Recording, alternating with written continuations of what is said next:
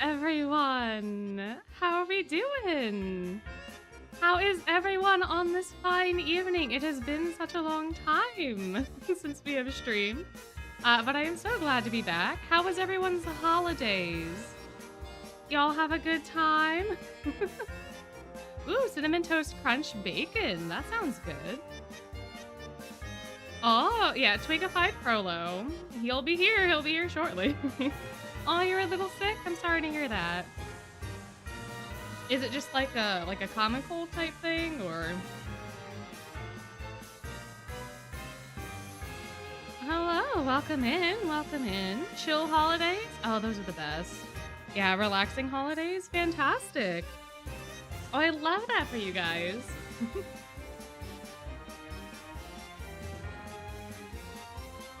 Ah, sore throat, common cold, probably. Gotcha. Yeah, those are never fun, but at least you know they'll kind of go away soon. Like, they're not the most persistent things ever.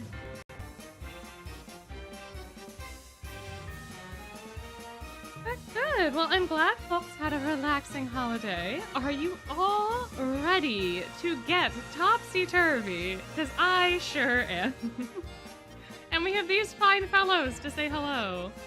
So exciting. So fun. My goodness, this is one of my favorites. I quite enjoy this event a lot.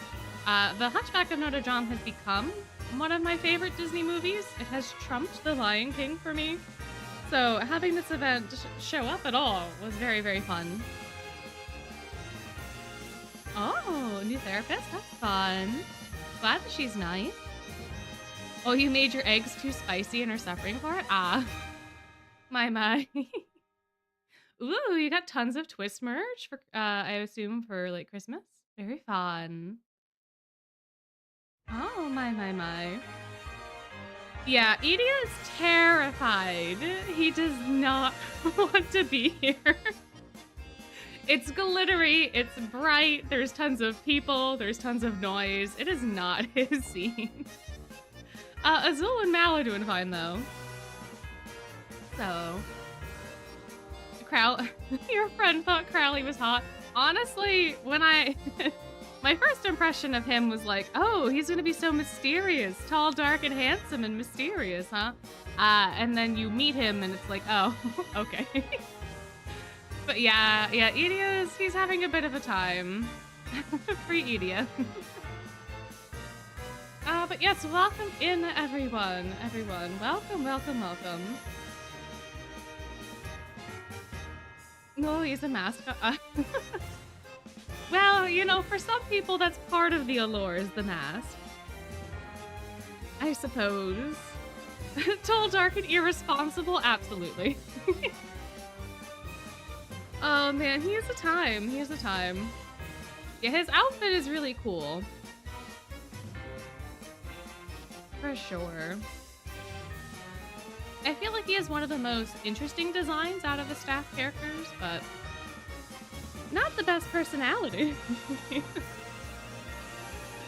But what you gonna do, right? What you gonna do? Alrighty, so should we start? Y'all wanna go on this ride, this part 1 of this glorious event?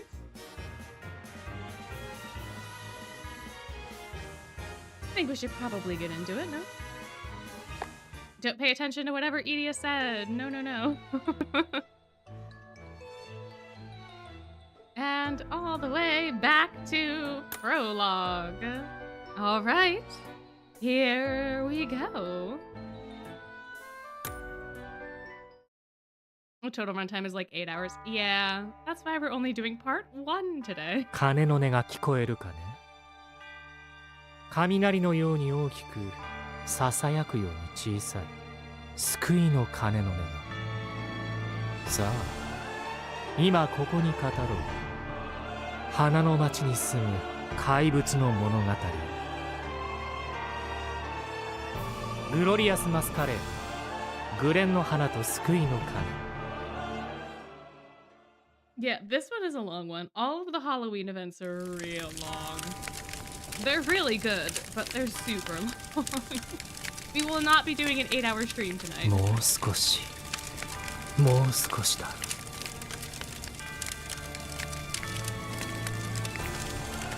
もう少しであの忌々しい者どもを消し去ることができる。その時こそ我々は解放される。私がこの手で皆に平和をもたらすのだ。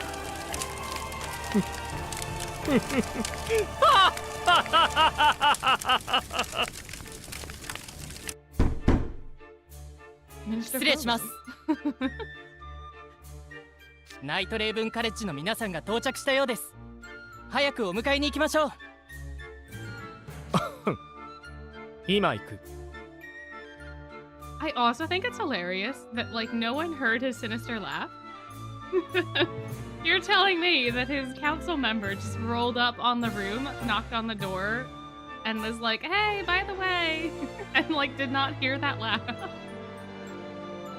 Ay. Yeah, he's a little insane, but he is here, and the Hellfire is beautiful. But yeah, very interesting, though. He looks like a mushroom. Yeah. Oh, you imagine he laughs often? I guess so, yeah. I suppose if they weren't concerned about it, it must just be a thing that he does. どいつもこいつも浮かれおってなんとみっともないことだ。まあいい。私も彼に会えるのが実に楽しみだ。 Him? Which him do you 待っていたまえ。マレウス・ドラコニア。 Ah, that him. Oh, glorious. Frollo just practices his villain laugh. Oh my, I would be so mad if I happened to live next to Frollo, like room-wise, and he just did that all night. I would be livid. But sure, he probably does practice on occasion. Oh, yeah. A Malleousified Hellfire would be very interesting.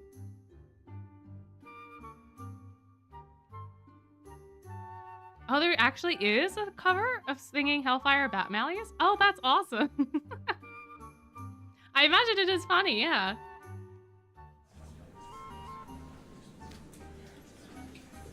Grr, stinking head mage. Calling us first thing in the morning. What's all this baloney about an important discussion anyway? The editing is funny. I'll have to check that out then. Yeah, well, whatever it is, I have a bad feeling. Because every time the head mage calls us to do anything, we have a bad feeling. He summoned all the freshmen and the sophomores and juniors too.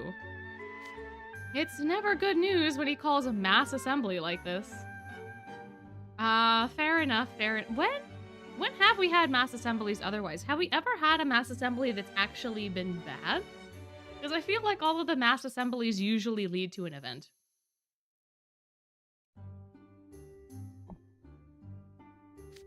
Shh, the head mage is here. Good morning, my wondrous students. What a lovely day this is shaping up to be. He's just too happy for this early in the morning. Well, isn't he all smiles? It's creeping me out. I have good news for you all. There will be an Arcane Academy social 1 month from today. Oh, Lilia's party was a mass assembly? I mean, technically true. Yeah, Star Sending and Port Fest. Yeah, those are the only ones I can think of as well. And the only one that was slightly negative was Port Fest. I mean, I guess technically the kiddos did not want to be Star Senders. So, like, technically that one was not a good assembly. But, I mean, from my perspective, in my seat, neither one of those was that terrible. Social? My, whisper, whisper. Is this a separate event from the Arcane Academy Culture Fair? It's a party where we get to meet people we don't know, right? This sounds fun. Of course, Kaleem would be super into it. Quiet down. It shall be the first promising young mage's social. One of the other magical institutions came up with the notion. Specifically, Noble Bell College in Fleur City. And they will be hosting it as well. Fleur City, I'm somewhat familiar with it. It's in the Shaftlands, I believe. Indeed. Lilia, never change, but also why? Indeed it is. Oh man, give everyone a heart attack, why don't you? Ah, you scared me. Don't just swing in like that. It's quite a historic city. And while Noble Bell College is smaller than Night Raven, it's a storied institution in its own right. Even I've never set foot on their campus before. This is quite the rare opportunity. Oh yeah, I guess that's right. Because when we saw him go to this place, it was not during a time where it was very friendly. Interesting, interesting. Yeah, it has been a while since Lily has been upside down. Can't remember the last time I've seen him. Oh, we got serious, Crowley. Van Rouge is entirely right. And we got the serious, we got the update music. Much like our own campus, Noble Bell College is usually closed to outsiders except on special occasions. So it was quite a surprise to hear them, of all people, propose a meeting of arcane academies. I considered declining and telling them not to put our esteemed academy on the same level as the others.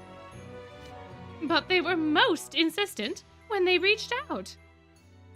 Why would we not want to do this? Was Crowley under the impression that, like, all of the other institutions were beneath Night Raven College for this?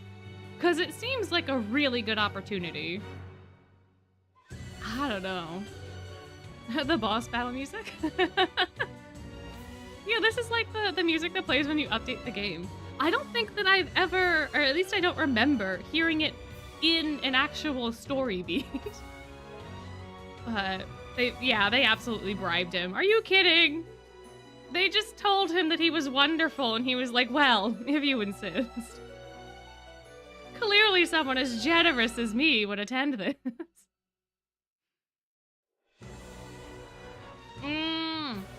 You make a very good point. They don't want to do it because NRC is the school that never gets along with anyone. That is very fair.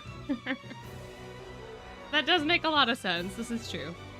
But yeah, the music is great. I don't know why they don't use it much more often, like in things outside of the update screen. I think you can get it for your guest room, but like story-wise, it's very fun. I believe they said there is no arcade academy more exceptional than Night Raven College. Please, you must take part. How could I say no in the face of such an honest appraisal of our school, which has flourished under my tenure as headmate? Uh-huh, Crowley. Uh-huh. Talk about overt flattery. No wonder his smile's a mile wide. Ha, you're joking, right? Sounds like the most tedious thing I've ever heard. Who'd sign up for that? This has hard nope written all over it. Just the word social makes me break out in hives. I doubt my liege has anything to learn from the rabble. Socials are meaningless. Looks like everybody hates the idea. I understand why, but I also don't understand why. Y'all, it's a party. Why do you not want a party? Malleus was forgotten again? Yeah, true. Poor boy. He just never gets the memo. But it's such a good opportunity, guys. Come on. A good opportunity for what? Being bored out of my skull? Yeah, the free food. Well, Crowley hasn't mentioned the free food yet. He always holds, like, the thing that would actually motivate people until after everyone's like, forget about that. The school's tiny, right? It's probably just all beige walls and stuff. Nothing exciting. Are you certain that's the stance you want to take? The social is a chance to speak with other students and broaden your horizons. It's not some challenging course. And after the social, there will be a ball where you can dance, eat, chat, and enjoy all the festivities. And since you're students of the prestigious Night Raven College, I'm sure the other attendees will fawn all over you.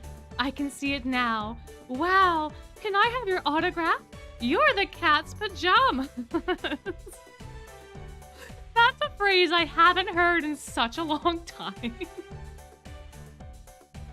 Well, actually, I think the phrase is the cat's meow, right? I'm not sure I've ever heard it, the cat's pajamas. Interesting, interesting. Yeah, Malleus is the one that wants this the most. He's gonna fanboy over the gargoyles for sure. Yeah. Yeah, Crowley always buries the lead. It's the most annoying thing ever. You would be able to get so many more people on board with so many more things if you just told them outright what the benefits were. Like, he knows his students. There's no reason for him not to do that. The cat's pajamas is a real phrase, but it's a bit dated. Interesting. Because I definitely have heard the cat's meow, and I think that's what I was thinking of initially. But interesting. For real? And more to the point, this is a special time of year in Fleur City. It is? They're holding their famous festival. It only happens once a year. Does he know his students?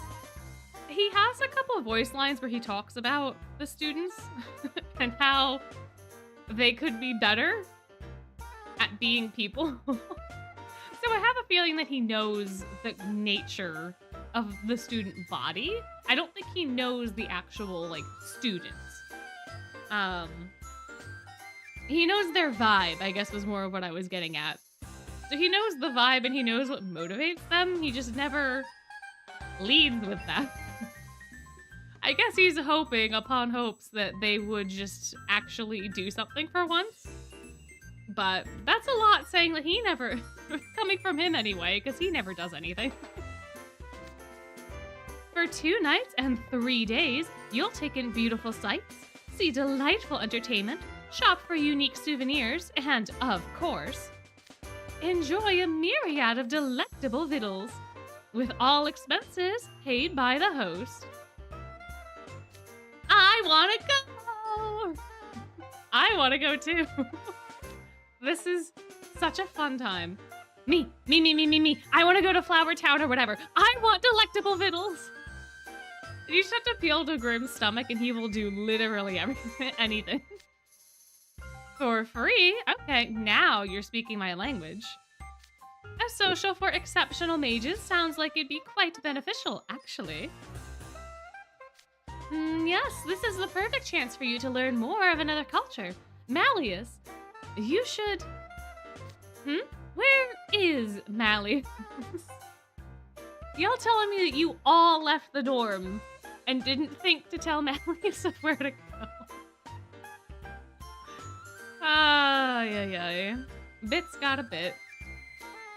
Did someone forget to tell him about the assembly? I'll go find him now.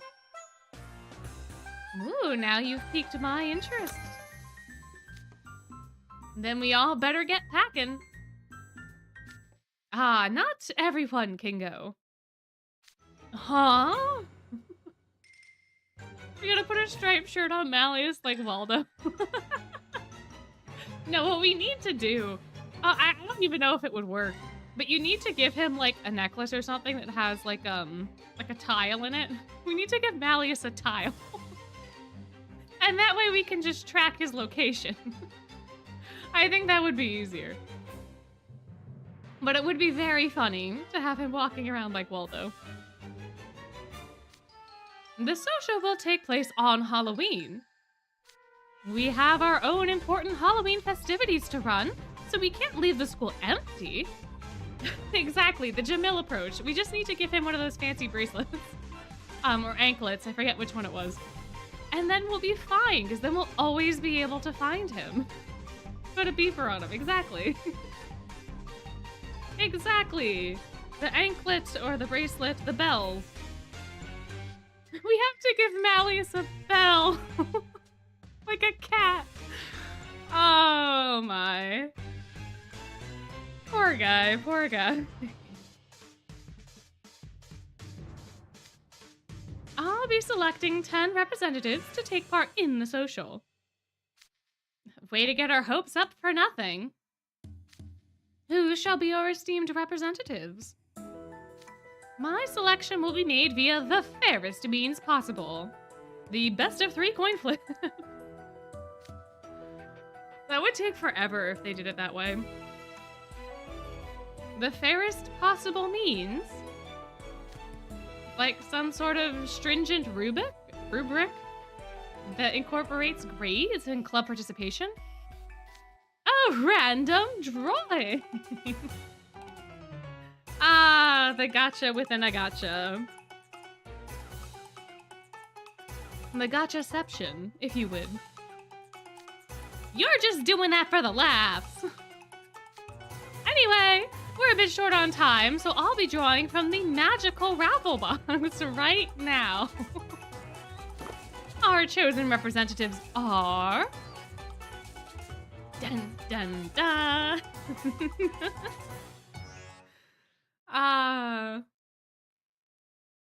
Man, oh man. We have like a lot of random raffle items at the school. Because what? We had the astrology stuff for Upon a Star. We have the magical raffle box for this. I think in Port Fest there was like a different magical thing. It's just got different artifacts to do this with. Which is very funny. Okay, I know the reps have already been chosen, but is drawing lots remotely fair? Oh, get over it, Ace. You're just jealous that you didn't get picked. Man, it doesn't make sense that Deuce of all people gets to represent the school. Uh-huh. Okay. Oh man, he raffles who graduates, and that's why Leona got held back. Oh no. Could you imagine if you were going to school and you were trying your best and doing your best and getting the best grades, and then come graduation, your headmaster is just like, and if I don't pull your name out of the hat within 50 draws, you don't graduate, and you have to repeat the year. That'd be terrible. Terrifying.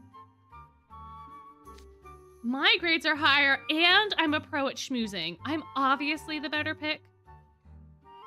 Indoor voice, Ace. You're distracting me from my packing.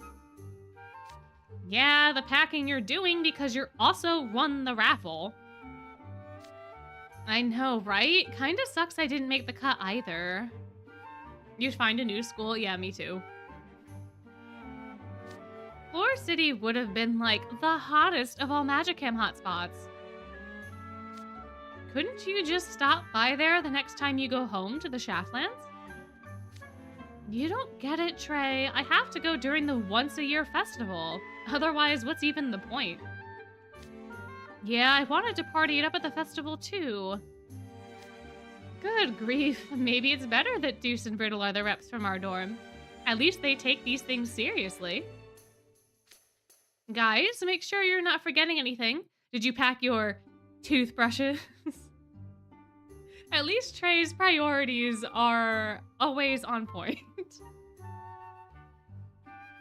Yeah, true. Deuce is not going to scam people. Neither is Riddle. Ace would 100% end up causing a scene and causing a crowd because he would just pretend to be one of the performers doing magic tricks and earning tips and stuff. And then Rolo would have to come by and be like, stop, what the hell are you doing? This is not what you're here for. Give the money back.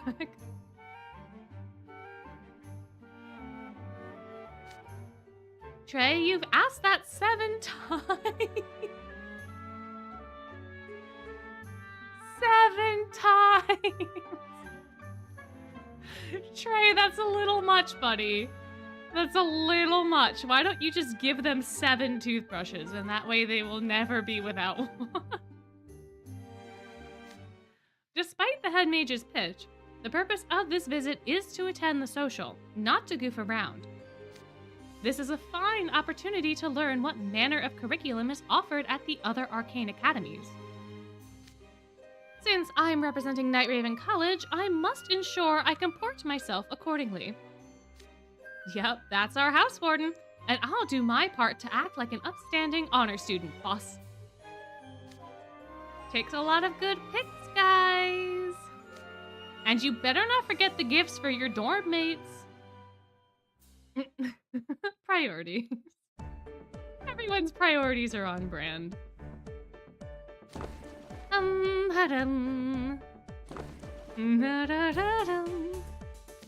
Hey, Ruggy, is that your luggage for the social? Yep, I just finished packing. Don't give him ideas.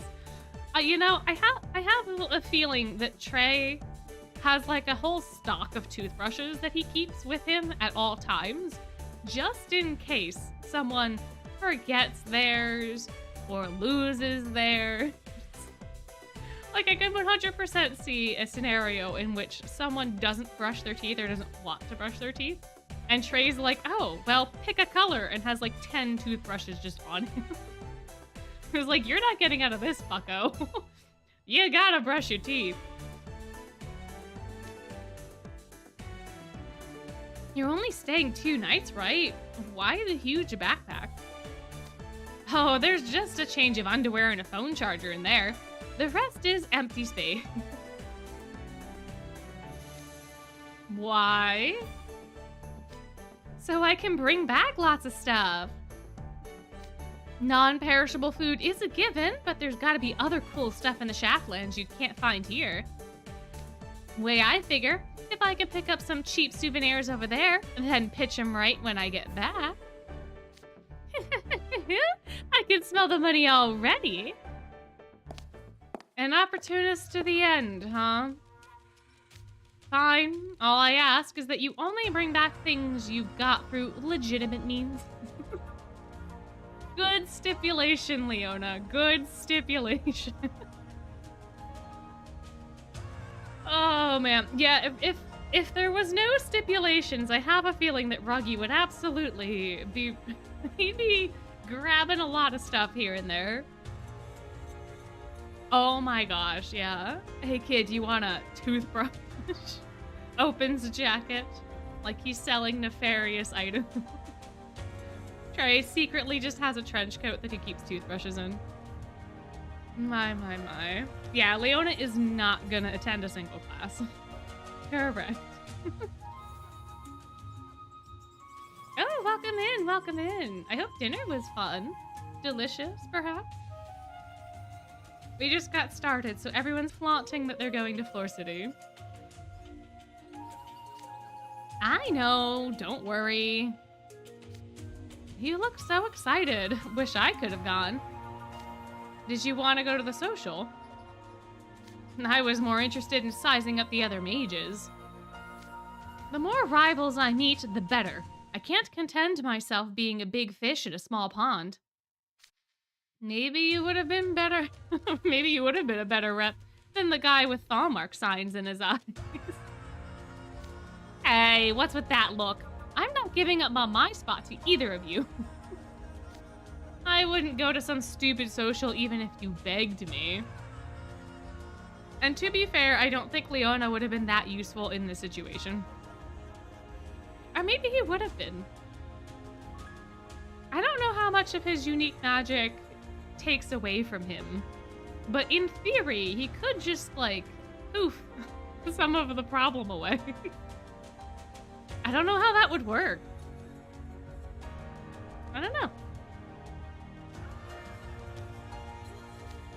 You lucked out and got this opportunity, so make the most of it. Have fun over there, Froggy. Yeah, he probably could have just, like, destroyed the flowers.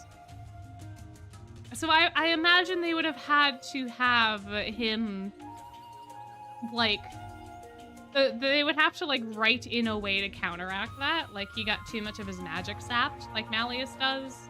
Or will, or maybe will happen. I don't know. He would have to have something happen to him, or like he had to be napping and then got woken up by the fire lotuses by the point it was too late. Like, I don't know. In order to keep the tension anyway. I feel like he's too much of a obvious solution to the problem.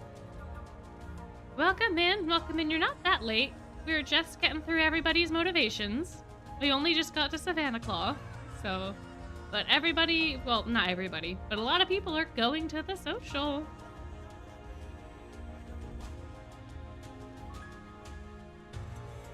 Yeah, that's true. He wouldn't want to lose his magic, but I have a feeling he would be asleep before. I forgot about this chapter. I don't know. He gets burned alive and oh no. Let's not have him die completely. That'd be very bad. Oh yeah, the Scarabia came up. Oh yes, yes. This is quite a fun one, Oh. No fair! How come Azul gets to go have fun without me? That's messed up! Oh, I'm in such high spirits! By all means, cry about it. Don't you think it's weird that you're the only guy in Octavanel to get a spot? You totally rigged it. There's nothing weird about it. The head mage is all about appearances. He's undoubtedly champing at the bit to flaunt Night Raven College's superiority. It's reasonable to think he arranged things so he'd have a greater chance of drawing the school's illustrious house wardens. Which does make sense, because we do have quite a few. We only have 3 though, right? Oh, we have 4? So 4 out of 7 is pretty high. I think it's 4. Which means you and I had highly different odds of winning the draw. That smug look on your face is getting on my nerves. Knock, knock. I could hear Floyd stomping around from all the way outside the lounge. Azul, the business card you ordered came in. Here. You got quite a bit extra this time. I wonder why. Yeah, these 3 guys have such a fun dynamic. Absolutely. Oh, and Azul is having the time of his life rubbing it in. Absolutely. I don't know if Azul's giving him too much credit or if the head mage legitimately rigged the box. Because I could see it going either way. But Azul's definitely the type to overthink things. So, plus it gives him an extra excuse to gloat over Floyd. Okay, I was right. 4. Perfect. Technically, well, that's true. That's true. Technically 3, but ends up being 4. So I guess in that sense, it probably was not rigged, but Floyd did go. Here's our top best mages and also our fish with mood swings. Yeah, I feel like Floyd would probably maybe want to torment Rolo. I could see that being a thing. He might be, he might have been entertained at least enough by Riddle to do things, but probably not consistently. This social is a prime networking opportunity. I wouldn't dream of squandering it. I'll be throwing my business cards at every promising a mage that I can. That sounds delightful. It's truly a shame that I can't accompany you on your trip. In fact, I can feel my hackles rising as we speak. May I join Floyd in throwing a tantrum? My, ever the gentleman Jade is. Asking for permission. My. Aw. OBS, what are you doing? Okay, cool. That's the first time that notification's ever popped up for me. Alright. Anyway, sorry about that. Suit yourself. I'll be doing final checks on my luggage. Man, this blows. Maybe it'd help if I busted up the lounge while you're away. Hey now, none of that. Ah. He's all for gloating until it hits his bottom line. Halloween is a prime money-making time for the lounge. You had better do your job. But don't worry, I'll bring back some stories that'll keep you suitably entertained. I promise. So I trust you to do your part while I'm gone. If I must, I suppose, I'll tend to my duties as Vice House Warden and live up to your expectations. Have a pleasant trip. The stories better be completely true or you're gonna get the squeeze of your life. Capiche? My, the two of them. Okay, I'll go over it again. Towels are on the second shelf. Your comb is in the box beneath that, next to the hairdryer. Uh-huh. There's a medicine for headaches and stomach issues in the first aid kit. All the other medicine is in the chest of drawers, top drawer. Got it! I put out some spare soap, but if you need more, it's in this box here. Okay. Oh, and if it suddenly gets cold, your comforter and warm pajamas are in the storehouse. Oh, I'm worried. Are you really going to be okay on your own for 3 days? Don't be such a worrywart, Jamil. Nothing's gonna happen.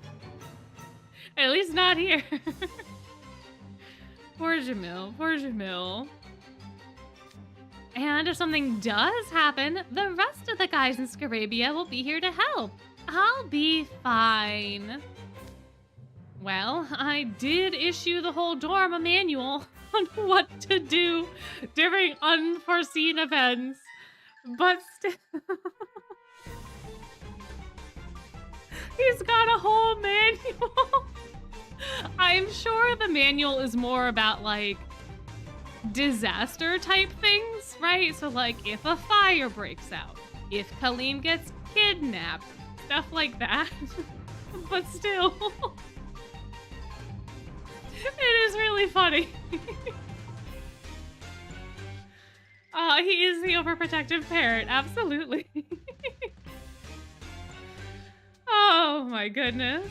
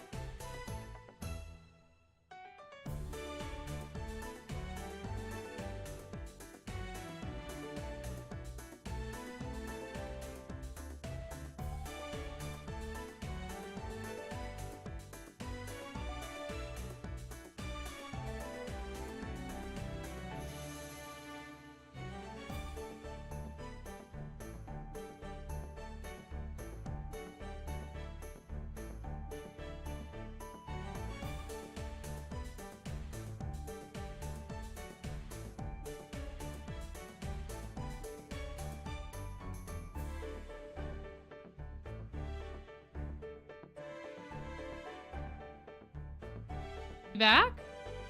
Is it working now? Oh, okay, there we go. The wire mysteriously like jiggled out of place in the back of the microphone. Don't know how the heck that happened, but we're back.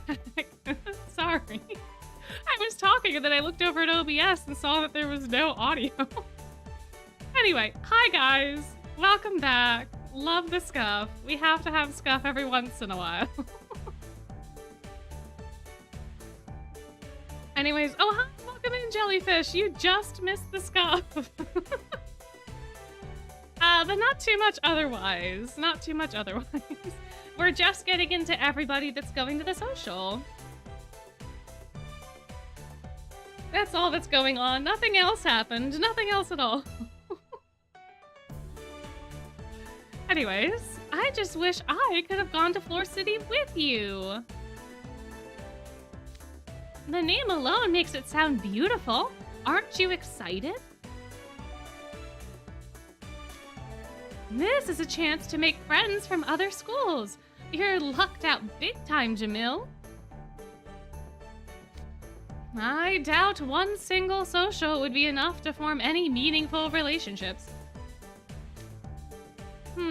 So you're not excited?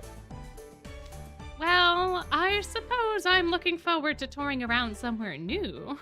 Yeah, it wouldn't be a stream without scuff. This is true. Yeah, there you go. I'll be super happy if you enjoy yourself. Tell me all about it when you get back. Okay.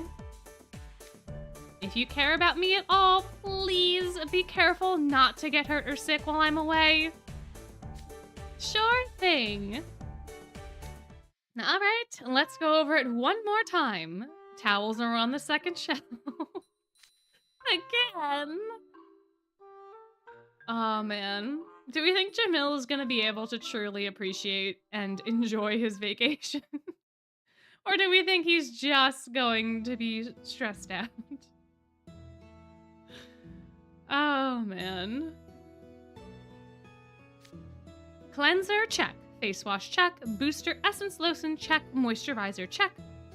Eye cream, check. Overnight serum, check. Day serum, check. Sheet mask, check. Vil?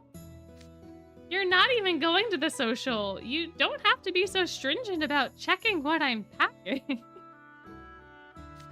Please, I know you just I know you just take a change of underwear and nothing else if I didn't check. That face. Vil is like, I know you too well, Apple. You're not getting out of your skincare just because I'm not there. Okay, that's a little unfair. Oh, is it now? I know how you'd like to cut loose when I'm not around. Caught in 4K.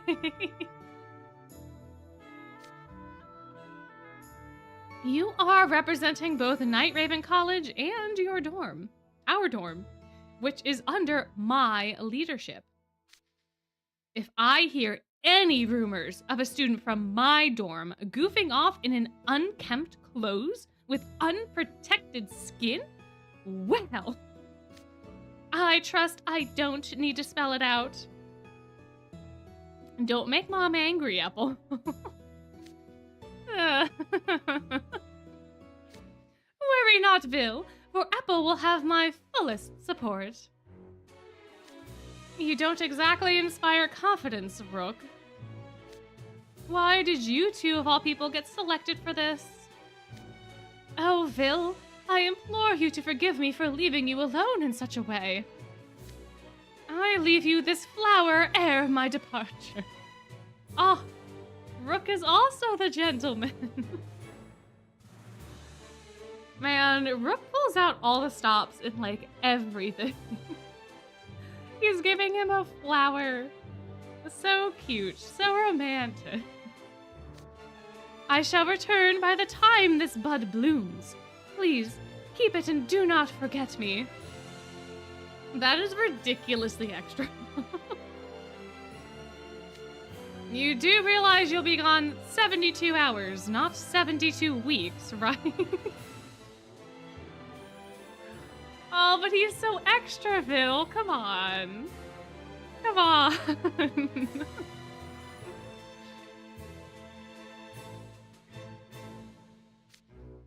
Look, the head mage may have been flippant about this whole thing. But you attend the famous Night Raven College. People will view you with their own prejudices, for better or for worse. There's no telling who might seek to undermine you. You must stay sharp at all times when socializing. Don't worry, I'll be honest. I ain't got a lick of interest in no ball. Apple, you're already forgetting yourself, sweetie. But I'll do my best to uphold Night Raven College and Confuel Ray's image. Heh, you're excited and you know it. I'm going to give you a crash course in ballroom dancing. Otherwise, you'll just embarrass yourself. A crash course? Right now? Oh, how delightful! Come, Apple, let us trip to the light fantastique. Oh my. Uh-oh. Uh-oh. This music is not good for Edea. No! I don't want to do a stupid social. It's the last thing I'd ever want to do. Are you still kicking up a fuss? So many other students wanted to go. You should consider yourself lucky you got picked. I have done a lot of lottos for merch over the years, but this is the first time I've won something I didn't even want. Oh, I didn't want to win the grand prize. Oh, I wish I could visit Fleur City. Yes, Ortho, work it. Work the angle. I swear, Ortho knows how to get Edea to do pretty much anything a little too well. He's just gotta lay on the guilt a little bit, and then Edea will be like, well, maybe if I go, I can show Ortho, and that'll make him happy, so I guess. Man, they have such a fun dynamic, these two. Love them, love them, love them. Yeah, the poor hermit is having a crisis. I'd love nothing more than to let you take my spot, but the head mage won't allow it. If only you could come with me. I'm also happiest when we're together. But I'd be just as happy if you made a new friend from another school at the social. Aw, Ortho.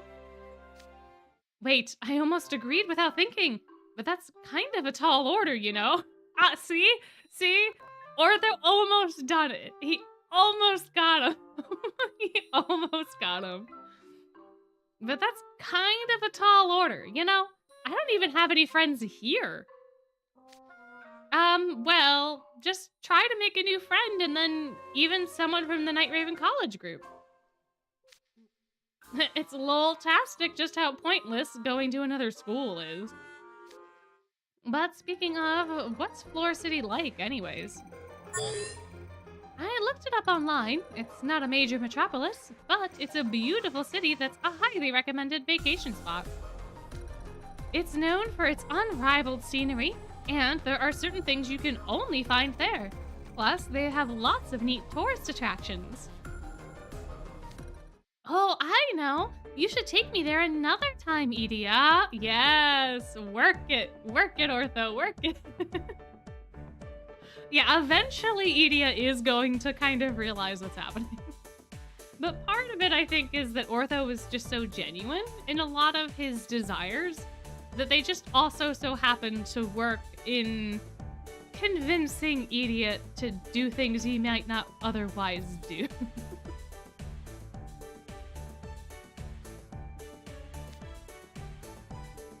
Huh? Me? Take you on a trip?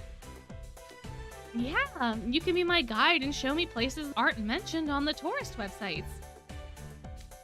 You can think of this trip as a practice run for our own. Practice run?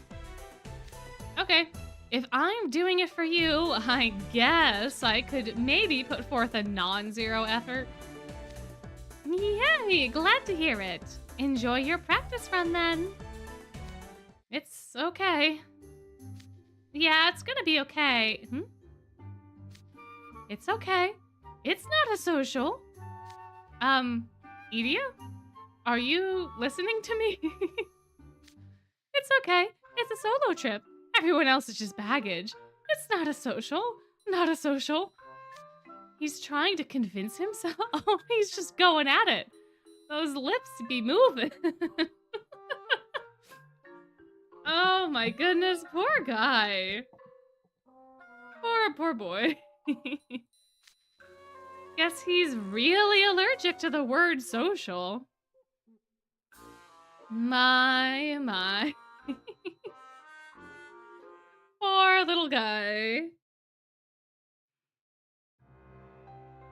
Oh, Diasomnia. I wonder what happened to poor Malleus who did not receive the notification that he had to go to the thing. I wonder. My. No, how could this be? How could Silver and I win the raffle instead of Malleus and Lilia? There are always winners and losers when you draw lots. And that's the way things are, or that's the way of things. Wouldn't you agree, Malleus? I do, yes. Why lament this turn of events? You should rejoice that you were chosen as our representatives. Admittedly, I didn't make it there in time for the head mage's drawing. I have trouble rejoicing as well. Sebek and I are supposed to be your guards, Malleus. It would be wrong for both of us to leave you and venture into another country. I mean, does not the entirety of Diasomnia kind of act as Malleus's guards at this point? Even though they're not technically contracted to be his guards? Because what do they call them? The Draconians? Like the fanboys? The fan club? That and Lilia is right there. Like, Lilia is gonna be able to take care of him no problem. Oh, don't fret about the details. The young should make the most out of such opportunities when they arise. Besides, I've enjoyed more trips than I can count. Now it's your turn. No more fretting. I'll go off and enjoy yourselves. Lilia speaks rightly. Have enough fun for all of us. My liege, such compassion. Sebek, Sebek, shall devote my life to serving you. As if you had not already. But lovely sentiment, I suppose. Knocky knocky. We seem to have a visitor. Hello there. Oh, Crowley. What you doing here, buddy boy? Why, if it isn't the head mage, what brings you here? I have something important to discuss regarding the social. Draconia. I know this is short notice, but I'd like to add you to the guest list. Pardon? Shock. Aw. And now you guys don't have to have this moral dilemma. Yeah, Sebek oh, I wonder. That is something that I think if I was at this school, I would be taking bets on. I would have a whole ring of people taking bets on how many times Sebek pledges his loyalties that week.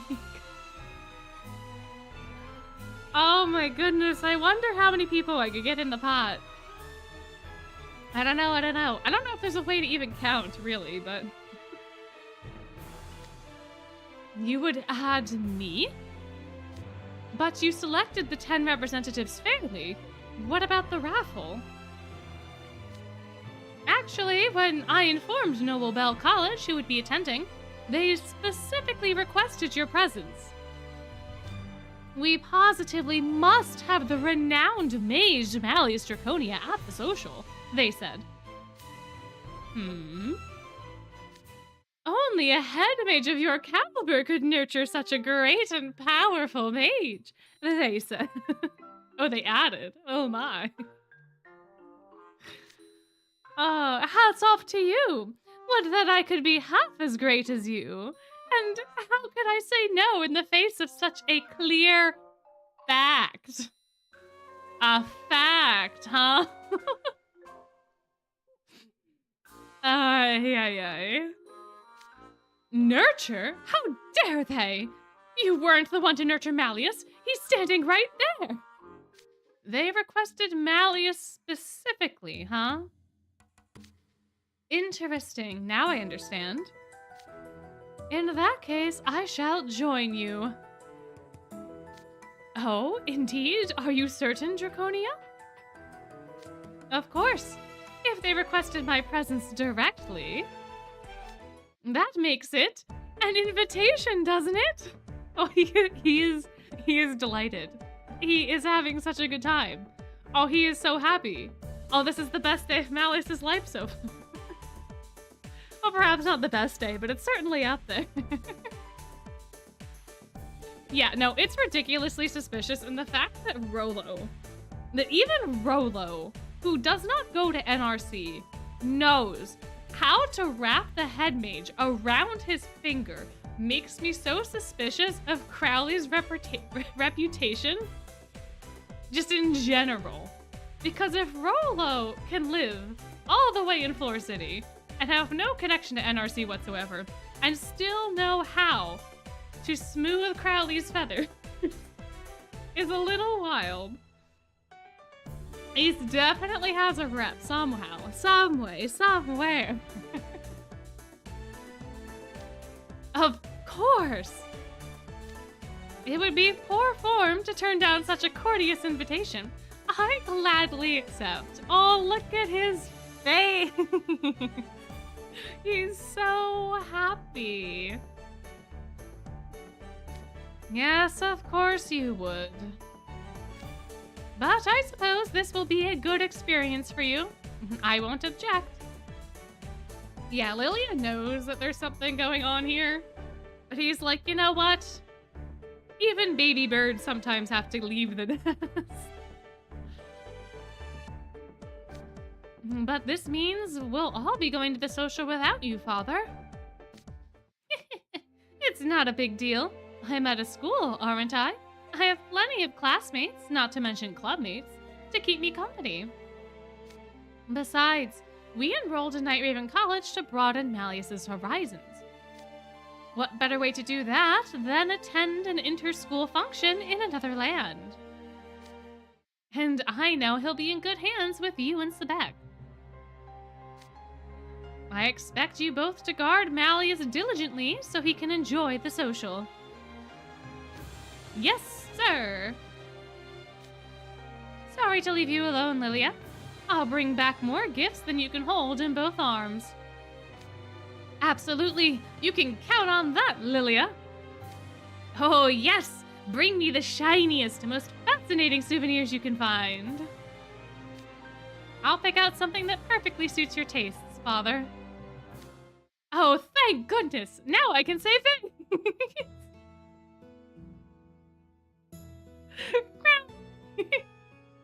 Crowley, why?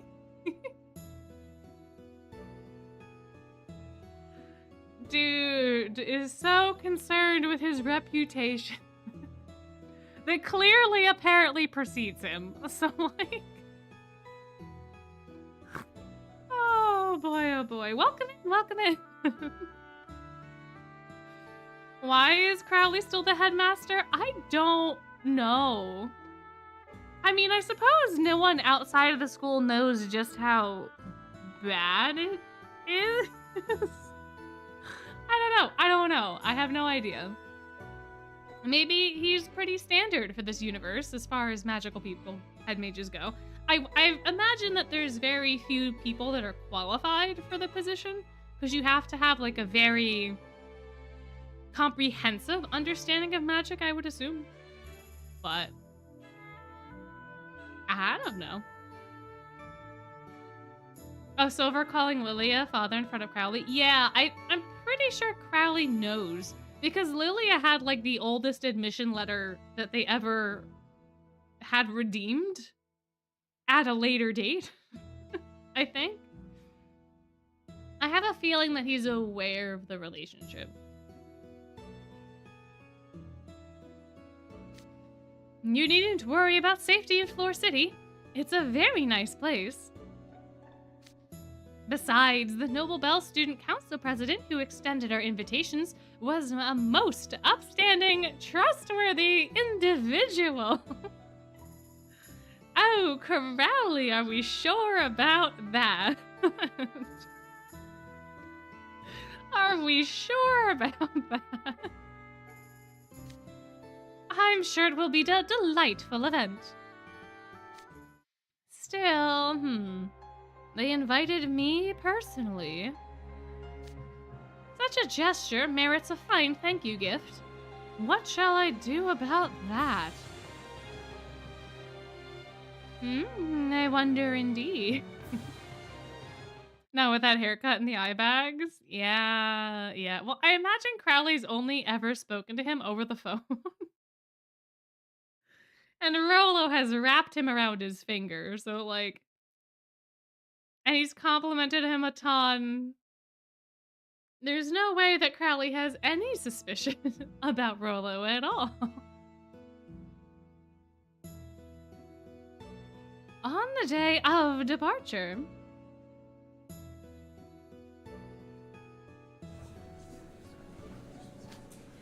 The time has come for you to set out. Are all of our representatives here? Yes, sir. Present. Wish I wasn't. Poor Edia. Of course, I've been waiting for hours. Waiting for hours. Oh, Malleus, he's so happy. Oh, he is so excited. Didn't he do this one other time too? Wasn't there also another event where he like, oh, that's right. I think the, when he went, maybe it was one of the Vargas camps, he like showed up like 17 hours early because he was just so excited to go on the trip. I feel like there was another instance where Malleus did this. Oh, the firelit sky, you're right. Yeah, he was like hiding behind the mirror waiting for his dramatic entrance. Yeah, the fireworks festival, yeah. 3 hours early, yeah. Oh, he's just excited. Also with his ability to not understand time, it kind of makes sense that he would be places ridiculously early just to make sure he doesn't miss the time. I can see that being something that he probably thinks of ahead of time. But man, couldn't you do this for like the House Warden meetings? I mean, I suppose he would if people actually told him when they were happening. He probably would show up like 5 hours early and be like, I'm here for the meeting that's happening later.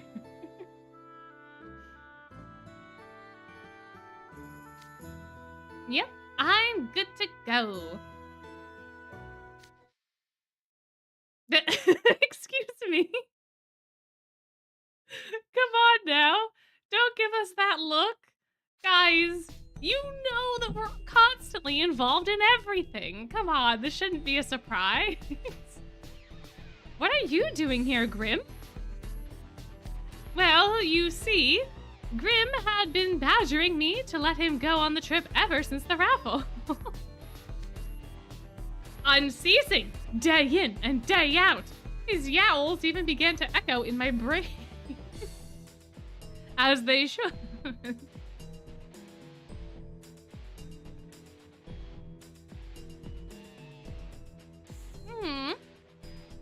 Wait, Mal really did wait in a classroom for several hours for the House Warden meeting, but he missed it because that was not where it was being held?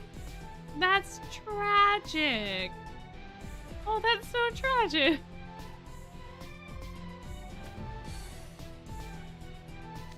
So you decided to let him go? You're the head mage of a prestigious school and you caved to some pestering? What happened to the fairest possible means? If there's room for exceptions, we demand one as well. Let Lilia join the trip. That's far from what happened. I was struck with a thought, you see. Ah, yes. What thought were you struck with, Crowley? Noble Bell College is normally off limits to us. Perhaps such a place would hold the key to reaching another world. Another world? Wait, you mean... Hey, guys! Ah, if it isn't you, what brings you here? Now see, if Grim hadn't run out in front of us, I'm sure people would have been like, oh, you both are here, huh? Because Malleus is way happier to see us than he is to see Grim. Though judging by the luggage you're carrying, I think I might know. Yes, you and Grim will be joining the group as attendants. We'll be tagging along and taking care of you guys. Is that what we're doing? Is that our excuse? Okay, alright. Which means partying down, getting fawned over, and eating everything in my sight. Yeah. Now I see. You used you as pretext to get Grim off your back. Some head mage we have. I don't see the problem. Now we've got a fuzzy companionship and valuable emotional support. Bring on the flu. Probably best case scenario as far as Edie is concerned.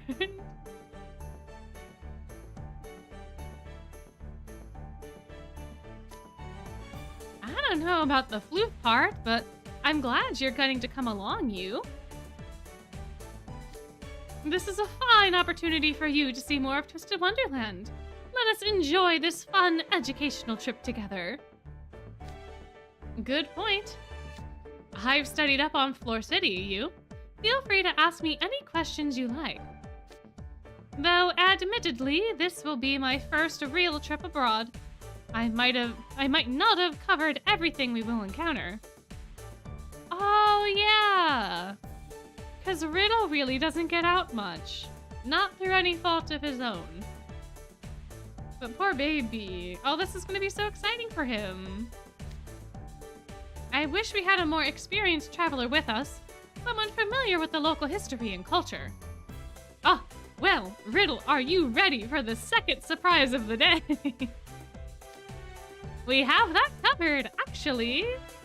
Hi, Train. Everyone say hello to Professor Train. Are you all done chatting now? Huh? What's Train doing here? I'll be your chaperone for this trip.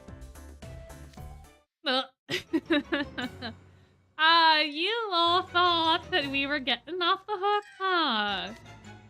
Professor Train hails from the Shaftlands, and he's knowledgeable about various histories and cultures worldwide. He used to do a great amount of field works as well. I say he's the best possible chaperone you could have. Oh, yes, chaperone Train, chaperone Train. Yeah, Grimm's audacity gets us on the roster more than once, right? Because Grimm's basically the reason that we get invited to all of the events. Because Grimm's the reason that Ethel gets a sled team. Grimm is the reason we go to the fireworks festival. Grimm pesters people about wishes a little bit in Star Sending.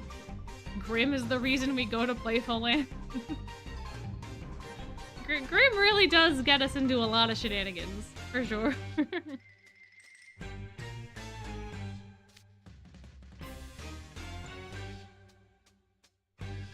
It's all part of my efforts to enrich your travel experience. Which is out of the pure kindness of my heart, of course. Okay. All right, everyone, I have some important words for you before we leave. We are traveling to a faraway land. I understand that's exciting, but this trip is not all fun and games. Learn the history of Fleur City and Noblebell College. Rethink your conceptions of what a mage should be. Observe the other Arcane Academy students and examine what views your brethren hold. Approach the social with open minds, accepting the stimulating experience it provides. These will nourish your future development. Okay, this is kinda over my head. I wasn't expecting Professor Train to actually be our chaperone. You must mind your manners at all times and never get distracted. I couldn't agree more, sir. Teacher's Pet 1 and Teacher's Pet 2. Yes, absolutely. I'm extremely honored to receive such a valuable learning opportunity. Oh, man. Excuse me. Yeah, exactly. Actual adult supervision? What? Yeah, they're not just gonna get to run around. They have a dad coming with them on the trip. Oh, yeah, Ruggy was about to go so hard. Ruggy was about to have the time of his life. Ruggy was going to get thrown in prison. Absolutely. Yeah, one is genuine, one is Azul. Absolutely. Yes, a most satisfactory response. However, I'm worried. Quite worried about Lucius. Meow meow. Nuzzle. Aww. Aw. You're willing to be patient and wait for me? What a good boy you are. Oh, you're leaving Lucius here? I wouldn't want him to have an emergency in an unfamiliar place. I've asked Professor Corell to watch him while I'm gone. Normally, I wouldn't dream of leaving Lucius in the hands of a dyed-in-the-wool dog person. But considering the other faculty, he was the only choice. In other words, he's the only one that can keep an animal alive. Got it. Oh, Trey's voice actor voices Lucius? That's fun. I didn't know that. Oh my. They're gonna have to write an essay? Absolutely. Absolutely. When I went, my university had like a bunch of study abroad-esque programs, and some of them were like during semesters, right? Like the normal study abroad type stuff. And then some of them were like mini vacations where you could go for like a couple weeks to a different country as like, and get like credit for it. But because you were getting credit for it, you had to write all sorts of essays and reflections and all sorts of stuff. So there's no way that these boys are getting out of writing a reflection. There's no way. Aw, Trey meowing when hearing Lucius. My. Ooh, we'll get more faculty or fourth years in the future? Maybe. I don't know. I think it would be very interesting for them to add in more faculty. You mean Coach Vargas and Sam? Yeah, I get that. While dogs and cats do differ, Professor Corell still cares for living creatures. I'm sure Lucius will be fine. Indeed, he was most enthusiastic about teaching Lucius commands like stay and place. You can teach cats. You can teach cats tricks. It's just a little bit harder. In fact, it's a lot of bit harder than dogs. But in theory, you can.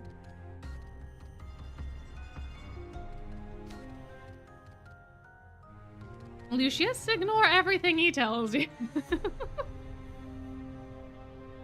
Yeah, Sam could probably take care of him, because his friends on the other side, I don't think, would let him forget about Lucius. But I suppose Sam is more friends with non-living creatures than living creatures. So, who is to say? Who's to say? Oh, you've seen trained cat shows on America's Got Talent? Oh, okay, yeah. There was one at a Renaissance fair that I went to, but the cats like did not listen. So, but apparently, in theory, most of the time they do listen. You can, it just takes more patience. You trained your kitty to sit, stay, and wait. Oh, okay, cool. Corral trying to order Lucius and he simply meows at him. Yeah, fair.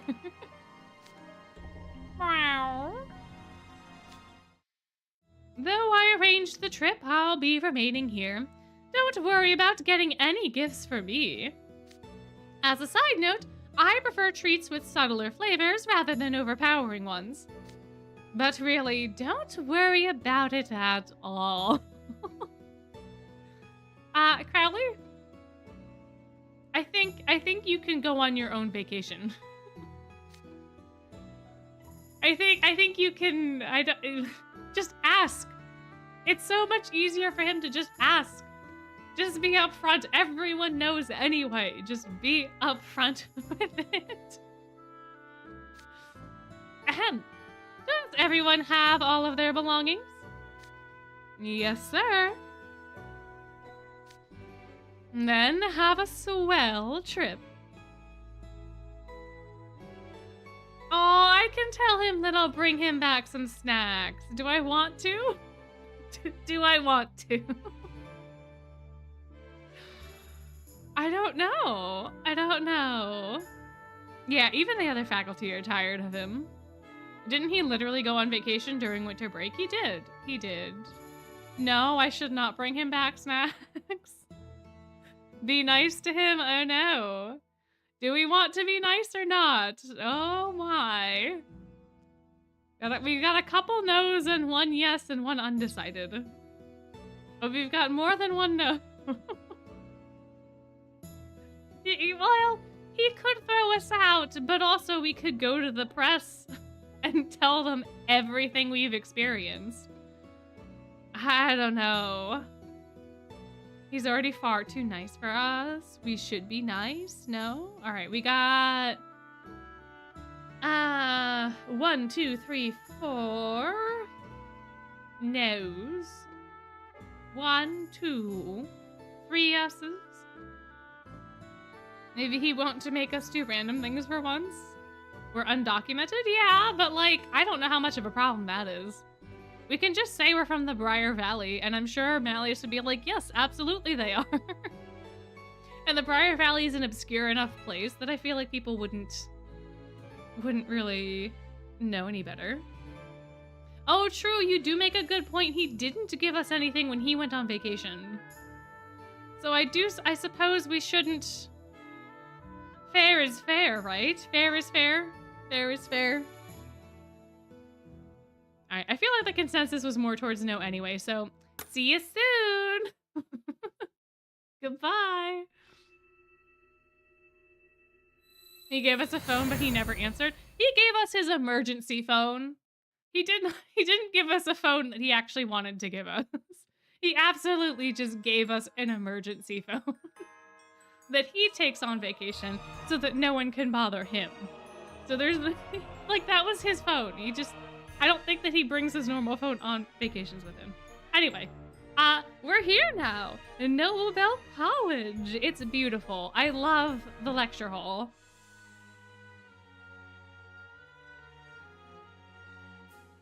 So fun. So fun. Phew, let's see. 1, 2, 3. Yes. Looks like all 13 of you made it safely. So this is Noble Bell College. What grand and beautiful stained glass windows. This place feels pure in a sense. Yeah, even though we're in a big cavernous hall, the light coming through the windows is so bright. Let us go and greet our hosts. I've been expecting you.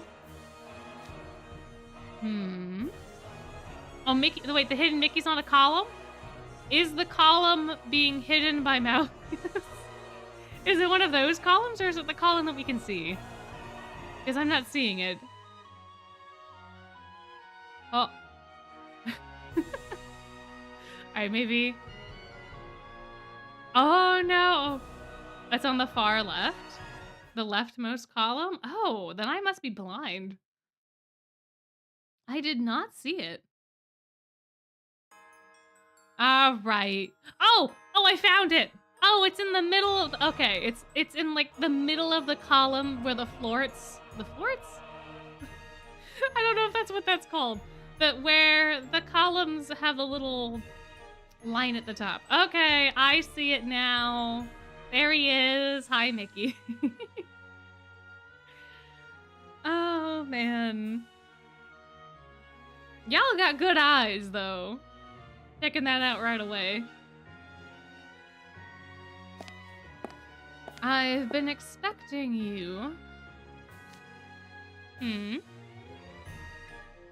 Oh, here he is! That boy, that boy! Mr. Mushroom is in the house! Esteemed guest from Night Raven College, welcome to Noble Bell College. Judging by your uniform, you must be the student the head mage mentioned. That's right. My name is Rollo Flom. I serve as the student council president here. Oh, interesting. Our school doesn't have an independent student council, but it sounds like you all do. Indeed. And while it may sound presumptuous, one could call it the face of our school. Oh, we got Rollo and his cronies. His outfit is very intricate. I like the sash. Like the little, not the sash as the belt, but like the little like cape drapey thing that he's got going on. That I think is very fun. I don't understand how it connects to any of the rest of his outfit, but it is a very fun detail. For sure. His hair is something else. His bangs are very messy. For sure. Which is a little wild, considering he's supposed to be so prim and proper.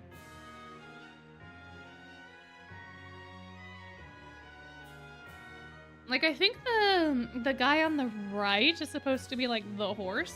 I don't know who the guy on the left is supposed to be, but I really like the hair of the guy on the left. Did he cut it while practicing his laugh? Maybe. I don't know. Yeah, I don't know what Rollo is or isn't into. He definitely has a beef with Malleus in particular, so I would imagine that he has kind of a beef with Faye. Because he has a really big beef with magic. But like, I don't know. His maniacal evil laugh. Oh my gosh. Yeah, a lot of the NPCs have really good hair. These NPCs are so wholesome. I feel like because they're so earnest in all of the interactions that we have them in, they just seem like very good fellas. I don't know. Where's the women? Why are all these schools all boys? I don't know. I think Noble Bell is also supposed to be an all-guys school. An all-boys school. I don't know if, like, this social is limited to the all-boys schools, because the only schools that we see are Noble Bell, Night Raven, and then eventually RSA. So, like, I don't know if it's for everyone, or if Rollo just happened to pick similar universities under the pretenses. Like, I don't know.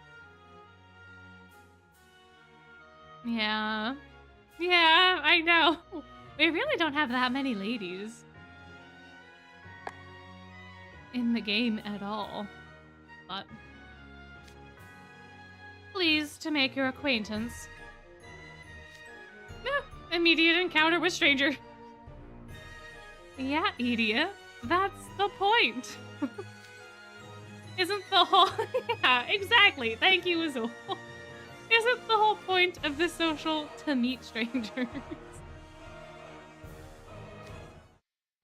This human named Rolo. There's something about his presence. Is there? He's not smiling at all. Is he angry about something? This is our vice president, and this is our aide.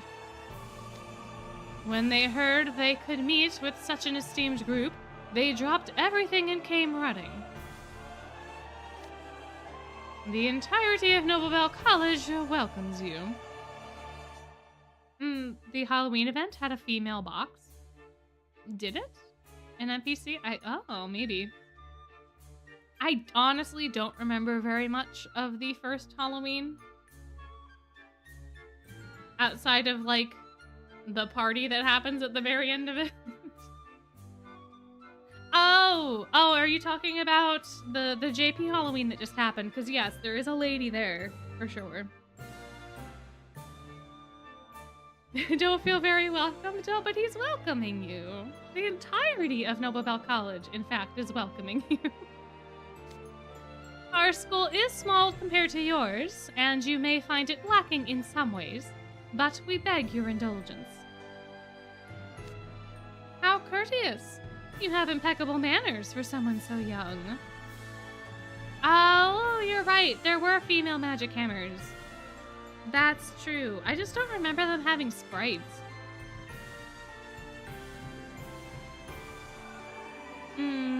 Interesting. Okay. Oh, they only got the battle chibi, not a full sprite? I see.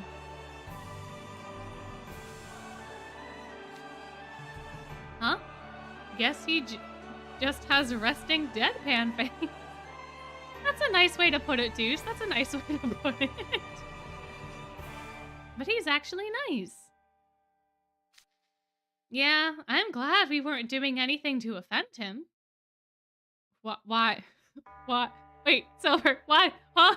Why would we be doing things to offend him? Huh? What? I mean, it is NRC, but like, huh? We couldn't allow you to keep hauling your luggage around, of course. Let me show you to your rooms. I'm afraid it's a bit of a walk. We can use it as an opportunity to get better acquainted, though. Ah, here we go with the guy who always wants to break the ice before getting to the main event. You can't expect me to chat up a total stranger. Then just don't. You do have free will, Lydia. You can just not. Why is he even here? Not the most promising start. Like, you don't have to talk. You can just be quiet. Riddle calling him out. Yeah. Idia is making it a little bit more of a deal than it needs to be, but...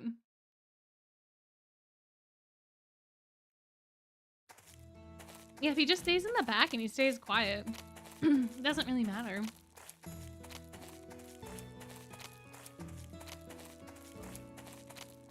The courtyard is so pretty too. Imagine eating lunch out there.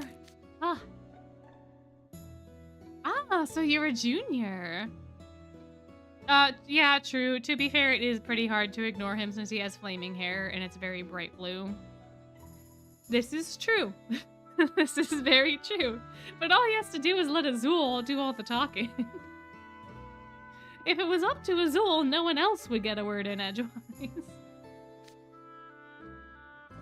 I imagine it's quite an honor being student council president, considering there can only be one in the whole school. Oh, Mickey's in the bush! Mickey's in the bush! Which bush? Which bush is Mickey in? Where is he at? Where is he at? Oh, I see him! I see him! Okay, if you look at Azul's armband and then just slightly down and over to the right, there's a Mickey. Man, y'all have such good eyes. I would have never, ever noticed. But there he is in all his glory. Mickey stalking us? No, no. I'm sure your academic performance is also superb and will guarantee you a promising future. Noble Bell simply has a smaller student body. I can hardly compare to those of you from the great Night Raven College. Please, you needn't be so humble or formal. Why, you're technically my upperclassman. Everyone at my school would be overjoyed to acquaint themselves with such a fine individual. All right, as you wish. I won't stand on ceremony so much. He's laying it on the thick. I guess the other problem with Edea is you can't help himself a little bit from being the peanut gallery. Like, he does have to put in his little jibes and jibs every now and again. Oh. If you were you, you'd have a file dedicated to hidden Mickeys. Oh my gosh, can you imagine if Mew's Magicam account was just Mickey, like all of these hidden Mickeys, and like no one else, I would assume in this universe, would know what Mickey is. So they'd be like, why is there a picture of a bush? Why is there a picture of a cow? What is going on? Edea just makes a YouTube channel and vlogs like, yeah. Hey, excuse me, Azul? What? Can't you see I'm busy? Dude, why are you cozying up extreme style? It's making me nervous. I know whenever you're that friendly, it means you're up to no good. Despite his modesty, he occupies a position equal to us house wardens. There is no question he's an exceptional mage. Hence, it only makes sense to build a rapport with him while we can. For the sake of future interests. Business, business, business. Ah, yes, networking at its finest. I've been observing Ashton Grotto for a while. Is that how one expands their social circle? Perhaps I should take a leaf from his book. The damage is spreading. I mean, it probably wouldn't hurt her Malleus to try a little harder to make connections with people. I don't know. Yeah, well, we know that Malleus tends to take the wrong lesson out of things. Like in the Scalding Sands, he kind of was picking up on the wrong points of all of Jamil's stories and Kalim's stories. So maybe not the best for him to take a leaf out of Azul's book, but I do think that he needs to try a little harder to make friends. Rolo, what's wrong, buddy? But where are my manners? I've gotten ahead of myself. Apologies for the belated introduction. Introductions won't be necessary. I already know who all of you are. You're Azul Ashengrotto, House Warden of Octavanel, and a merman from the Coral Sea. Ooh, get him, Rolo! Immediately knocks Azul off of his game. Immediately makes Azul concerned. My oh my. My. Where did you get that information? Bro took Jade and Brooke's book. The fact that he was able to get this information from the source that he got it from is ridiculous. And you're Edea Shroud, House Warden of Ignihide, and affiliated somehow with the Shroud family. As if his last name did not give that away. How did you know? And you are Malleus Draconia, scion of the ruling Fae in Briar Valley and one of the top 5 mages in the world. correct? Indeed, I am Malleus Draconia. Of course, the great Malleus would be known even in such a tiny burg. Fleur City is not a tiny burg. What are you talking about? Sebag, what? Isn't Dragonopolis like the only big city in the Briar Valley? Huh? What? Excuse me? You are Sebag Zigvolt, and you hail from the same land as Malleus. The one next to you is Silver. And over there, chatting with our vice president, is Riddle Rosenhearts, House Warden of Heartslable. Rook Hunt, Vice House Warden of Pomfiore. Jamil Viper, Vice House Warden of Scarabia. Ruggy Bucci, Deuce Spade, and Apple Felmir. I thoroughly perused the documents Mr. Crowley so kindly sent, you see. Crowley! No! Why? I'm pretty sure that breaks a law. I don't think you can just share students' private information. Because you know that Crowley gave the name, ages, social security numbers, measurement. He gave everything. There's no way that he did not just hand over anything Rollo asked for. That has to be illegal. I don't think that you can do that. I really don't think that you can do that without consent. Like, you can't, like, this is a high school, right? So, everyone's a minor, which makes it even worse. But, like, even at colleges, you need to have, like, written permission before you can give a transcript to anyone other than the student who has that transcript. I mean, the laws are probably different. And honestly, it's probably just meant to be what it is, to get everyone kind of off kilter. And there's probably not supposed to be any serious undertones to this statement from the story perspective. But, like, I don't know. It's not that private. It's just, like, their relative info. So that could be seen in, like, their IDs or something. True. True. But I think he also gave over way more information. Because they're able to make costumes for everybody accurately. Like, to their sizes and everything. Which I feel... Oh, excuse me. Which I feel like he would have had to have had the information for that.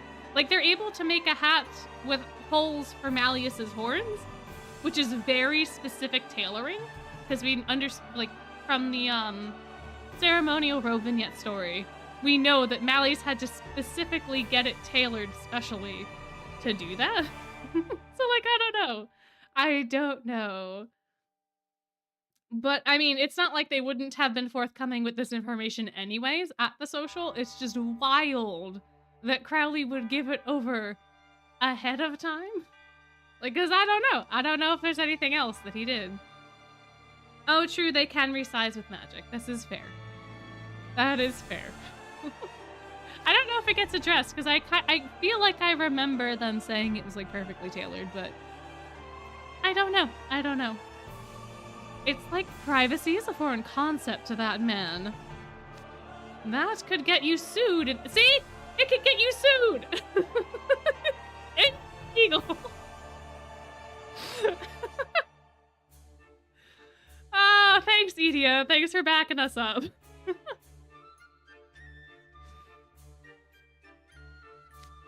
You must have a very good memory to recall so many different names.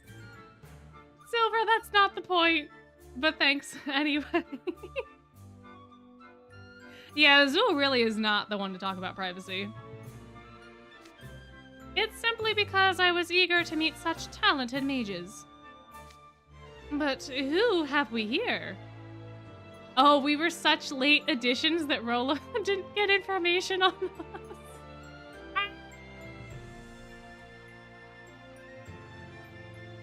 Yeah, Rolla was probably like, what's their signature spells? What's this? What's that? And Crowley would have just rattled it off. Huh? You two there, might I ask your names? I'm the Great Grim, future Great Mage. I'm you. How do you do? Ah, you must be the student attendance Mr. Crowley mentioned. Mr. Crowley is such a wild... I forgot that that's what he called him. Yeah, we're not docs, but everyone else is. He said you couldn't use magic. I certainly wasn't expecting you to bring a familiar. A familiar? Wait, are you talking about me? It's the other way around. I'm the boss, and you's my henchhuman. Huh, what a dependable companion you have. Oh, that face. Oh, my. I imagine it must have been taxing living among mages all this time. I entreat you to forget about school while you're here and enjoy a moment of respite in Fleur City. And I hope the rest of you will enjoy the social. I'm truly grateful for your hospitality. Think nothing of it. Ah, but look here. This is our front square. It's something of a symbol of our school. Also, wild that the statue is lore accurate for Frollo. Not just from his outfit, but fun art history fact for you all. Depending on the horse's front legs of a statue of this kind will tell you how the individual on it dies in battle. I believe 2 hooves off of the ground means you die in battle. If there's 1 hoof off of the ground, you were injured in battle but did not die. And if all of the hooves are on the ground, then you did not die in battle at all. Like, your death was completely unrelated to war. So, if you have any statues of generals and things that you happen upon in your traversing of the world, fun fact for you. So, like, technically, Frollo does die in a battle of sorts in the movie, which is kind of fun that they did the statue that way. I don't know. Yeah, it would be interesting to know what the lore for him in the Twist universe is outside of, like, the little itty-bitty bit that we get.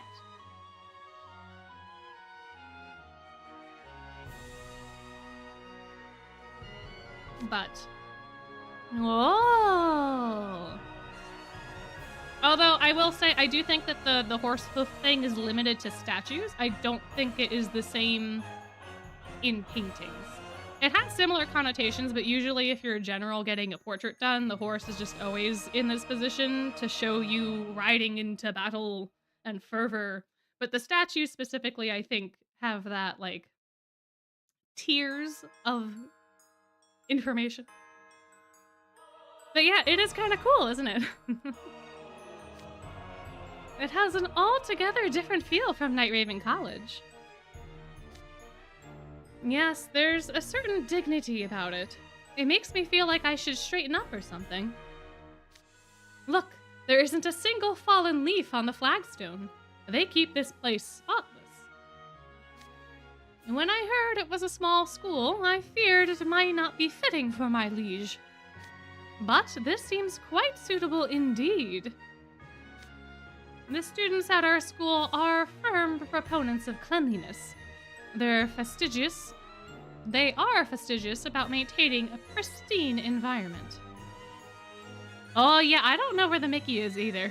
I don't think I've ever looked at this background hard enough to figure that out. I wonder.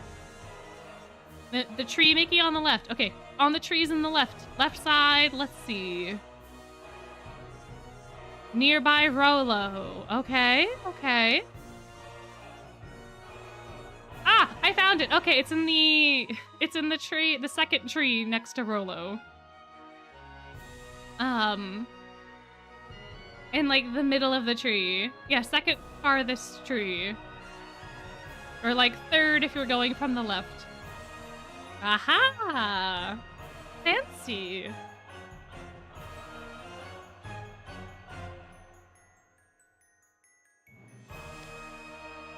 Yes, this place does possess a certain immaculate beauty.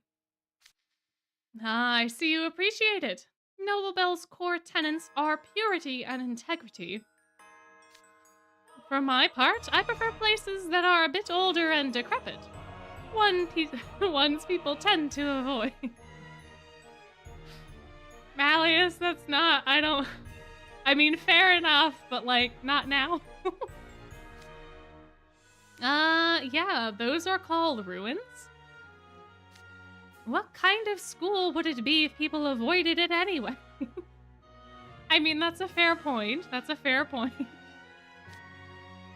Well, be that as it may, how does it strike the rest of you?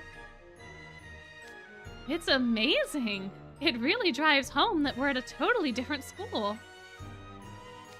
I've never visited another arcane academy before.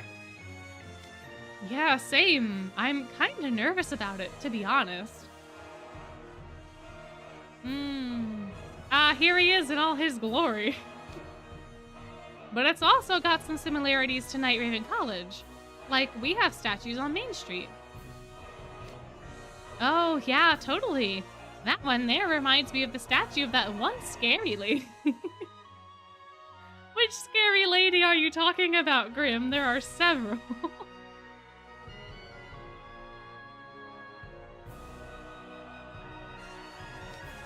You mean the Queen of Hearts statue? The one you and Ace burned? Riddle is pissed. Oh, my.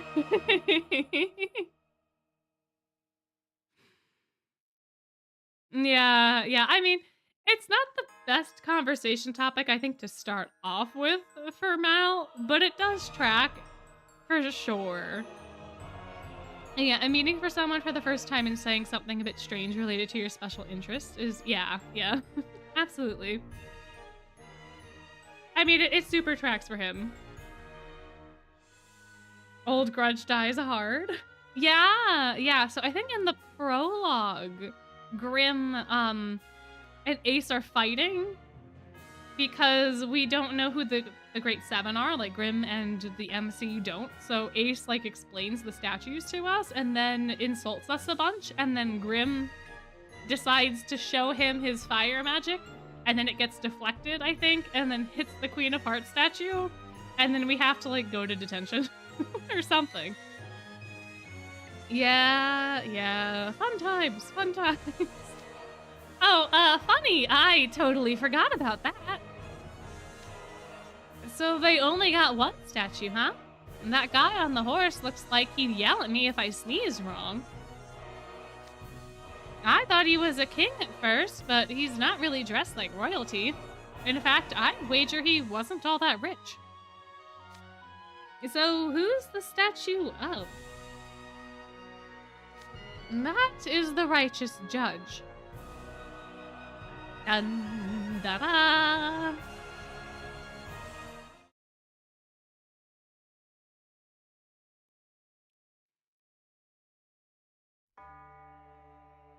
I do kind of genuinely wonder whether or not the tales of these people are actually like properly twisted in the history, right? So like, was Frollo actually a righteous person in this universe versus how we know him? Or is the history just skewed to make him appear righteous? Right? Like, were these people actually great? Or were their stories just distorted over time to make them seem like they were?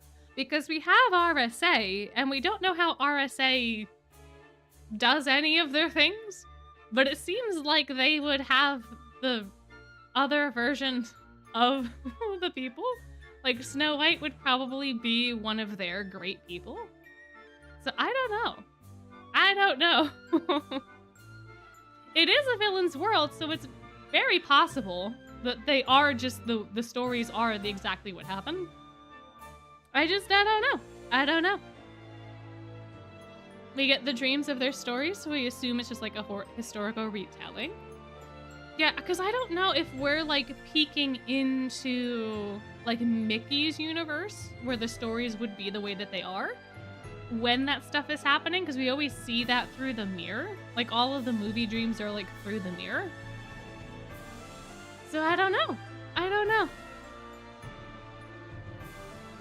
I'm just curious. Yeah, you're right. I don't think it's ever elaborated on, and I don't think it's ever told. I think it's just presented as this is what the history is, from at least the characters' perspectives. But I am very curious. The righteous judge. They revere Ursula, but Azul also mentions the mermaid princess who came onto land. Yeah. Yeah, so it seems like everyone's just a hero in this universe, at least from the lore that we have, which makes me question things a little bit. But, case of being lost to history, never considered the idea that they could have actually been good. Yeah, I don't know. I don't know. It's very hard to tell, because we're not there. But, winners tell stories, true too. Very true. Yeah, it could really go either way. I don't know. Oh, you're not familiar? He was a great individual. All the history books say so. See? All of the history books say that he was, but that doesn't mean that he was. Who's to say? I don't know. All I know is that Frollo died in battle. That is the only concrete evidence we have because the statue is depicted that way. The freshmen might not know, but I do cover him in sophomore history of magic. Of course, I remember the lesson, Professor. I would never forget your teaching. Oh, you got your neighbor's mail? And I hate when that happens. I understand why it happens for me, because all of our house numbers all have, like, the same first 3 digits. So, like, I get it. I get it. But, yeah, it can be very annoying. Because then your neighbor probably has your mail, so you gotta wait for them to give it to you. And hopefully you have good neighbors that actually do give it to you, because that's also a problem I've heard of. Yeah, Ruggy is panicking. Ruggy's like, oh god, we went over this in class? I don't know. Maybe my class hasn't gotten to him yet. A remedial lesson it is, then. The righteous judge is a prominent figure in Fleur City's history. He was known to be highly impartial and always delivered appropriate verdicts. He's a notable historical figure on par with the Great Seven themselves. Precisely. The story goes that his fair judgments brought peace to the city when scoundrels threw it into turmoil. Wow, what a cool legend. Everyone in Fleur City holds him in the highest esteem. The students of Noblebell College likewise seek to emulate his honorable conduct. Do they now? Oh. Or the bell. Oh my. Ah, what the what? Iria. It is a bell. Have you never heard one before? I mean, it is a loud noise. I would panic too. Was that a bell? It was rather loud. Yes, that was the Bell of Solace.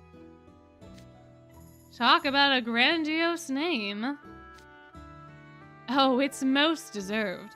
The bell is an incredibly unique and valuable magical artifact that's been part of our school for generations.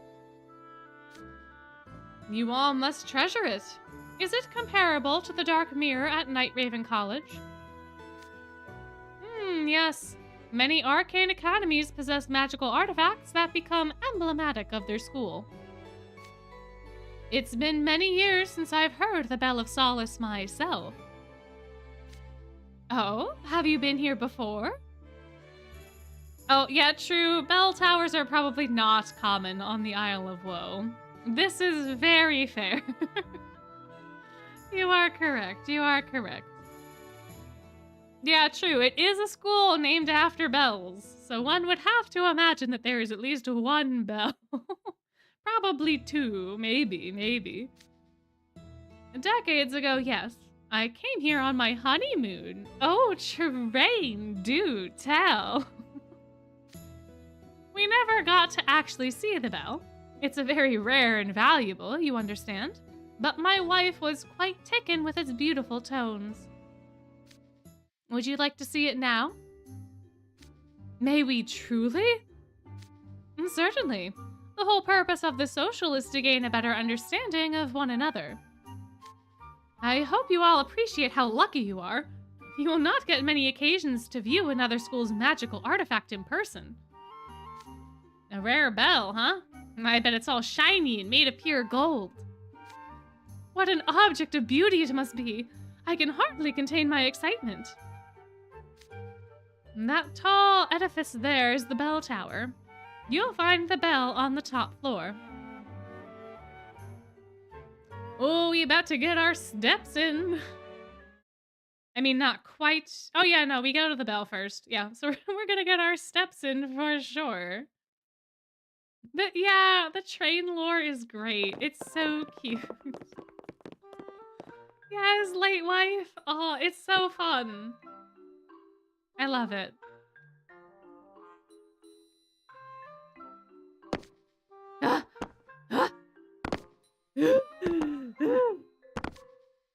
What's the matter? You've both gone strangely silent. How many floors is the bell tower? Why don't they have an elevator? This place is in dire need of an upgrade. Y'all. Oh, yeah, your wig came in. Cool. Yeah, introvert world. Yeah, asthma, maybe. But this would be me. I am very out of shape. I don't think I could survive going to the top of the bell tower. Not well, anyway. Are you guys okay? You're covered in sweat. Say, what if you took a broom hop? Surely they have some brooms you could borrow. Idia, maybe. Azul, nah. What a cruel suggestion. Flying would just take them longer and exhaust them even more. Oh, Jamil. Idia and Azul need Fitbits. Maybe. I mean, Azul, I feel like, has an excuse because walking is hard. Walking's very hard when you're not used to having feet, right? And it's not like he isn't fit, I don't think. Like, if he's in the water, he is ridiculously strong. But feet are a problem, and flying is a problem. And Idia just, games. I don't see Idia, or at least I don't think that Idia is particularly conscious of physical activity. But yeah, Jamil is delighted. He is having so much fun. Azul was chubby. I think he worked on himself a lot to make himself not chubby. I think, because that was something that really bothered him. So he did work a lot on his magic, but I think he also probably worked out a little bit. I don't know. I think there's a limit to how not chubby he can be, though, because if you're in the North Sea, you do need some sort of insulation to just survive. So, like, I don't know. I forget if it gets mentioned, but I know that he, worked on himself in general a lot. And his mer form now has abs, if his overblot form is to be considered. I don't know. Yeah, true. Azul is strong but has 0 endurance. This is fair. He needs to study how to run before he attempts it. Idia's running is for noobs. Let me just create roller skates that are auto-powered or something. And then I can go even faster. Idia would create Shadow's little hover shoes to run so that he wouldn't actually have to run. That's what Idia would probably do. Azul diets very strictly now, so he's thin. Ah, yeah. Yeah, because he does the calorie counting, right? And I think in book 3, doesn't he at one point say he wants to eat something for lunch, but it would go straight to his thighs, so he does a salad or something instead? Hmm. In Japan, people favor the villains more than the heroes, so that plays a role in twist. Could be. I mean, that would make sense. Octopuses aren't very fast swimmers, and Azul is strong, but doesn't have stamina. Yeah. Yeah. You literally rose on ortho in a gym class. Yeah. Yeah. Oh, he wants to have carbonara. That's right. Yeah. He really should have. Carbonara is so good. Oh, man. Anyways, let's continue on. So this is all it takes to reduce you to a miserable heap, Azul. Yes, you clearly need more rigorous training regimen. You should follow Malleus's example. No one asked, Sebek. No one asked. But thank you anyway. Apologies for the climb. It's a very old building, so the only way up is on foot. I love the music of this event. It is so pretty. Our school takes just as much pride in this bell tower as the bell itself. I do hope you'll take in all the scenery here. It's rather vast and complex, actually. They say that a person could even live here. Can they now? Oh my. But worry not, we're almost at the top.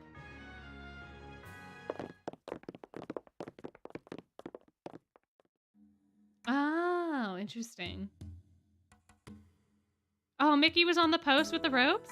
Oh, okay, I was not looking. Where do we think Mickey is here? Is Mickey, oh, Mickey's on the bell. That's right. Mickey's on the little ding dong dangling from the bell. I forget what it's called, but now it's covered up. Made it! So this is the top floor. Every time Sebek says Malleus, take a shot. We could do that one day. I suppose. Is that it there? It is, yes. Behold, the Bell of Solace. Every Wakasama will be counted, absolutely. You're gonna need some strong chasers for that game. You need to have like a little like eye drop of vodka in like a bucket of cranberry juice. The Bell of Solace. Now that's a gorgeous bell. Impressive. We have bells that toll to tell the time in Briar Valley, but I've never seen one so large. Yeah, you just have to make it juice and not alcohol. Yeah, replace alcohol with water? Absolutely. Yeah, I mean, you can literally do that for any drinking challenge. You don't actually have to drink alcohol. Just, like, get a beverage of your choice and then just play the game. It's just as fun most of the time. You don't really need to have alcohol to have fun, to be honest. Oh, that's what it's called! The clapper! Thank you! The little dangly bit on the bell. Yes, the clapper. Thank you.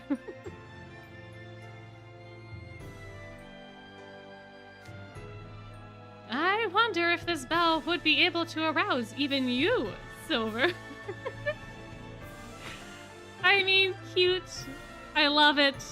I love it, but, I doubt it. I doubt it. Oh, it's always called the Bell Top? Huh. Interesting. Well, you love Gothic architecture? Very nice, very nice. I wish my art history classes went over architecture more. We really only went over like a couple famous buildings and then just had to memorize why they were built, but not necessarily any of the parts of the building. Like, I'm pretty sure I had a test on columns at some point, but I don't remember any of that. But I can tell you a whole bunch of random facts about some random artists, if you want. I can only hope so. Look at the way the sunbeams highlight its brilliant gold luster. Is it actually made of pure gold? Heh, even if it was, you'd never be able to carry it back. It's magnificent.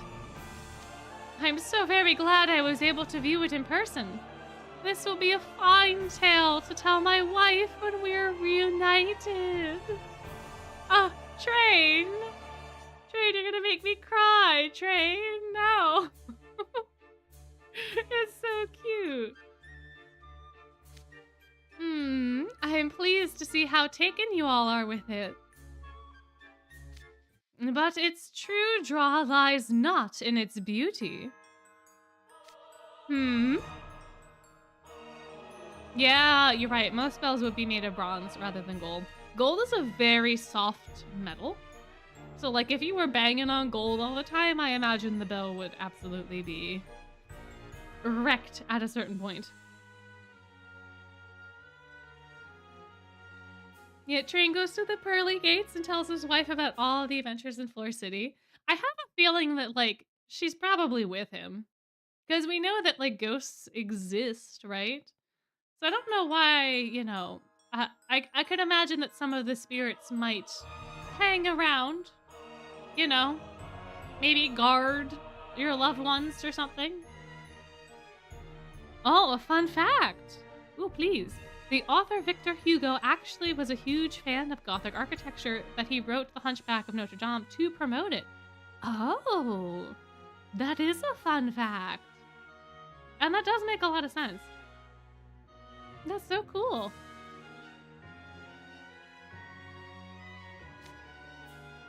I'm pleased to see how taken you all are with it.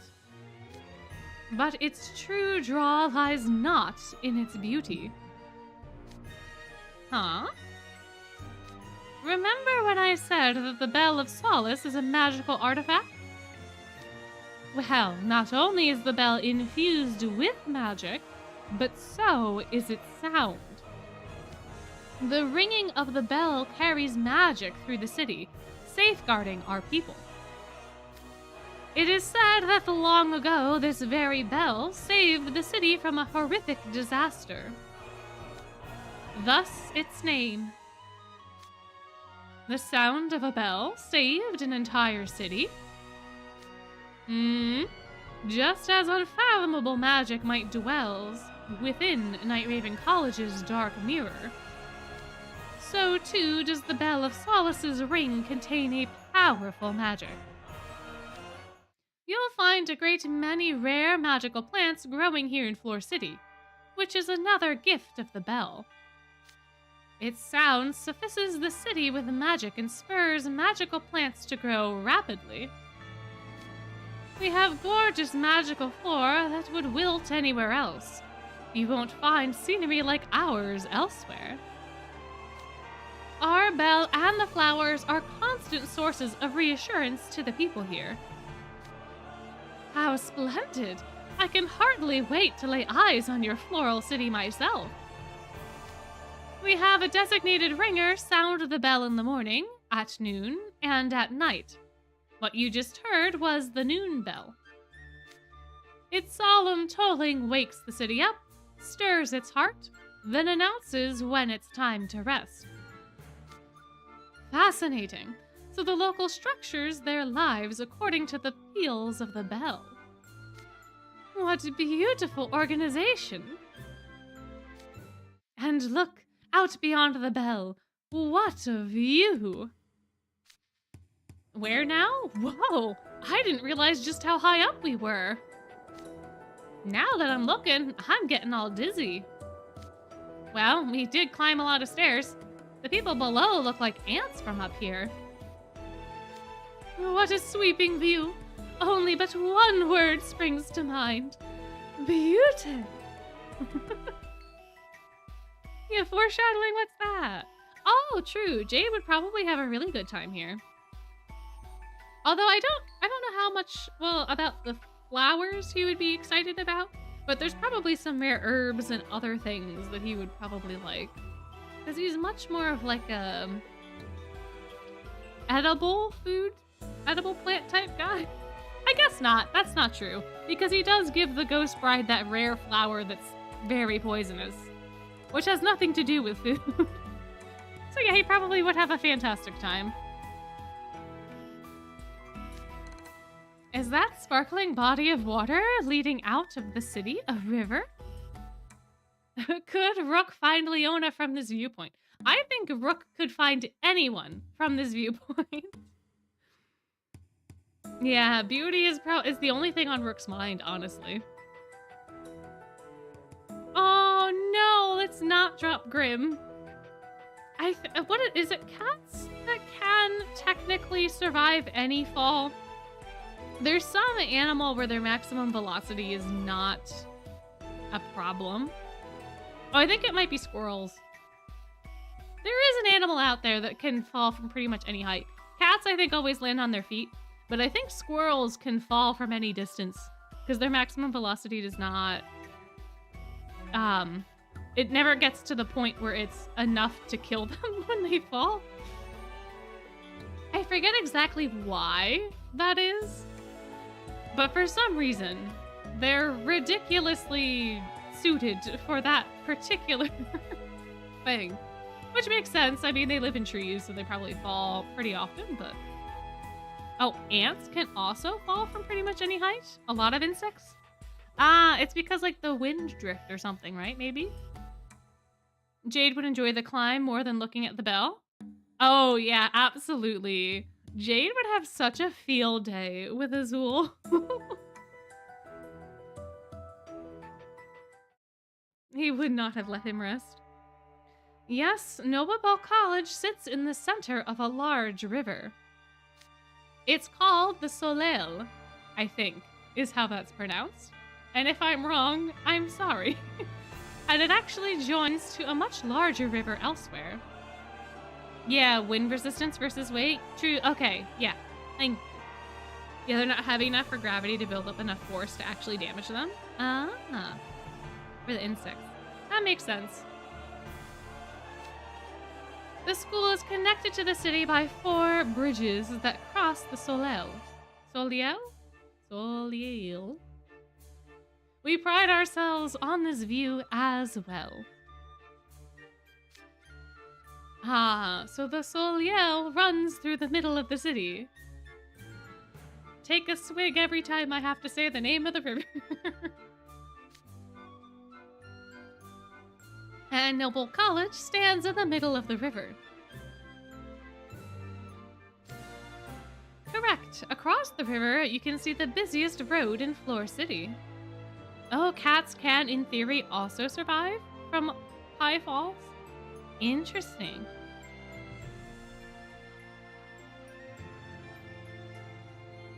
Aw, look at them. They're all talking and having a good time. Everyone's having a good time. Wow, I can't believe how high we are. When I lean over the railing and look down, it feels like I'm flying. Oh! What's wrong, Silver? Why did you start like that? Did you get drowsy again? No, look over there, to the side, Sabak. Oh, it's... What do we think it is, guys? What could they possibly have spotted on the top of this gothic bell tower? Oh, I wonder. I wonder what it could possibly be. I wonder. It could start with a G. It could. No, look over there to the side, Sabak. Oh, it's... a gargoyle! Oh, absolutely. Oh, they adore Malleus. Deosomni is such a cute little found family. I love it so much. But we have a gargoyle. Bingo, bingo. What has gotten into you two? I don't understand how simply seeing a gargoyle could elicit such excitement. Oh, Azul, you do not understand. How could it not? Malleus is the head of the Gargoyle Studies Club. Is it Gargoyle Studies Club and not Gargoyle Appreciation Club? Because this entire time I thought it was Appreciation Club. It's the Gargoyle Studies Club? Oh no, okay. He'll be delighted to see this. Be sure he's less the head of the club and more like the only guy in it. I must notify him at once. Malleus! It's Gargoyle Studies Club in English? Oh, I see. The Gargoyle Research Club? Oh my! So many interpretations. Malleus to Azul, you don't understand my love for these things. Hush. Look, it's one of your beloved gargoyles. Please, take all the time you want to gaze upon it. Why are you angry, sir? Why is you an angry boy? That's not the face of a delighted man. Oh, Gargoyle Research Club is the unofficial translation from JP before it got official. Oh, interesting. Why do you look so displeased? Is there something wrong? It doesn't have a water spout. The only purpose it serves is to adorn the railing. Hence, it is not a gargoyle, it's a mere decoration, which means it's a grotesque. You must not conflate the two. Pedantic much? I guess Malleus is pretty particular. Dude, I can relate. It seriously grinds my gears when people call the shield in Star Rogue a barrier. Persnickety people are so tiresome. The grotesque looks rather dirty, though. There's straw stuffed in its mouth. What? There is? Why, yes, you're right. Is that a bird's nest? It looks that way. Excuse me, birds. May we have a look inside? Oh, there the polite gentleman Silver is. Ah, it's hollow on the inside. The birds built their nest in there.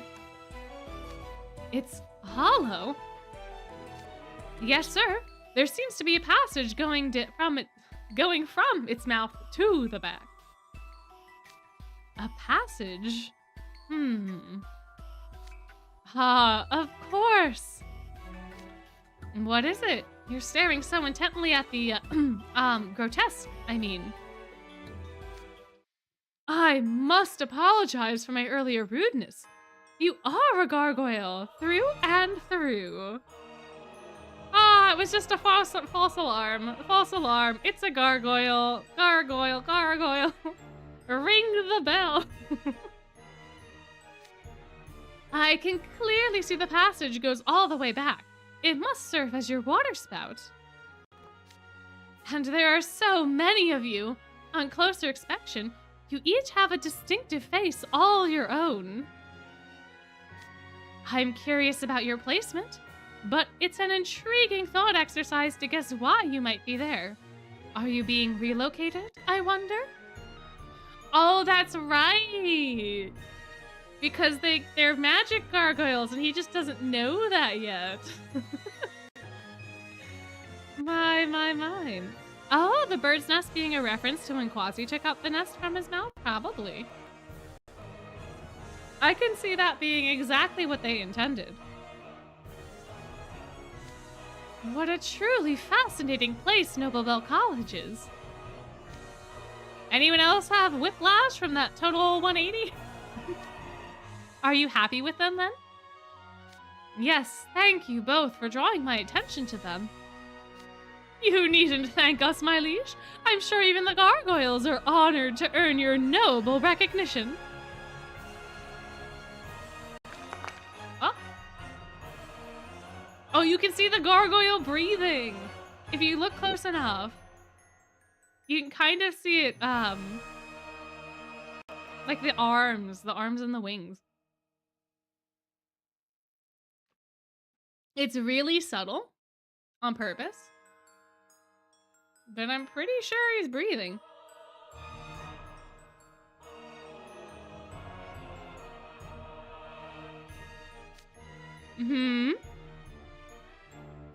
Yeah, he's breathing all right. Did that gargoyle just move? Huh? The gargoyle moved? Ashen Grotto, you must be sorely exhausted from the climb up here.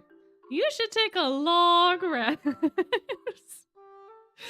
Malleus, he really did see it move. It really did move. It's just a big rock. It can't move on its own. Are you sure you're not delirious, Azul? Yeah, I had never, ever seen it move before, and I think it's because I moved through that scene too quickly. Especially, like, the first time playing through, you just assume it is a gargoyle, right? You just assume it's a normal gargoyle. Like, sure, you know, the gargoyles in the movie did animate, but yeah. Azul being gaslighted, unfortunately. I know what I saw. Oh, never mind. I'm well aware of how silly it sounds. Forget I said anything. Well, I think that covers all the notable geographic points. And what were you chatting about over here? Nothing at all. We're finished now. Is that so? Man, if Azul wasn't so quick to dismiss and talked about the gargoyles, I have a feeling that Rolo would have lore dumped that they were talking and moving gargoyles. Because he takes care of them, right, I think? Could you imagine preemptively lore dumping that? And then let us head back down. Once you've put away your things, you're welcome to tour around the city. Seeing is believing, as they say. Yo, yes, it's about time for our field work, according to the itinerary. You will have free exploration time, so you can learn about the city's history.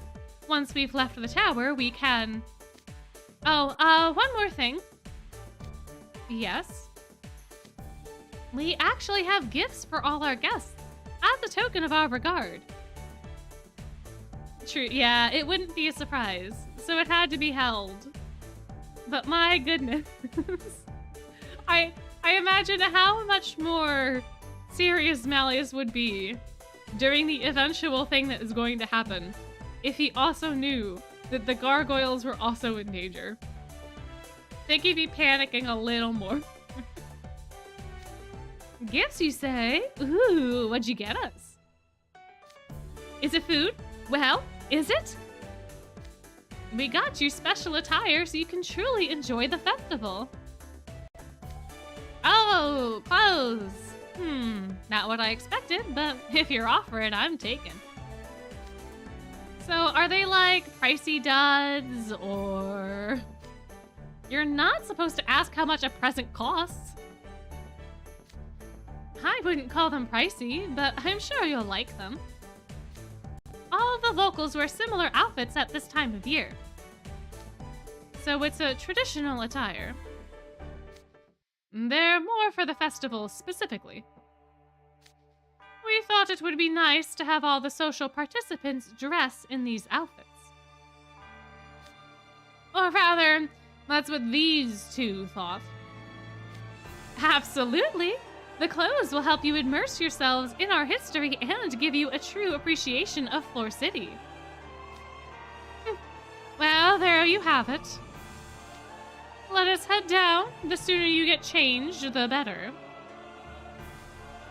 Yeah, the VP and the aide are so sweet. I love the two of them so much.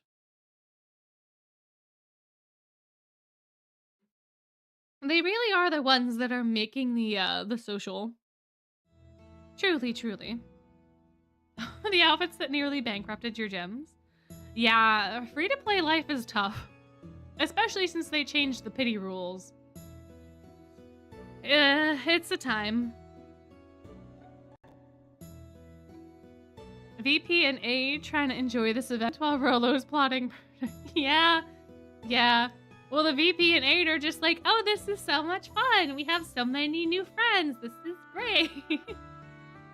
And Rolo's just like, if I survive another 5 hours. Have you all finished changing? Just give me a minute. My stamina gauge is in the red over here. Don't even think of keeping Malleus waiting. All of you, get changed this instant. No one's done yet, yourself and Malleus included. I ain't never seen it get up like this before. How do I even put it on? That's where you put your arms, not your head. By all means, ask us if anything confuses you. All of this goofing around. Hello, Flom. Where are they changing? I don't know. I would have to imagine that, like, their guest rooms are very close to the main square. Like, maybe all of the dormitories are off of this main square, and then the other buildings are, like, the academic building. I don't know. That is what I would have to assume. Oh, yeah. Never underestimate the power of drift. Oh, Sam. Sam. Ah, Professor Train, what can I do for you? I wanted to thank you for your generous hospitality. Clothing is the embodiment of a culture. Clothing is an embodiment of the culture it comes from, and can provide us with a glimpse into different time periods. This is a fine opportunity for my students to get a hands-on history lesson. Please think nothing of it. Oh, true, they could just be in a bathroom. You're right. Perhaps we should have arranged attire for you as well, though. That was a grave oversight on our part. It's quite all right, I assure you. I don't need the other teachers poking fun at me for dressing like the students when I get back. Sounds like you're on friendly terms with the rest of the faculty. Hardly. They're a raucous group and a constant source of embarrassment. They laugh in unison. Sorry that took so long. I finished dressing. I see our professor and Rolo have hit it off in grand fashion. Oh yeah, Cruel would have probably roasted the outfit. It would have been fun to see Masquerade Train. I wonder if eventually we'll get like an alternate card that is Masquerade Train. Oh, true, yeah. If there were ladies, they wouldn't be able to all change together. Fair. Fair is fair, but look at Silver! Dashing! So fun! Oh, and Rook too! My. I really like his little cape. From the way they sounded, I almost believe there were 2 Professor Trains. Yeah, Rolo gives off major old man vibes. Ruggy is not wrong, but... Riddle's cape is top tier. Riddle's cape is so good. I love the hearts. I love them so much. And Ruggy looking spiffy as well. So fun. Hey, I'm all done. There are so many pieces to this outfit, it was hard to tell what went where and in what order.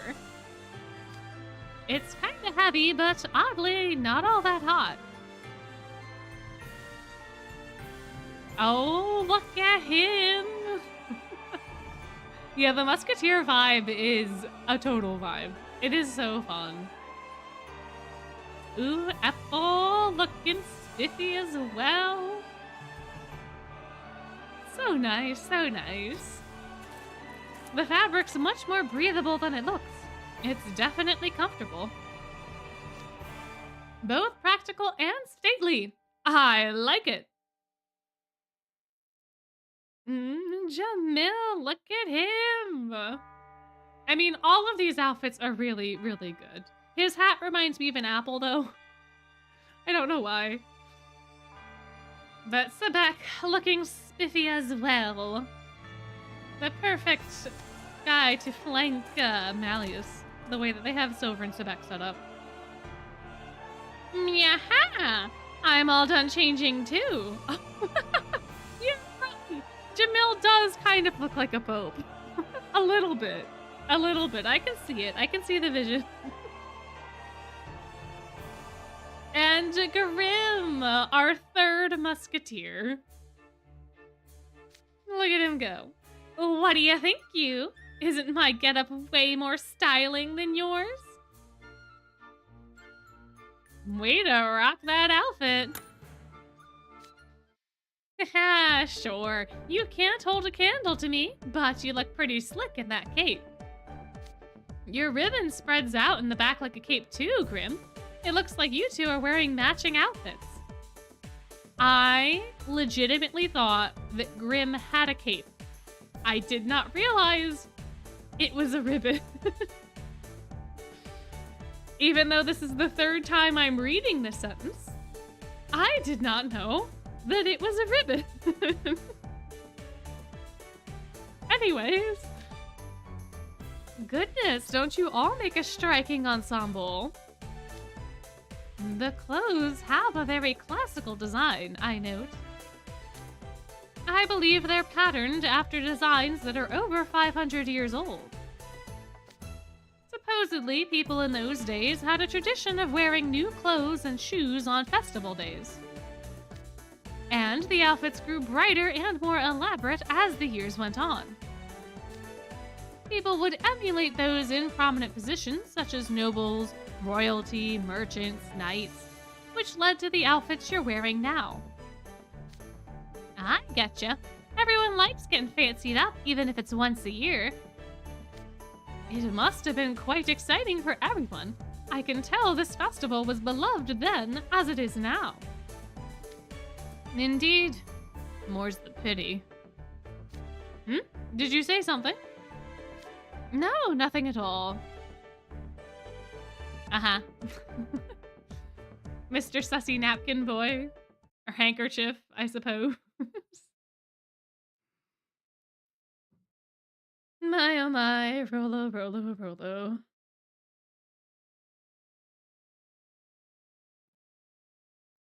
Yeah, I can't wait to get to the festival. The festival, the festival. Going to the festival. Thank you for your patience. Sir! Oh, here he is.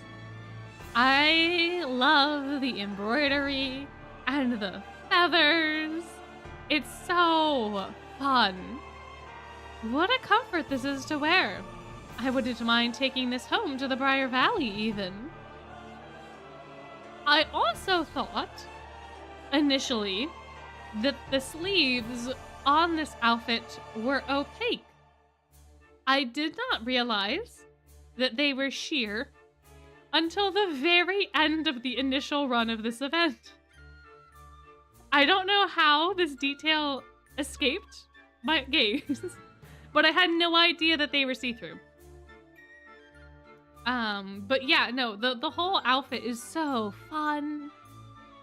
It's so cool. Yeah, they are sheer. You can see his arms. Here, let me hide. You can see his arms. I didn't think that they were sheer the entire time, but they are. You can see through them. Yeah.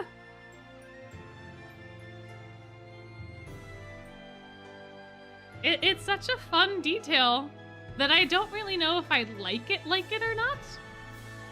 But It is my, what is it called? It's my mandala effect. The sheerness or opaqueness of Malleus's glorious masquerade outfit is my mandala. It is kind of cool, and you're right. We normally don't get Malleus exposing any skin. I mean, mainly because he's Nocturnal Fae, but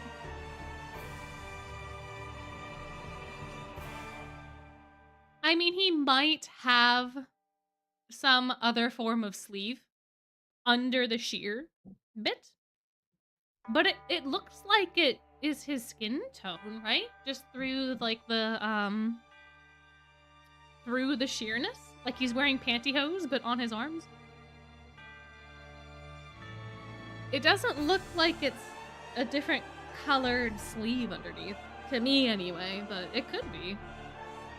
I don't know. He's got to be real careful of that sun. Yeah, the Briar Valley is also very old-fashioned. You're right, you're right. You can't be showing your ankles. My goodness. No ankles, no arms, no. I rather like mine as well. Oh, here we go. Mr. Azul rocking those pearls. I love his hat. I think his hat is my favorite hat.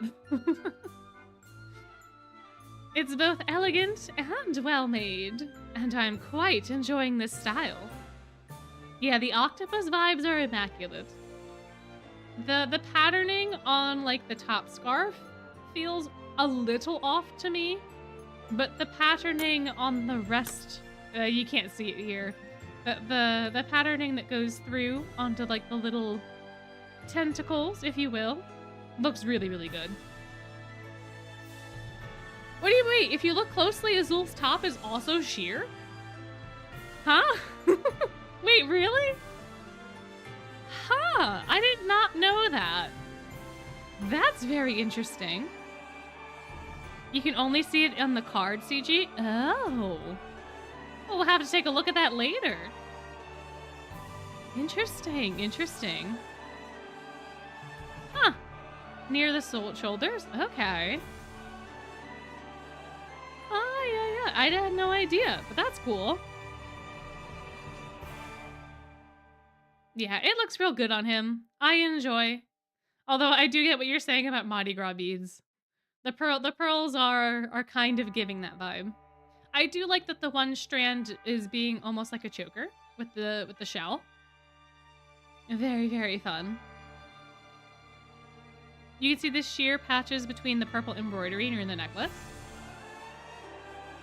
Yeah.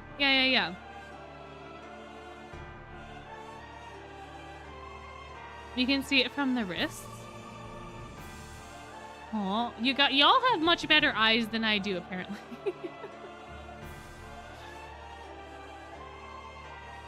But that's so cool. All right. Oh, interesting. We'll have to look at the card arts later. Because I have all these guys SSRs. The glasses, the scarf, the pearls. True. Azul is kind of giving old lady vibes. You're right. Although I think it suits him. I think it does suit him overall. I don't want to go out. Don't make me. President Rolo maintains a very strict timetable. Now move along.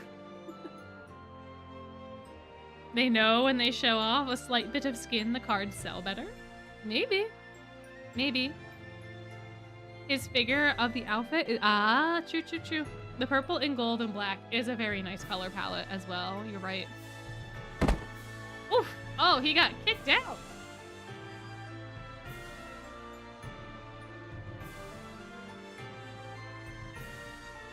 I like Iria's outfit almost as much as Malleus's.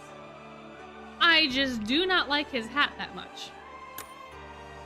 But the level of embroidery and layering and the frilly collar and all of the things going on, lovely. the royal undertaker? True. Oh, my. Oh, the figure of his outfit is also very good. Interesting. Oh, you meant merch. You meant merch. I see. Not the silhouette, but the merch. Got it. Got it. I misunderstood. But, I believe you, for sure. Yeah. It is very petrified. But he does kind of look like a final boss. A giant bird. The feather on the hat is interesting. I really feel like the only part of the outfit I don't like is the hat. But I do think that he needs to have a hat. I just don't like this specific hat. He looks less like a bird than Malleus, because Malleus has the feathers. Yeah. Yeah, a little bit. I guess to me, Malleus's outfit with the feathers reminds me more of Sephiroth, who was also partially a bird. But my brain doesn't connect those dots nearly as well. Oh yeah, like a little top hat. You're right. It's probably just the proportions. Because the top hat just seems so huge. And maybe it needs to be that big to hold all of Edia's hair. Because his hair is pulled up. I don't know. It just seems overly big. Because he's already so covered that it feels like it's hiding him more. Which again fits his character very well. Because he very much wants to hide. It just seems a little odd. Anyway, group photo time. I believe that's everyone then. My liege! You look magnificent. No, beyond magnificent. Am I dreaming? Humans, can you see Malleus's noble personage? Yep. My word, it's like a dream, and yet it's so very real. Oh, couldn't Edia just control the size of his plane here? I don't know. I have no idea. Y'all have been drinking your water, right? Y'all have been drinking your water? You've been hydrating when Sebeka's on screen? Yes. To think there's a tire outside of the Briar Valley that does justice to my liege's charm. All right, we're all taking another shot of water, right?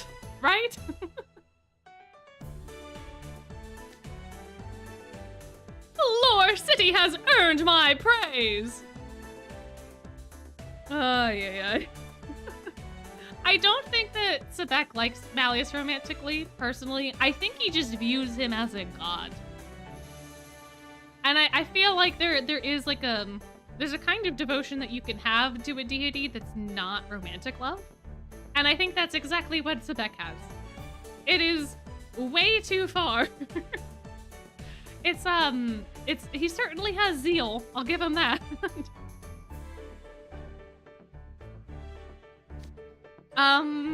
Thanks? My liege, that black ensemble. Oh, another shot. More water. That black ensemble accentuates your elegant demeanor. You look truly amazing. Do you think so? But I always wear black. Absolutely! It gives you an even greater aura of power than usual.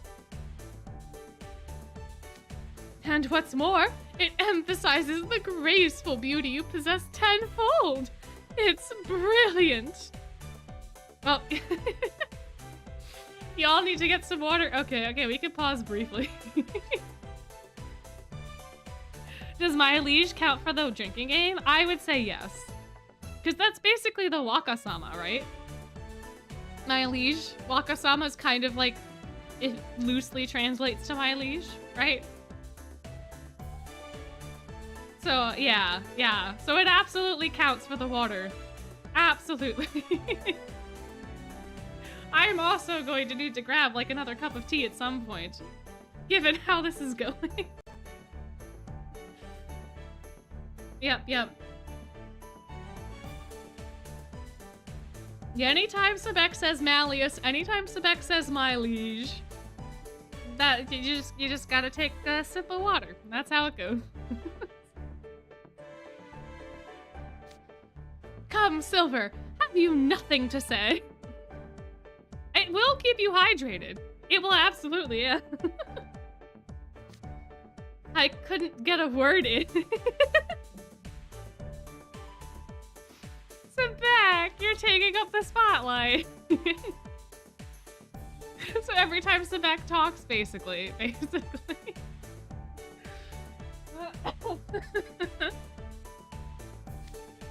You look truly handsome, Malleus.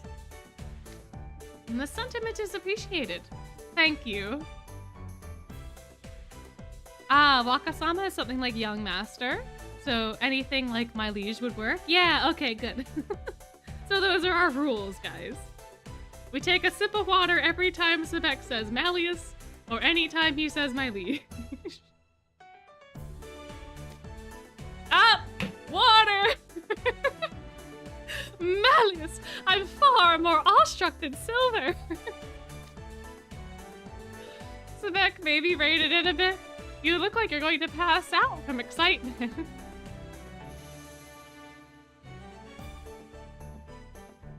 Oh my gosh.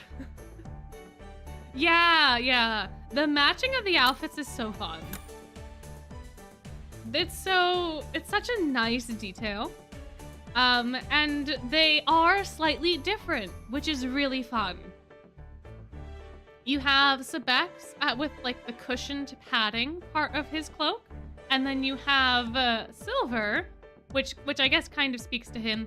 Silver has like an extra bat wing on his, which is super cute and is like a little nod, I would assume, to Lilia.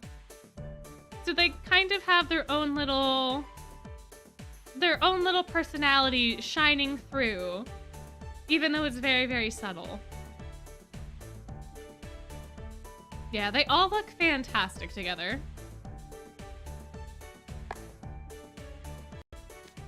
He's geeking out hardcore. Yikes. I'm impressed with how unruffled Malleus is in the face of such egregious fawning. Oh, Silver and Sebek, your outfits seem to form a matching pair. Yes, sir. I think they designed them so that we'll look good when flanking you. Very smart of them. Once again, I give my praises to Fleur City. Thank you?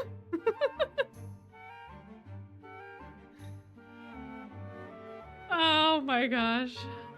I mean, you might as well take the praise where you can get it, right? You both look quite dashing. You'd fit right in amongst any castle's royal guards. Oh, yeah, I was trying to think of what it was for Sebek. But scales make so much sense. Yeah, the scales for Bauer. And his crocodile nature. I wanted to say defense before, because it looks more like padded armor. But I don't, Sebek's not defense-oriented, so to speak. So I felt like that didn't make sense. But the scales, now that you mentioned that, absolutely, for sure. Oh, you believe that they're based on the live action Maleficent movies. Ah, could be. I must send Lilia a picture. It would hardly be fair if I were the only one to see you dressed as such. My cellular phone is broken, however. You, take a picture of them for me, if you would. I can see the look of delight on Lilia's face now. It seems I've gotten a souvenir for him already. Thank you, Malleus. What a generous praise. And, just as an aside, my outfit is one size larger than Silver. Sebek really is fishing for compliments. Y'all were right. Oh my. What a good time, what a good time. What purpose is there in competing over clothing size? Train out here asking the real questions. I deduct points for Zigvolt's noisiness, but I'll grant that you all look superb. Aren't you glad they provided you with such lovely attire? Yeah, I know you have to be polite. Sorry for making you baby me like that. Why must you put yourself down so? Have a little confidence. Can't you ever take a compliment at face value? All that finery is wasted when you're so negative, you know. And subject myself to people laughing at me? No thanks. They'd all be like, lol, he actually believed that? Dude was just being nice to Rolf. No. They would not. There might be some people, sure. But this is not the group that I think would do that. Oh, but Azul, you look great, by the way. Am I supposed to believe that after everything you just said? No, really, I mean it. That outfit ups your sus factor like 100% easy. Yeah, Idia does have very low self-esteem. I completely understand exactly where he's coming from. And exactly where that thought process is stemming from. But it is very funny.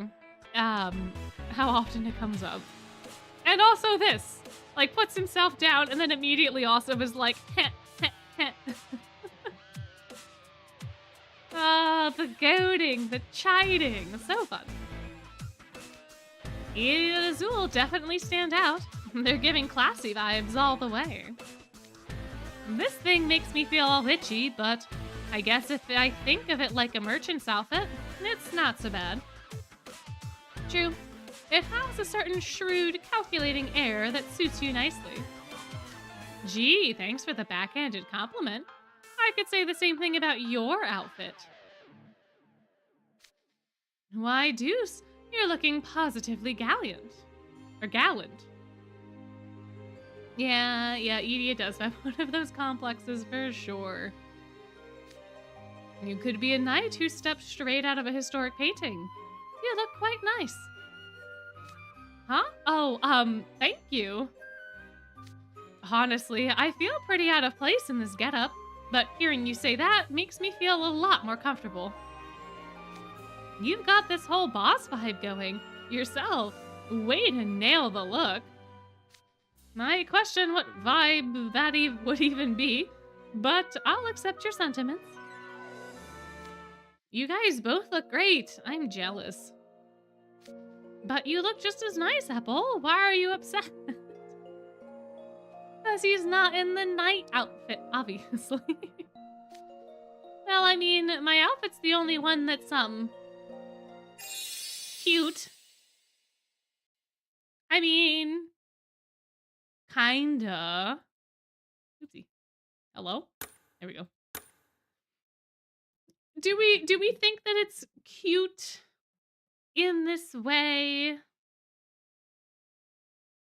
I mean, it is kinda cute. I think the little neck ruffle thing makes it way cuter than Rook's. Oh, yeah, the bunny outfit? The bunny outfit's a whole nother level. I'm surprised Apple even put the bunny outfit on, to be honest.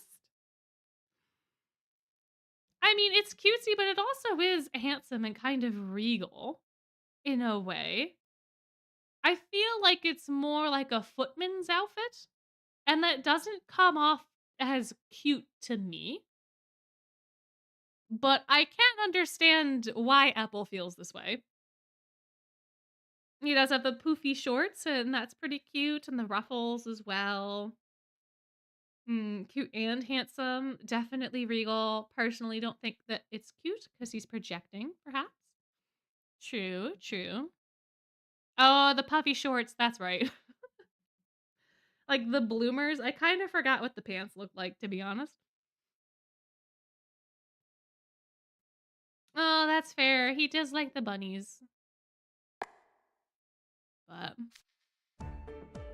okay, can we see the pants a little bit better? Nope. Okay. Oh yeah, it totally is cute. Deuce, no, no. It does have a distinctive charm to it. That's just it. Why don't I get one that's all knightly like yours? Or one that's mature and gentlemanly like Rook's. His outfit's all sleek and cool. Merci, Apple. But there is only one person in this world capable of doing justice to your charming attire. You! Yeah, Rook's has a lot less of those frilly details. Like, the cape is very similar, but it doesn't have all of the tassels. It doesn't have the little red, there's a word for this that's not coming into my brain. And, like, this little floral hint on Apple's shoulder.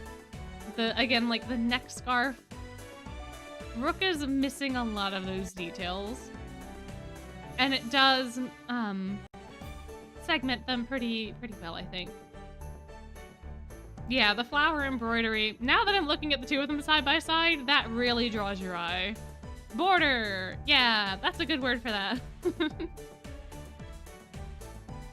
Yeah, I think it's kind of fun. Oh, trim. I think trim was what I was looking for, but I think border also works.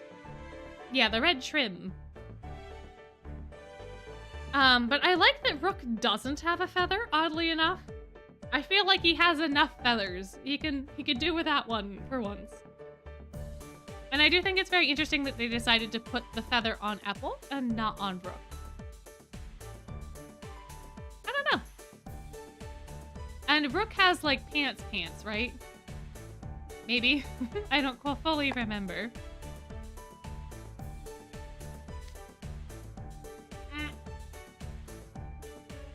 Your shorts poof out in a way that evokes an apple. I think it's quite fitting for you. Oh, they are quite poofy then, aren't they? You do? I agree. Only you could pull off a cool look like that. I say wear it with confidence. Yeah, maybe I will. Thanks, guys. I feel a lot better now, and I'll have to make sure to brag about it to Vil later. Everyone looks so perfect. It's like our clothes were coordinated by an intimate acquaintance. Beauty, one and all. Oh, Rook just says pants. Okay. In fact, did you change your glasses, Azul? Your gold frames are most elegant. Very observant, Rook. The frame and lenses were provided as a part of my attire. They knew my glasses prescription, which is a tad disconcerting, admittedly. Crowley gave them too much information. Crowley gave them way too much information. If they also had Azul's prescription. Crowley just handed over all of the files and was like, do you want their date of birth and social as well? Because here you go. Oh my. I mean, Rolo could have specifically asked questions to gain certain kinds of information. Like, he could have asked, does anyone have, you know, glasses? Does anyone have any allergies to any fabric? Stuff like that, I suppose, would make sense to ask if you're planning to coordinate outfits this well. But still, to give out all this kind of information is still a huge breach of privacy. I'm glad to see you all like your gifts. Now you can really get the full Fleur City experience. Oh, Mal and Silver were fighting in your guest room? No. Malleus and Riddle will not stop fighting in mine. The two of them every day. Thank you for the incredible outfit. Yes, very good. On to exploring then. There's much to see in Fleur City. Far more than time will allow, in fact. Absolutely. There's going to be a show at the festival this evening. I'd highly recommend seeing it.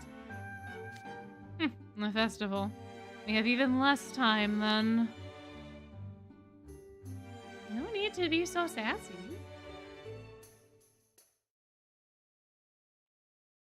Mr. Rolo. My goodness. He's not being very subtle at all with that either.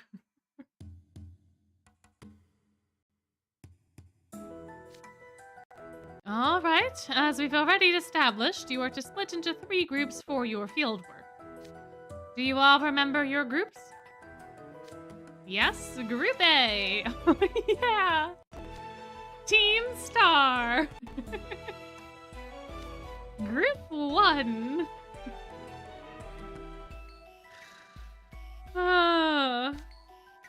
The inconsistent nomenclature is most distressing. They spent a whole meeting arguing about which group should be considered most important, and none of them were willing to compromise. Ah, I see. But what will you be doing? You and Grim are to accompany me. I'm not worried about those 2, but the others... All right, gentlemen. I know we've been through this multiple times, but I'm going over it again. There is not to be any, and I mean any, trouble in town involving the use of magic. There won't be, rest assured. We're the last people who would ever resort to violence, I mean minor disputes, on a field trip abroad. Are we? Are we, Azul? Are we the last people who will resort to violence on a field trip abroad?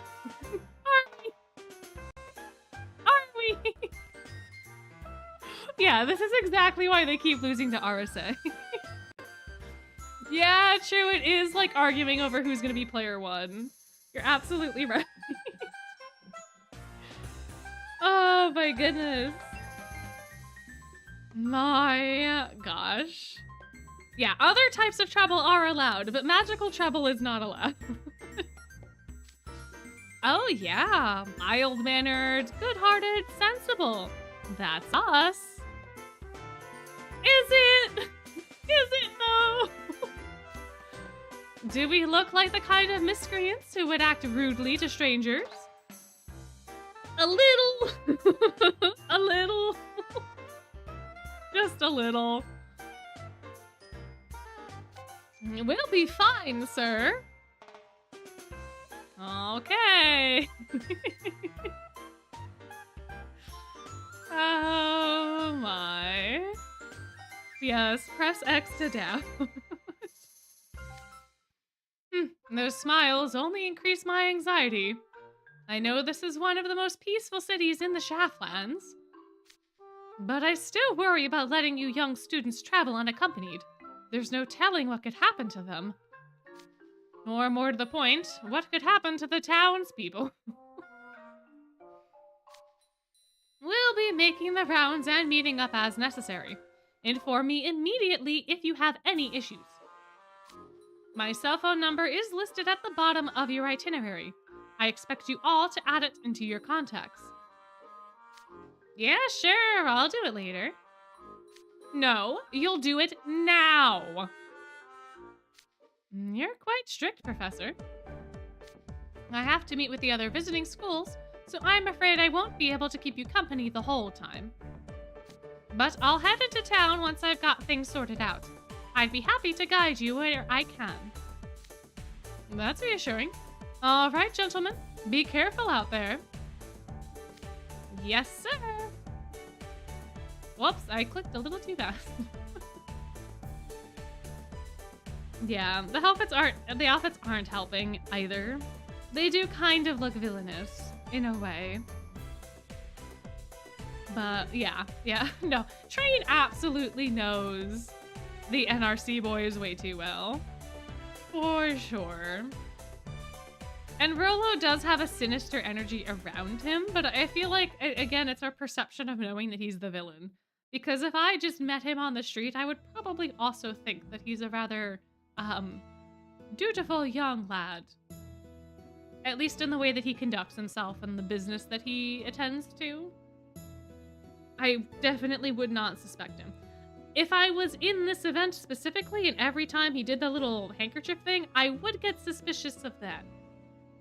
I might write it off as just like a quirk that he has, but it it almost always comes with some sort of like mumbling.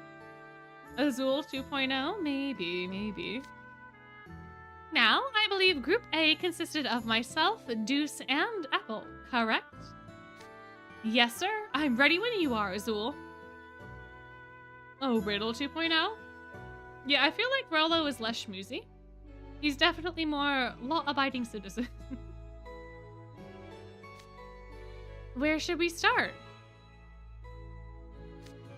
Do either of you have anything you'd especially like to do? Yeah, don't trust Azul. I mean, I suppose you can in this context, because this ends up going very well, but still. I'm not sure. I haven't actually been on many trips before. Same. But I guess I'd like to do something you can only do here. Oh, if you didn't know any better, you would just assume that Rolo was the type to grumble when he's doing something he doesn't want to do. That's very fair. That's very fair, and that makes him even less sus. Even though we know he has this big master plot, it's very hard, I think, in universe to suss him out. Rather vague answers, but not unexpected ones. I had a feeling you wouldn't have any specific ideas. You're in luck, though. I did research beforehand and formulated some plans. Now, if you ask me what should be prioritized on a trip, I would say gustatory, olfactory, and tactile experiences. You can't get those through books or the internet, after all. Very true. Very true. And I guess depending on the kind of senses that you focus on, they could be extremely impactful. I, for one, love food, if that wasn't obvious. And I went on a very recent trip over to the UK, and like a lot of my memories revolve around food and things of that nature. And those are like the strong memories. Like we stopped over in Dublin and we went to like the Guinness factory. It's really cool in there. Very, very cool. Lots of sights, lots of smells, lots of stuff. The boy who's on a strict diet wants food? Well, he also runs a restaurant. And he also wants to do market research. So, I believe cuisine is the most effective way to understand a local culture since it develops according to the region's very soul. What would the two of you say to that approach? Azul, you use too many big words. I'm losing you both, aren't I? Ooh, do you think there's gonna be new events coming to JP server this year? Probably. We still have a few hometown events that we haven't quite had yet. They're absolutely going to do a new Halloween event at the very least. But yeah, food is such a good way to learn about culture and tradition. I agree.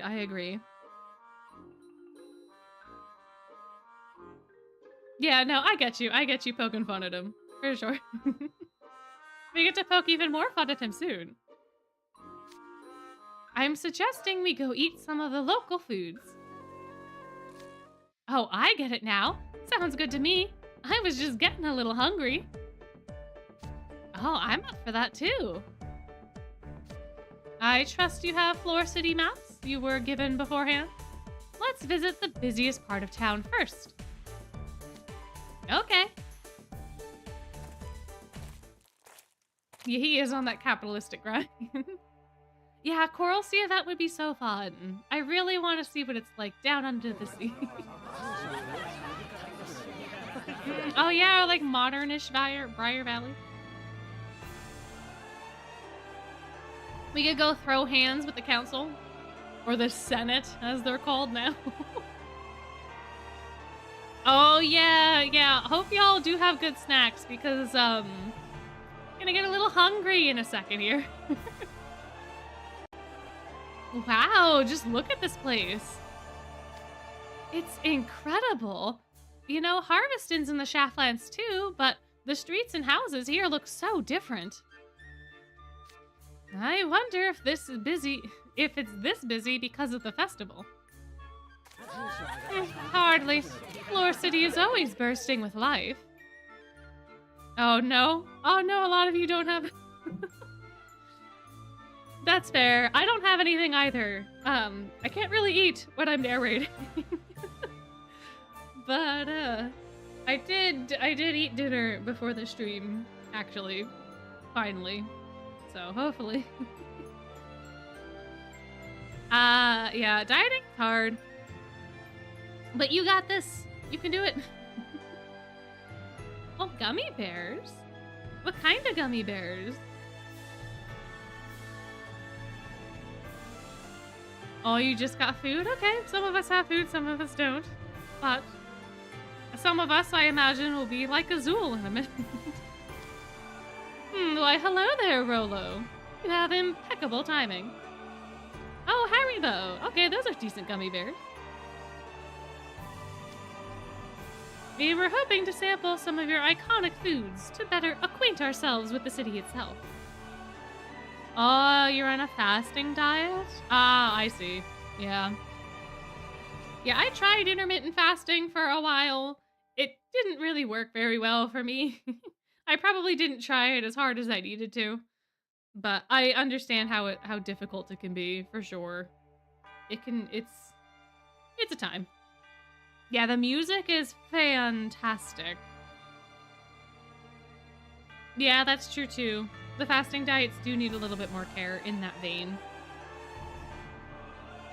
Yeah, make sure you're at least eating balanced meals.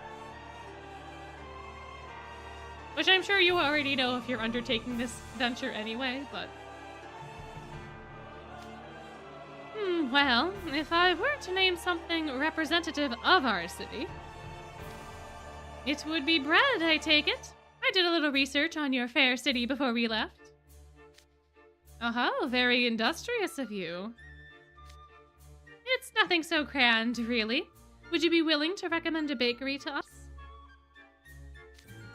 Wait, bread? I mean, I like bread as much as the next guy, but we can get that anywhere. No, you cannot. Oh, Apple. Oh my gosh. Bread is so good, but it's gotta be like fresh bread, right? Okay. I'm not gonna go on a tangent about bread. I feel like I did that during one of the other streams. About homemade bread, at least. There is such a difference in the quality of bread, depending on where you get it. And like, fresh bread, freshly baked bread, is so good. It is so good. Grocery store bread in the US is disgusting. I don't like it. Even the grocery stores that have like bakery sections, if it's not like a Whole Foods or a Giant, the bread is not good. And if it is a Whole Foods, or not a Giant, I'm sorry, a Wegmans. Wow. Whoopsie. A Whole Foods or a Wegmans, or like, I don't know about Trader Joe's. I feel like those kinds of stores tend to have better bread. I'm going on a tangent. I said I wasn't going to do this. Anyways, bread's good. You gotta be careful about where you get it from. Home baked bread, I agree, is the best. For sure. Bread is just, bread is like the foundation of civilization. I feel like bread is just one of those cornerstone foods. Anyway, I don't understand how Apple is having a hard time imagining it as an iconic food. Ay. Yeah, I don't know. The breads from the cafeteria and school store are great. And what I get in the Queendom of Roses is just as... Oh, the smell! Beautiful, no? The sound of the crunching of crust. Oh! You smell that? Oh, clearly they do. Whoa, something smells amazing. It's making me super hungry. Me too. It hit me the moment I caught a whiff of that goodness. I detect a strong scent of butter, as well as the pleasant aroma of bread baking. Oh, now I'm getting hungry. No. I'm thinking about bread too much now. There's a long-standing bakery I'm rather partial to nearby, and it smells like they just finished baking a fresh batch. Let's pay them a visit. Oh, please let us. Please let us. Now I want to bake bread. Now I just want to go bake bread. No.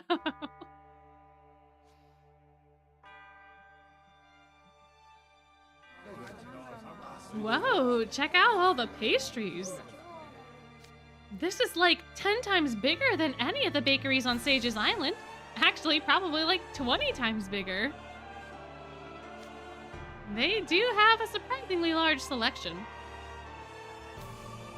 We have a long tradition of bread baking in Fleur City.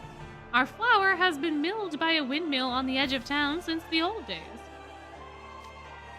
Our bakers use the freshest flour, which shows in the final product. There are a number of famous bakeries here. More recently, they've started using a water mill on the Soleil to mill flour as well. Demand creates supply, and supply creates demand. A truly wonderful cycle.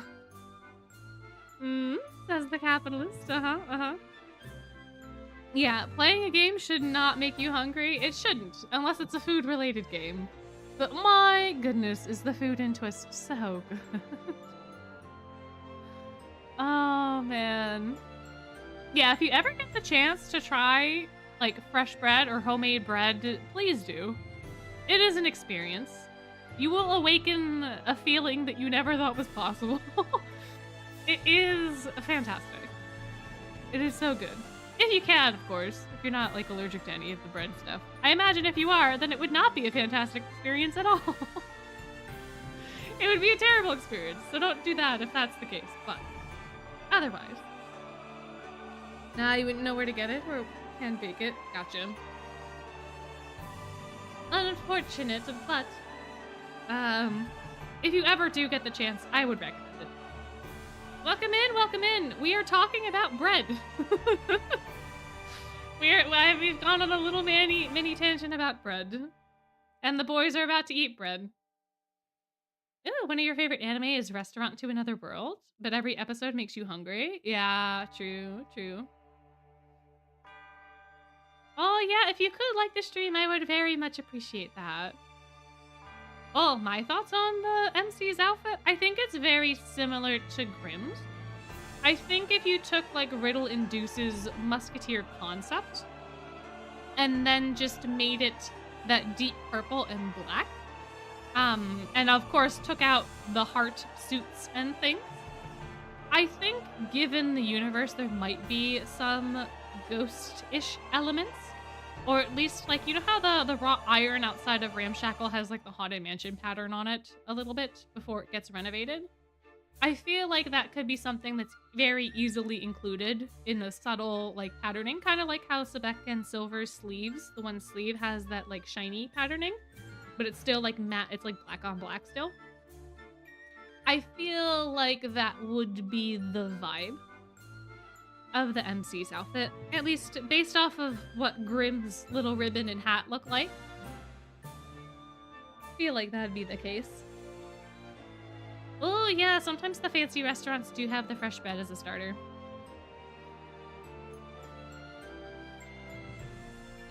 Oh, Animal Crossing character is a jester in the story? Ah! Oh yeah!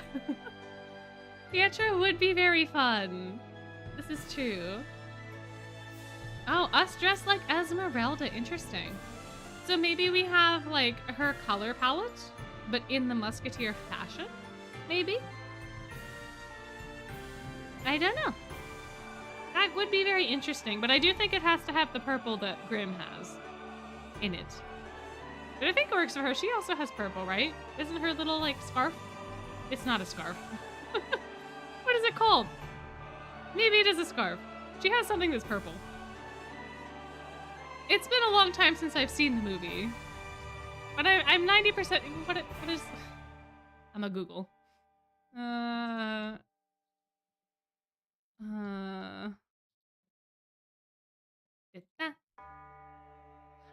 Yeah, yeah. I don't know what it is called, but it is purple. And her skirt is also kind of purple.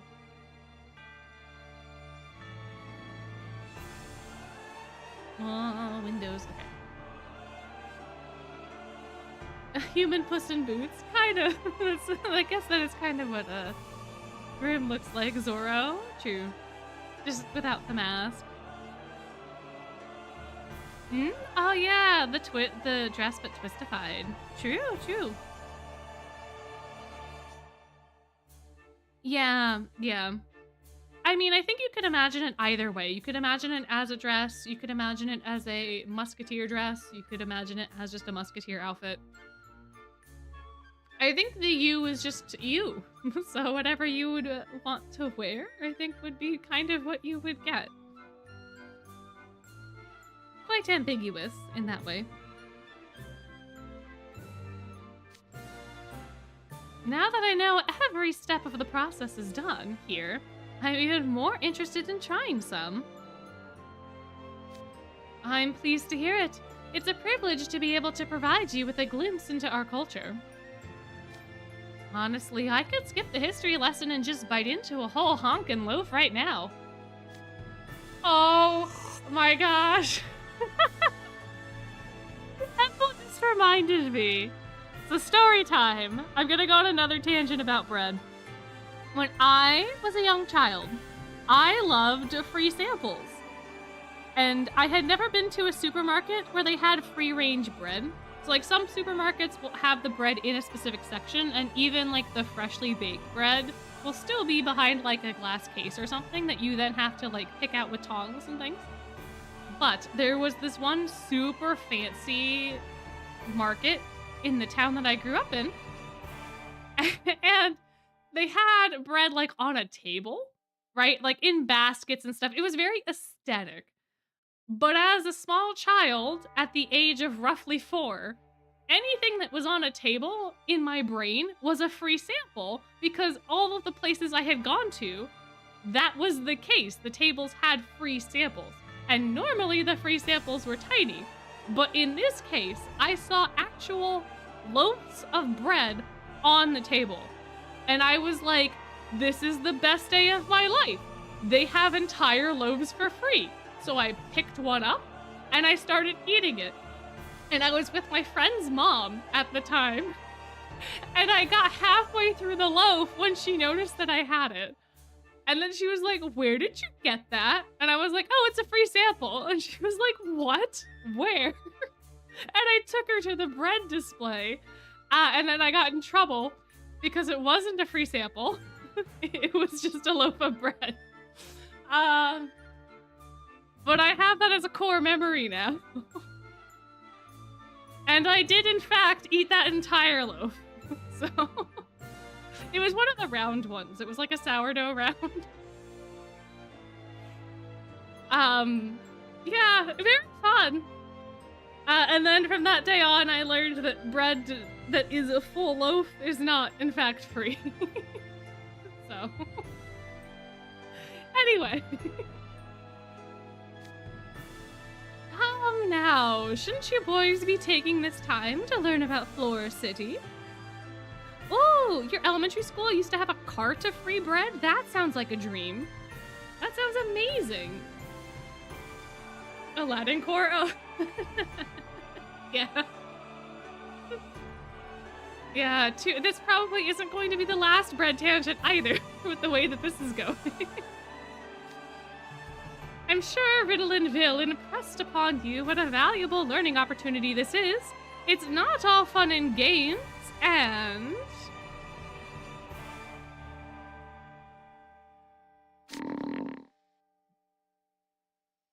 Y'all hear that, right? Okay, that wasn't me. Me either, which means... somebody's hungry. Rolo, which type of bread would you suggest we try?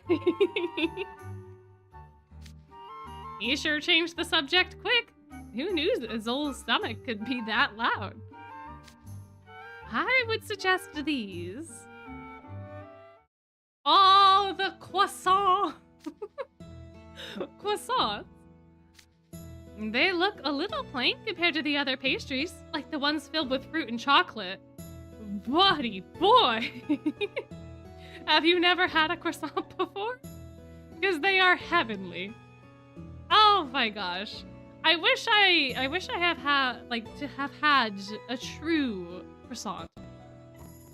Because the closest I've ever gotten to a true croissant is the Costco croissants. I mean, they're fairly good. They are very buttery. And they are quite flaky. And they're really, if you want to put a little prosciutto inside, you cut the croissant open, you put a little prosciutto inside, and then you put a little bit of sharp cheese. Oh, very, very good. If you want a savory snack. Croissant.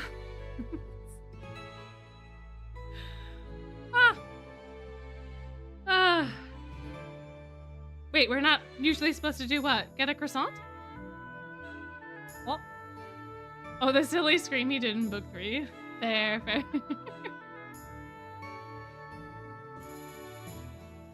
You have to go to France for the best croissants? I know, but that's expensive, and I don't know French.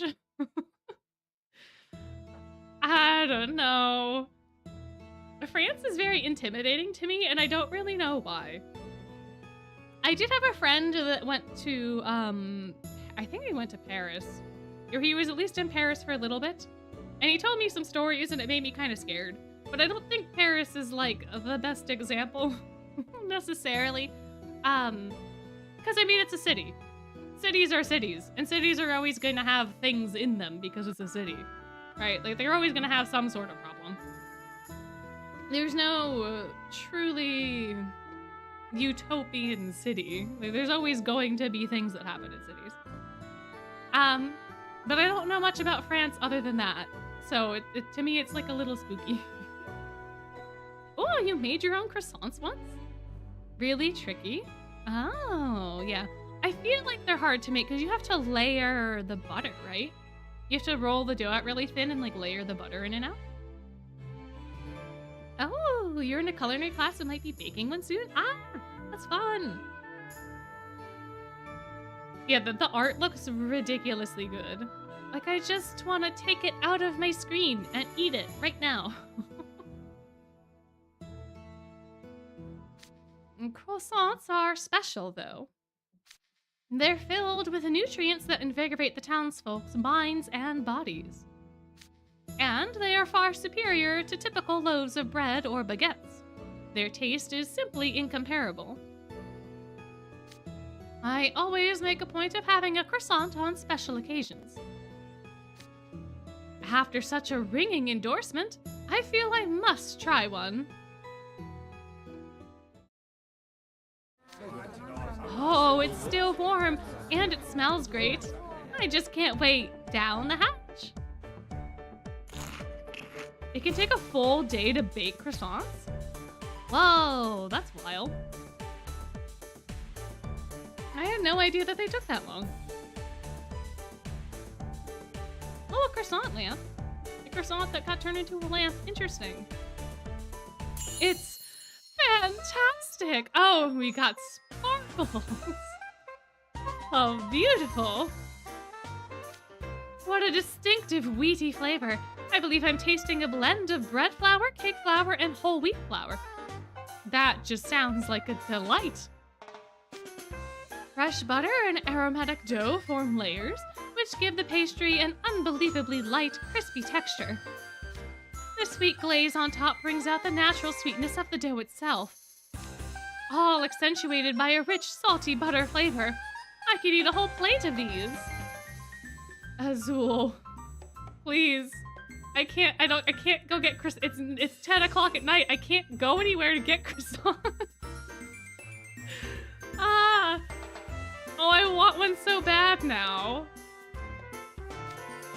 I'm already eating one, but Azul is just making me hungrier. I'm gonna get another. Me too. In fact, I'll get 2 more. You two sure have healthy appetites. Oh, come on, Azul. You know you want another one too. Yeah, I mean, the grocery store might be open. But, like, the only one that's close to me, I don't even think that they have croissants. The one store that I know does have croissants, but they're not as good as this, is closed by now. They close at 9. I don't know if the other one has. I don't know if they stock croissants. I don't know. Or Walmart. Yeah, but Walmart croissant... Does Walmart even I assume Walmart, I guess, has croissants then. I don't think I've ever seen a croissant at Walmart. Not that I've looked particularly hard, because I don't normally go to Walmart for groceries, but interesting. Smith's has croissants? I don't have a Smith's near me, unfortunately. Yeah, he should indulge a little. Oh, Walmarts do have croissants? Interesting. Huh. I had no idea. I'll have to investigate next time I'm there. If I do get bread from Walmart, it's usually the $1 baguette. Because it's $1. You can't go wrong with a $1 baguette. It's not as good as other baguettes, like true baguettes, but not bad. What can I say? They're super good. You could get another too, Azul. It can depend on your Walmart. Ah, interesting. Oh, Pillsbury croissants. Or Pillsbury crescents. Ah, yeah. I forgot that they made those. We just $1. Yeah, so there you can get loaves of bread at Walmart for $1. They're not great. So from a taste and flavor profile, they're not the best bread tangent number 3. Here we go. The Walmart, they have baguettes and then they also have like loaves. And I call the loaves baguettes, but they also, I think, do have $1 baguettes. Or like $1.75 baguettes. You can get various loaves at Walmart for like $1. You can get a plain loaf, you can get a rosemary garlic loaf, and I think there's like one that's like an everything loaf that I've seen. And it's like $1 or $1.25. They might have increased the price because that's been happening everywhere recently for everything. But if you want to make sandwiches and stuff, and you don't want to buy sandwich bread, and you want to kind of have actual bread, but you don't want to pay a lot of money, it's a pretty good alternative. I like getting them to make garlic bread, because they are soft enough that when they crisp up in the oven, they don't become rock hard when you're trying to eat it, like some other breads can. Because some breads, like sourdough rounds and stuff like that, can have really hard crusts when you get them from the grocery store. And even though you're baking it, and if you put a little water bath in there, it can hydrate the bread enough while it's cooking to not have it become super tough. I do like those specifically for that. Or like if you wanted to make like a pizza, but you didn't want to get pizza dough, you can just grab one of those loaves and make like a bread pizza. Yeah, it's very fun. Anyways, bread tangent number 3 over. We gotta move on from bread tangents. But if you're ever interested, Walmart does stock those. At least if they have the bakery section. Anyway. Yes, let's see. Alright, moving on. That's alright. I prefer a more systematic approach to my energy intake. Plus, he has to eat more things than just the croissant. Besides, I wouldn't want to fill up purely on bread. See? Azul's being a little smarty pants. Well, isn't France kind of known for its bread? Or like its bakeries and stuff?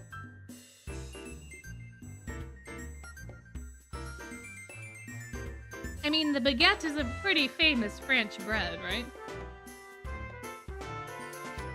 Oh, yeah, but that's true. We did talk about apples last time. So now it's the bread's turn. This place has wheat in abundance. And you know what that means, don't you? Nope. I don't follow. Neither do I. Go on and tell us, Azul. Wow, you're so honest. Maybe too honest? Being around you is throwing me off. It's probably because we don't run in the same circle. I was implying that Fleur City is also known for its sweet confections. Indeed we are. You really have done your research. Excuse me. There's a popular pet. Oh, I can pronounce this. Patisserie nearby. Allow me to take you there. Nailed it. Did it. Got it. Pronounce things good. Totally.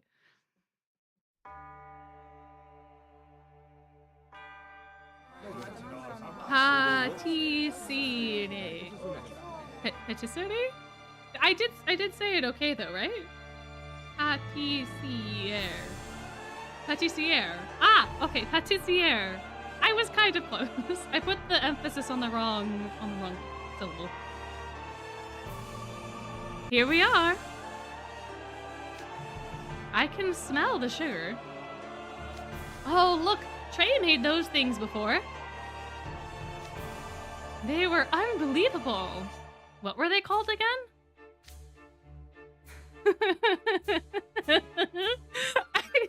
They're not called financiers, are they?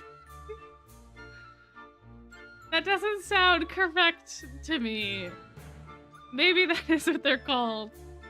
Because when I read financiers, I think of like stock market bros and not a pastry.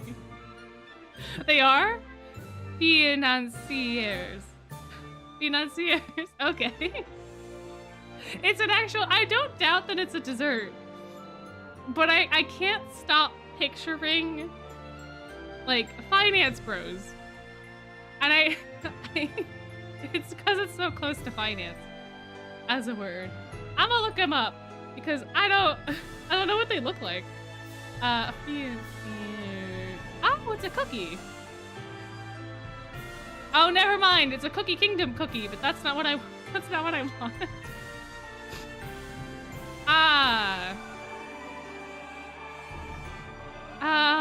Oh, it's an almond cake? Oh, I love almond things. Oh my goodness. Oh, I gotta eat one of these now. I've never had one before, but that sounds delicious. Ow. Yep. Thank you for helping me with pronunciations. These are very difficult.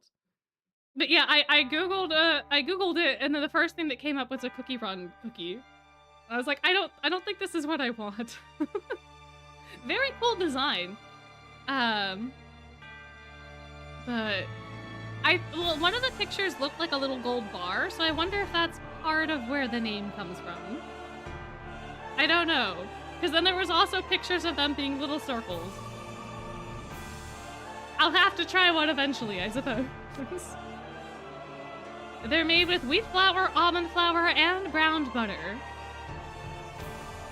You can just see how buttery they are. I imagine they're a bit calorie dense. Oh, come on, Azul. You can run it off. Well, maybe not. Maybe not run it off with your stamina, but you can do something. They tasted... Oh! If I had just read the story, Twist would have told me. They taste as rich as they look, quite befitting the name of that word. Aha, okay. Ah, it's the finance. I see. I see. Financier. You see how they look? Oh my gosh, okay. I just needed to read the story. They do look like little gold bars, so that one picture was accurate on Google. They say those who eat them will line their pockets with riches. So you can't possibly pass this up, Azul. You have to. The laws of the universe dictate that you must. Riches, huh? Sounds like the perfect treat for you, Azul. I don't believe in leaving things to chance, but I suppose doing something for good luck couldn't hurt. What's the difference? Oh, there's a world of difference between simply hoping for providence while doing nothing and covering every possible base. I think I get it. Maybe. It means there's no point in crossing your fingers and hoping for good grades on a test if you didn't bother studying for it. Oh, oh, got you right back, Deuce. Got you right back. Rolo, are any of these treats supposed to improve test scores? Oh, get him! Drag him! I'm afraid not. Oh, too bad. Isn't that just terrible, Deuce? I can't even argue with that. A lesson learned then. If you can't take the heat, get out of the pastry shop. How is it supposed to be pronounced again? Pâtissière. Get out of the pâtissière. But if you're ever truly in need of help, my doors are always open. While we don't have any academic panaceas, we do have many other sweets. Lately, I have noticed gluten-free confections growing more common. This right here is their best seller. Yeah, Uzul really went for him. He was like, oh, you're gonna tease me about eating? Well, let me just drag you through the mud. Oh, I know these. I was so upset when I forgot them in the Smasher Fast Food video. Because they're so good. Look at them. They're little bells. They're little bells. Macarons? Ah, yes, the macarons. They certainly are, though a little oddly shaped. They're shaped like bells. They're meant to look like the Bell of Solace.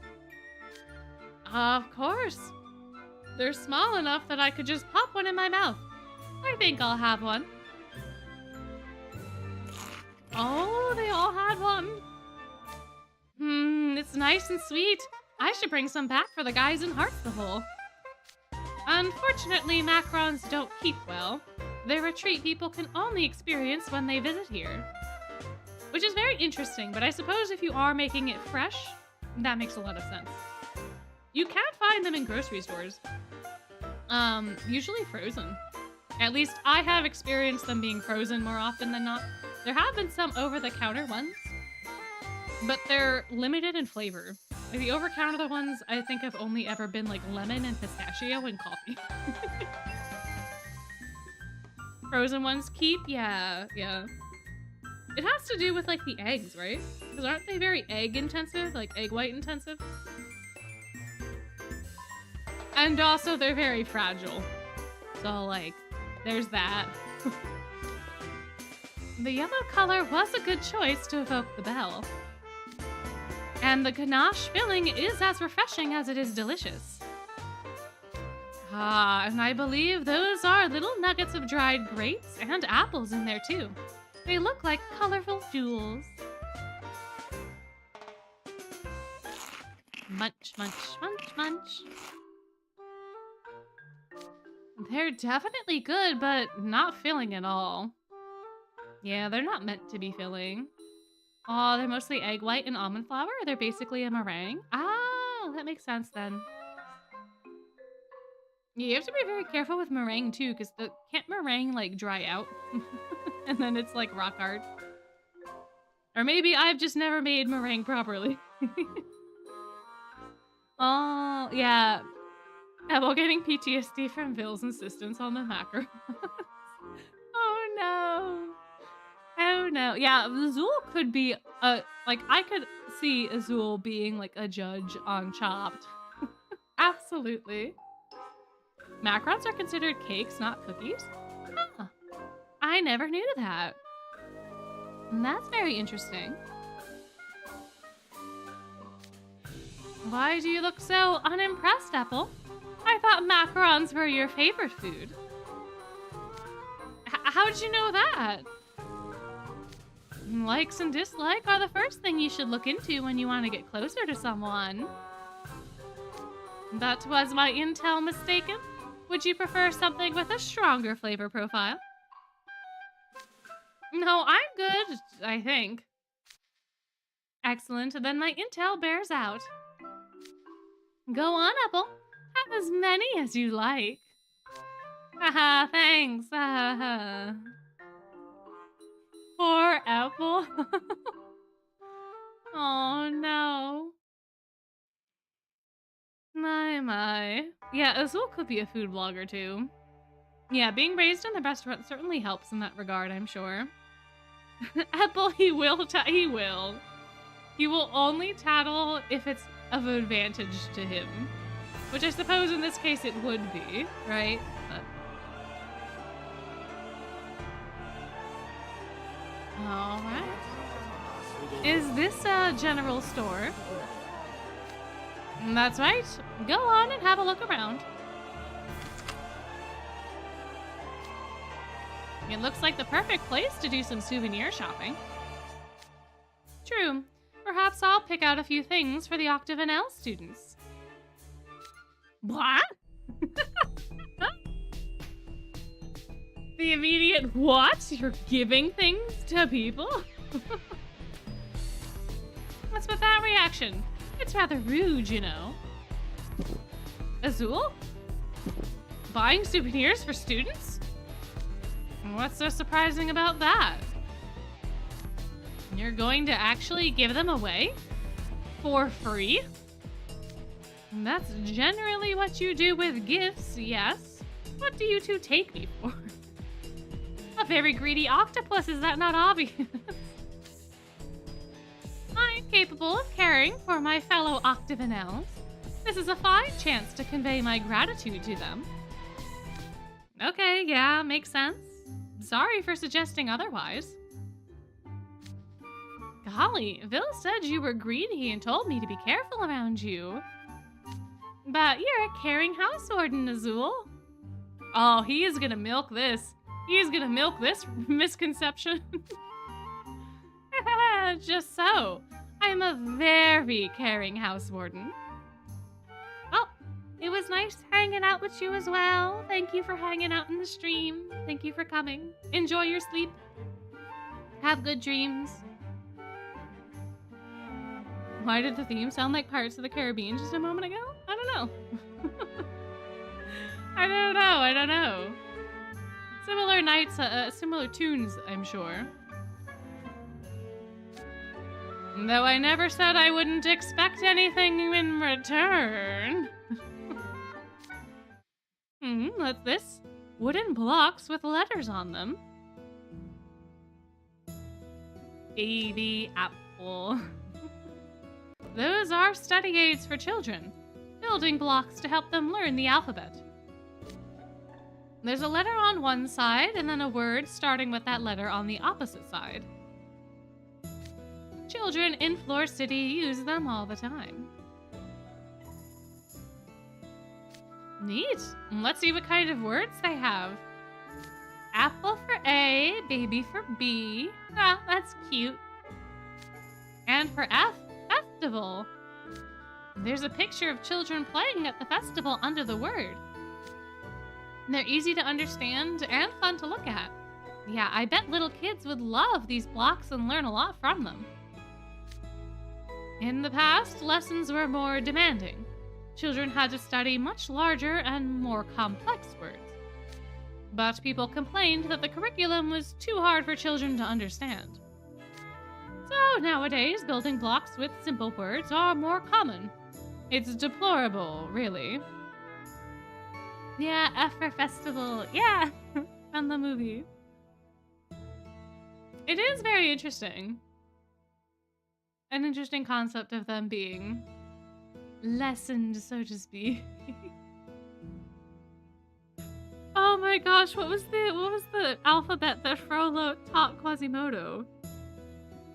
It was like all sorts of like very demeaning words, right? Like damnation and stuff like that. I think festival and baby are much better. At least in that regard. But yeah, school standards have been very interesting. A for abomination. Yeah, they were like very mean.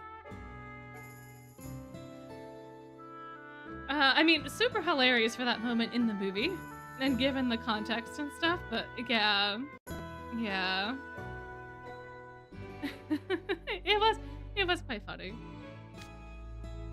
So these are building blocks? We don't have them in the Coral Sea. What fascinating toys. Wait, you don't use building blocks under the sea? Oh, lore.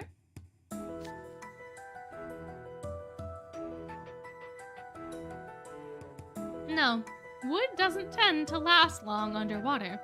They're not common. We do have study aids made from shells, though. Do all land children play with building blocks? Nah, I don't remember playing with any.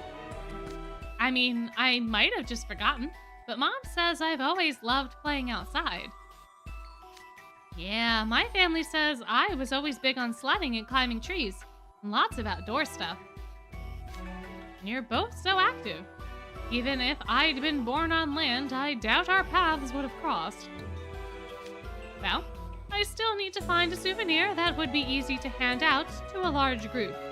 I'll look around a bit longer. Certainly. I'll take my leave then. I should go check on the others. Thank you for so kindly showing us around. I'm sure we'll see more of each other later. My. You would think that mermaids would make building blocks out of rocks? I mean, they could have. True, and the shells. It is very funny to me. Like, shells seem like the most reliable resource, right, for under the sea. But in the Stitch event, Floyd mentions, like, wow. As, like there's something when they're getting the plates and stuff for food, and Floyd mentions how disconcerting it is to be eating off the corpses of clams and other sea critters. And he totally means it, I think, in a very joking way. But it is very funny to see the two dynamics. Being like, shells are being great children's toys, but they're also the corpse of sea critters. Which I guess you could say for a lot of other stuff. Like, paper's just like the corpse of a tree, right? Wood pulp and all that. B, blasphemous. C, contrition. D, damnation. E, eternal damnation. And F for forgiveness. Wow, I am impressed that you remembered all of that. Well, we've eaten our fill and procured souvenirs. Let's stroll over the festival grounds, shall we? Okay. Yeah, people used to make utensils out of bones. People would make all sorts of stuff out of every part of, like, animal corpses and stuff like that. Yeah. Oh man, that's a lot of stalls. I see. Fruits, vegetables, bread, fish, processed meats, cheeses. They even have antique shops as well. I suppose there are no restrictions on what shops can sell here. One could do brisk business if they planned well and avoided competition. Oh, how would they feel? You do bring up a good question.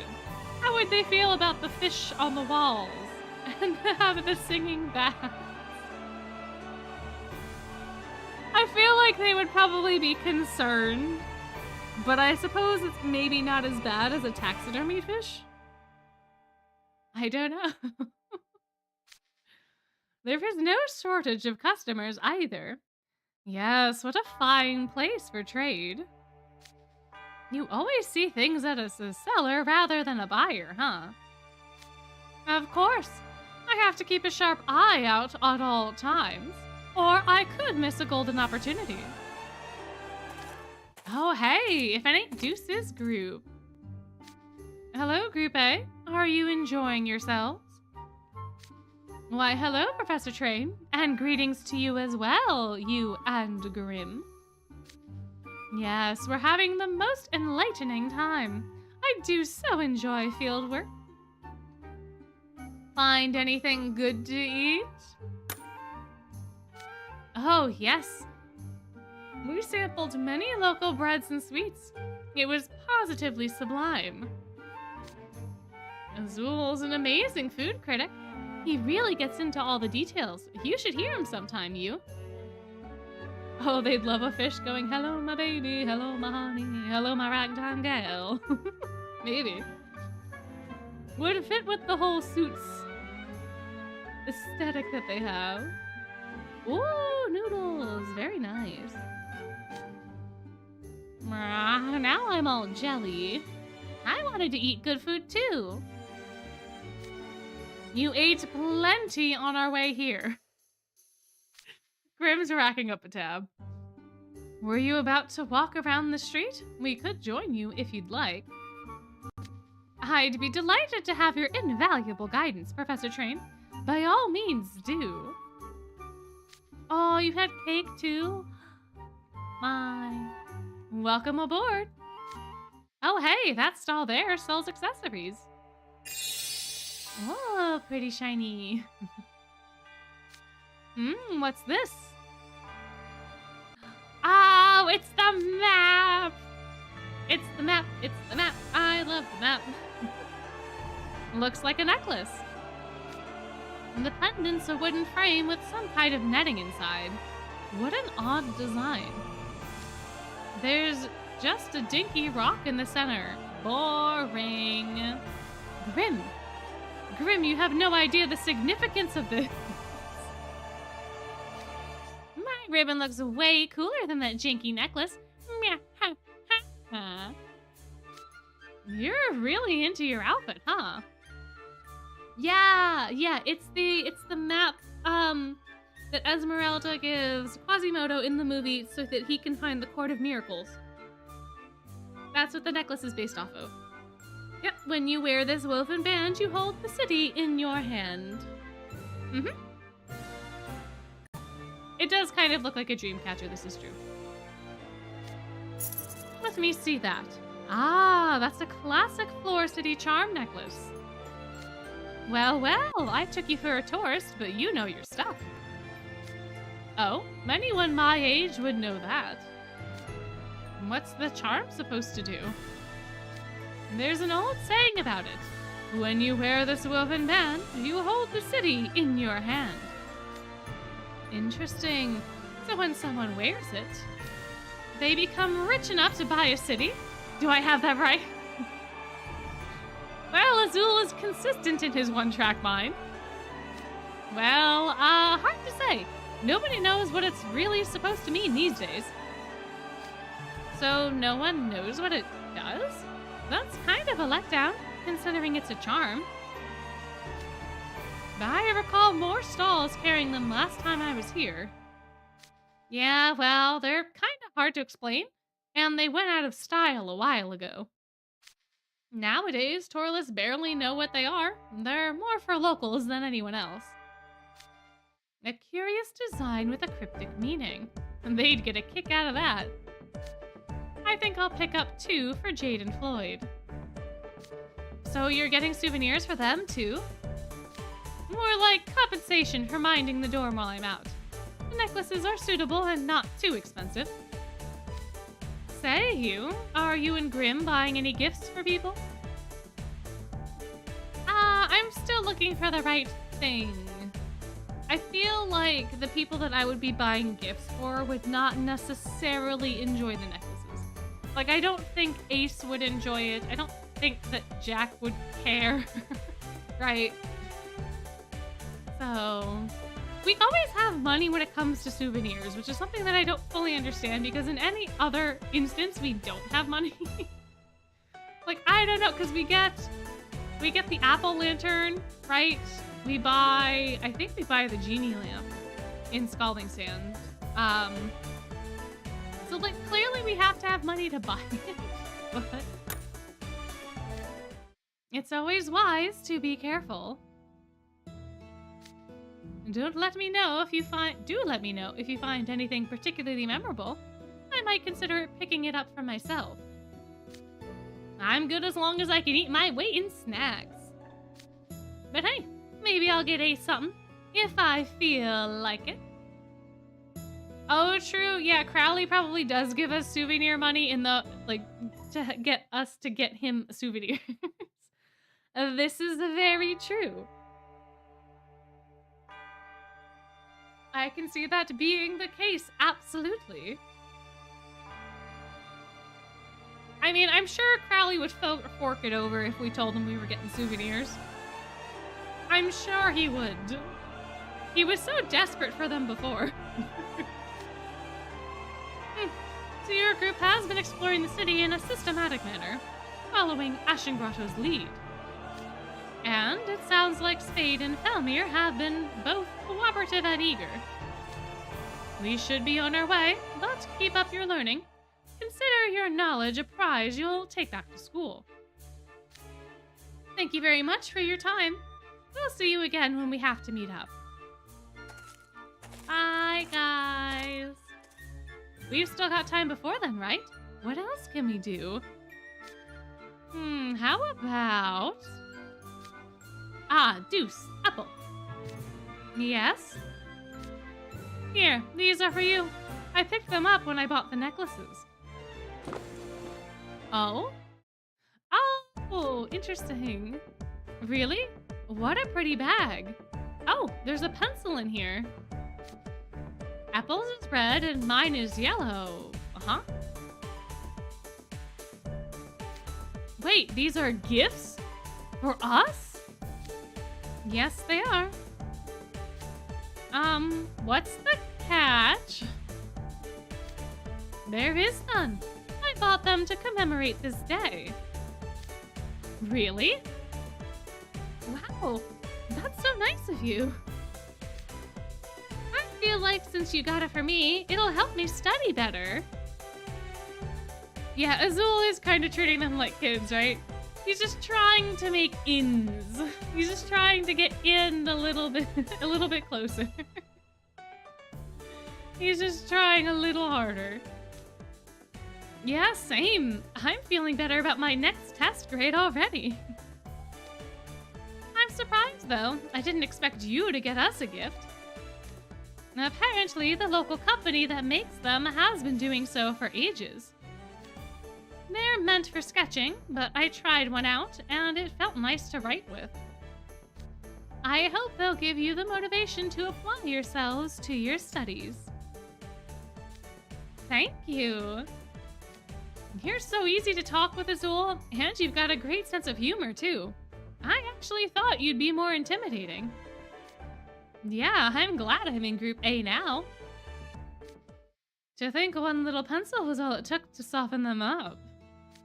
My plan was to befriend some trusting freshmen so the next few years at school would be easier. But these two are alarmingly credulous. I can only imagine how rough Vil and Riddle have it. You two make me fearful for Night Raven College's future. Huh? Why is that? I'd like you both to ponder that very question. Now, let's move on, shall we? There's more to see and only so much time. Lead the way! Yes, those poor, unfortunate souls. They don't even know what's coming for them. Alright, which group do we have next? Field work is just a fancy term for unstructured wandering time. Absolutely terrible for loners. Yeah, literally one pencil was all it took for them to start liking Azul. I suppose it wasn't just the pencil. It was also the food and some of the experiences leading up to the pencil. But I think them seeing that he's getting stuff for his schoolmates, and he's buying stuff for Jade and Floyd, and he even bought stuff for them. I don't think that they're connecting any of the dots of what Azul is actually doing. So they're like, "Aww, he's doing so many good things. He must also be good." That's not fully the case. Still, it's better than when teachers go, "Okay, time to make your own groups," but not by much. Anyway, the Team Star members are... Oh my... We! Coming in with the energy. Greetings, Uroidesa Chamber. Team Star consists of yourself, Silver, Ruggy, and Moa. Oh, such a bright smile. That sheer extrovert aura is no joke. Look at the sparkle. Oh, Rook is positively glowing. If only Azul were here to create balance to get words. If only Azul were here to balance it out with some shadiness. Oh, you think it's too bright out? I guess the brim of your hat isn't all that wide. That won't do at all. Would you like to borrow my hat? Is Rook... What? I feel like Rook's hat would be less effective, no? At blocking out the sun? I don't know.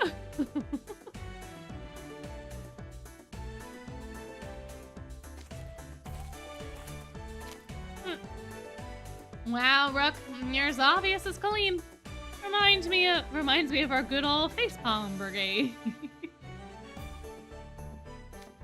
Oh, hey, Ruggy's got some shade going on underneath his athletic exterior. But is it just me, or are we all talking on different wavelengths? What are we, an adventuring party from some isekai transmigration light novel? I can't make head or tails of what you said either, you know. I've got a feeling this group's a train wreck in progress. Well, what would everyone like to see in the city? I want to check out some local handcrafts and specialty goods. After all, we're having a free meal tonight. Are you looking for souvenirs? I was hoping to buy one for Lilia myself. Perusing popular products could provide an insight into Fleur City itself. I like that idea. Oh, good night. Enjoy sleep. Thank you so much for coming and hanging out. It was fantastic. Yeah. Gideon, I feel like, is the most self-aware in the fourth wall realm. Because he tends to call out the types of things that are just happening in the game. Or what they are.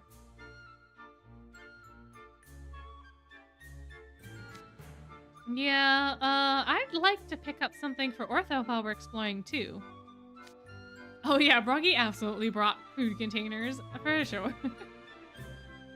I want to get the main quest out of the way fast. That way our job here will basically be done. Our job is attending the social. The social's already begun for me. Sounds like we've got a consensus, so let's get questing. Time to hit the road. Dun dun dun dun dun dun.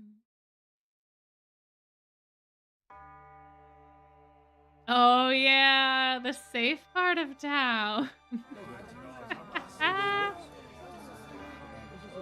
So shiny, so fun.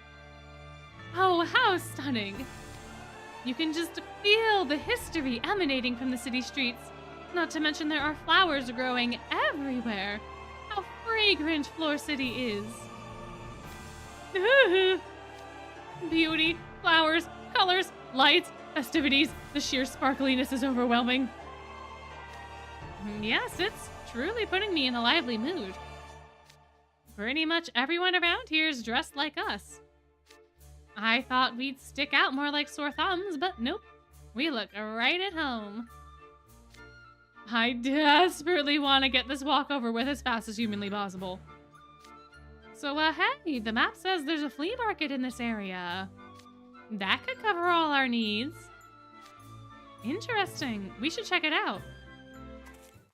Yeah, Edea is just panicking. Edea is not having a good time.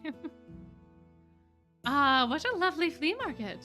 The splendor of the colorful tents makes my heart go pitter-patter. Aw, yeah. Wonder what kind of finds I can dig up. Oh, hey. Someone dropped their hat. Whoa. It's filled with coins?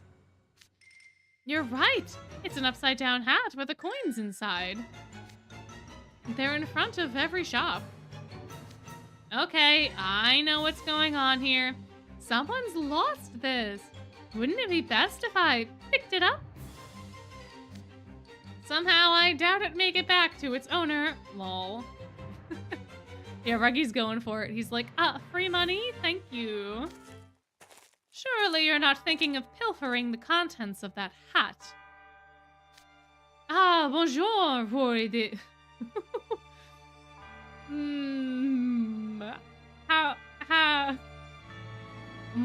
Moquar? Moquar. My friend with the ornate handkerchief. Were you by chance addressing me with that Roy title?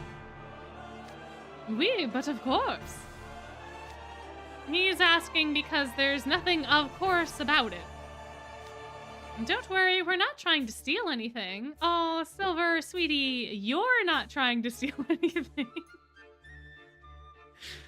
Ruggy, on the other hand, is trying to swipe.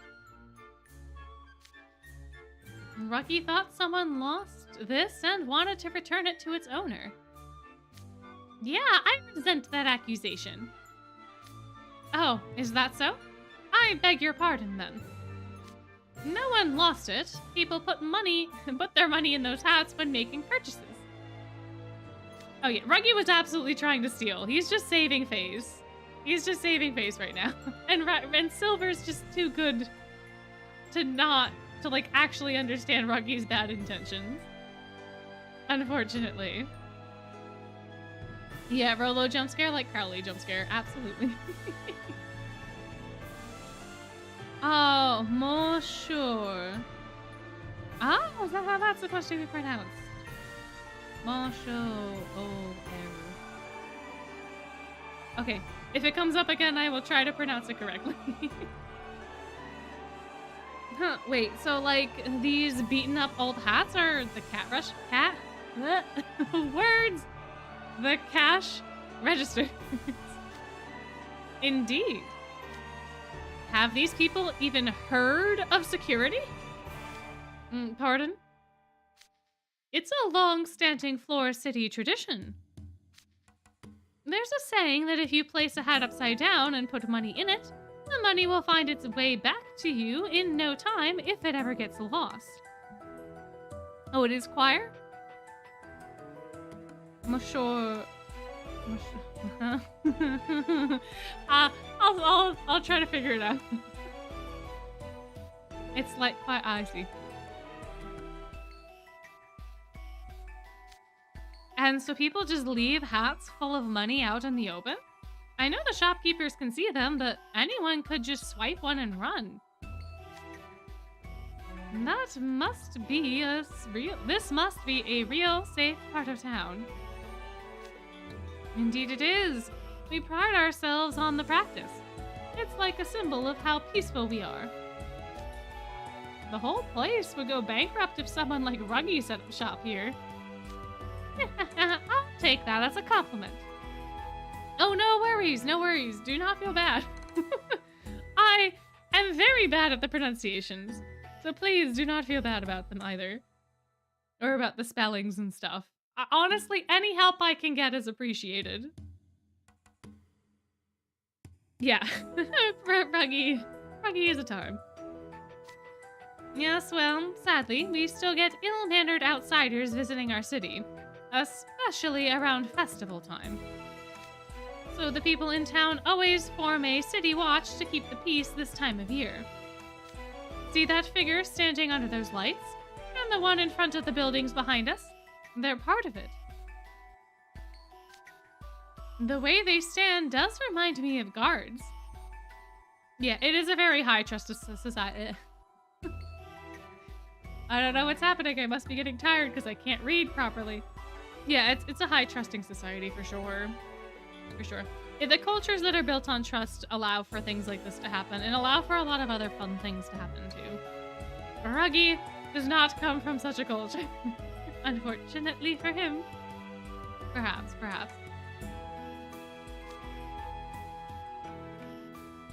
Yikes. Good thing you told me all this now.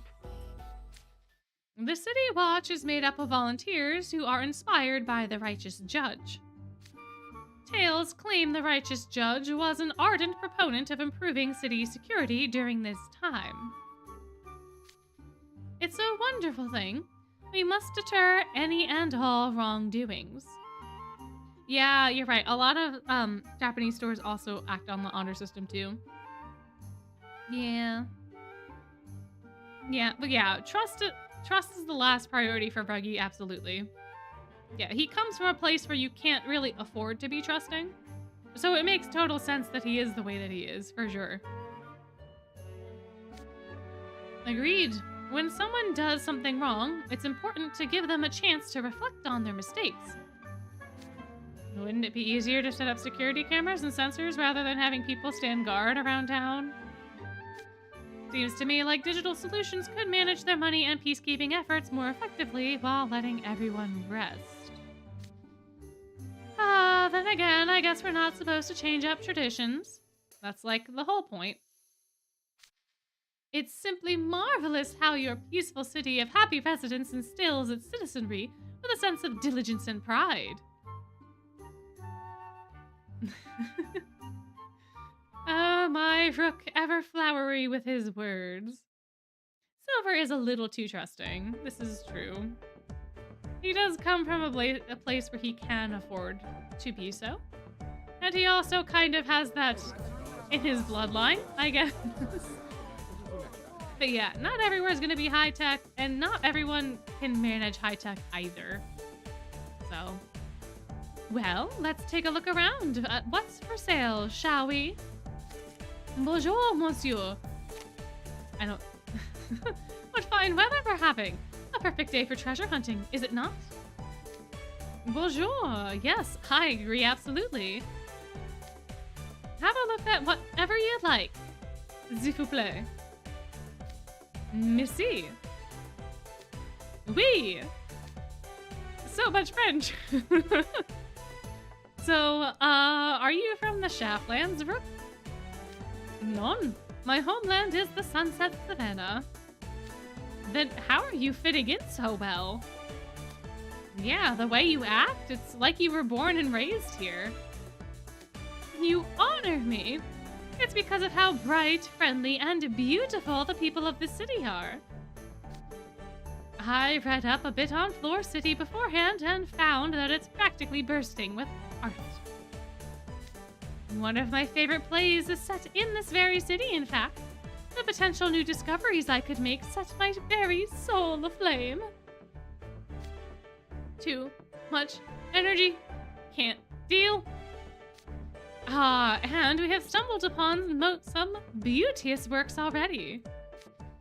Look at the tiny wooden figures on sale here. Are they not delightful? Neat. Those are some real old-fashioned toys. I see a lot of similar figures at the other stalls as well.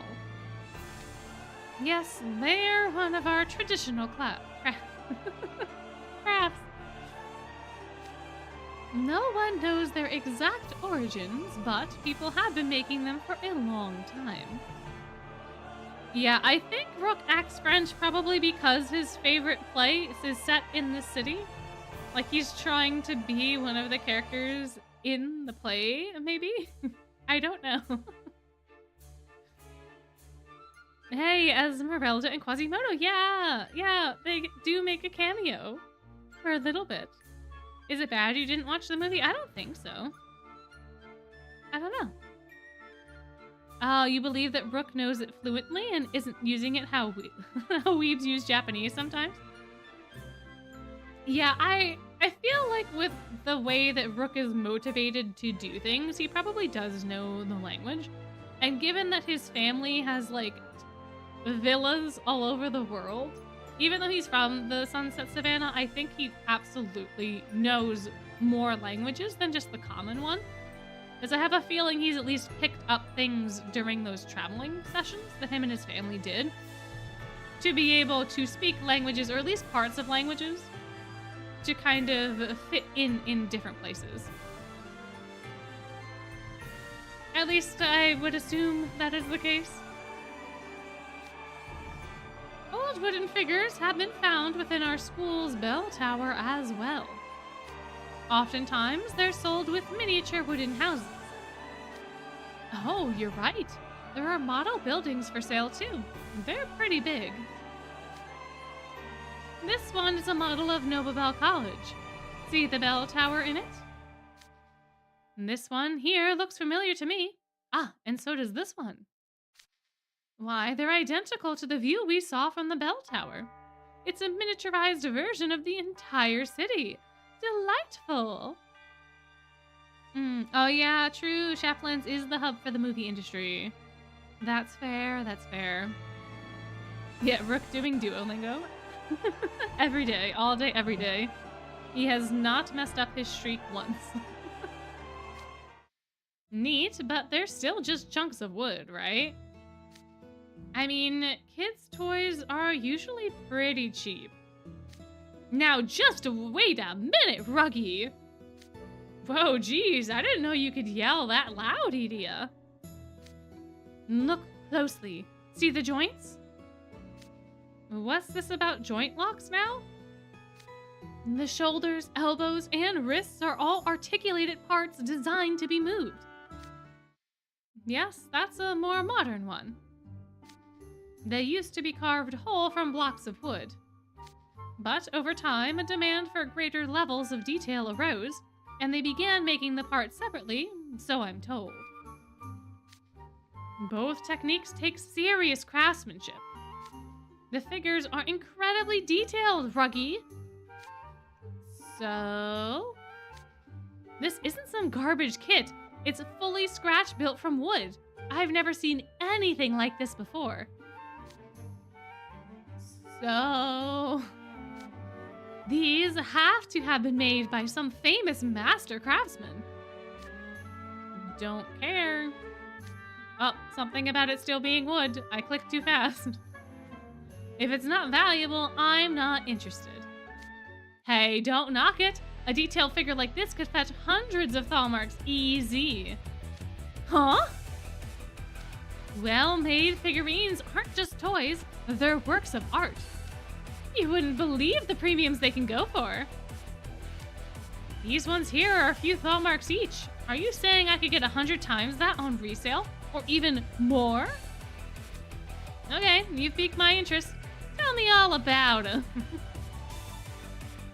Yeah, Ruggy is like, can I eat it? And can I sell it?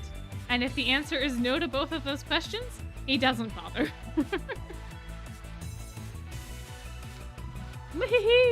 I'll get some for Ortho, too. Oh, good. I'm glad Edie is enjoying himself. He's been so quiet, I was worried he might be feeling under the weather. Thank you, Rolo. Well, that wasn't the point of what I was trying to make, but, still. Oh, we'll find out later. But yeah, it's funny how similar Azul and Ruggy are, but they don't like each other either. And Silver's just a sweetie. He's always a sweetie. He's so cute. What's that sparkly thing at the next stall? It's a glass mobile. Very pretty. And they're popular here. People like to hang them in windows. That said, we don't normally buy ready-made ones. Yeah, Lilia did a really, really good job. Although I think Silver could stand to be a little less naive.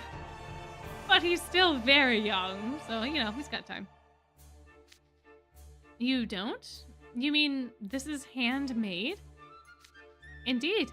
Each household makes their own from scrap materials they collect. This stall selling handmade goods for tourists, no doubt. The ones people craft at home are made from used bottles, broken dishware, extra decorations, and so on. They're so beautiful, it's hard to believe they're made from what is essentially junk. I find there's a certain modesty in their bright shine. A fine decoration, wouldn't you agree? Such beauty! The sunshine takes on different hues when shining through the glass. The red of passionate lips, the yellow of a freshly bitten nectarine, the green of early summer trees, the blue of the soleil. Ah, it's a kaleidoscope stained glass that shifts when viewed from different angles. I should get one for Vil. You see the world through the eyes of a poet. Ah, now that was some good shopping. What's this you're looking at, bro? Rolo told us it's glass. Isn't it pretty? Aw, man. I was hoping for gems, not glass. Never mind. Interest gone. No, the more alike two people are, the more they don't like each other. I feel like that's only partially true. I do think, like, there is a... What's the saying? The parts of people that you don't like are generally parts of yourself that you don't like, right? Like, the things that you critique in other people are usually things that you are unhappy with within yourself. But I can also see, like, if you're too similar, it could get a little annoying. True. Oh yeah, Cat would go crazy. Trying to catch the light and stuff, it'd be so cute. But yeah, a glass mobile would be so fun. Like the stained glass kind of hodgepodge thing. It's very beautiful in its own way. Ruggy, on the other hand, is a momonist through and through. It's rather relaxing to listen to the glass pieces clinking together. Sounds like you've taken a shine to it, Silver. Perhaps you could pick one up as a souvenir.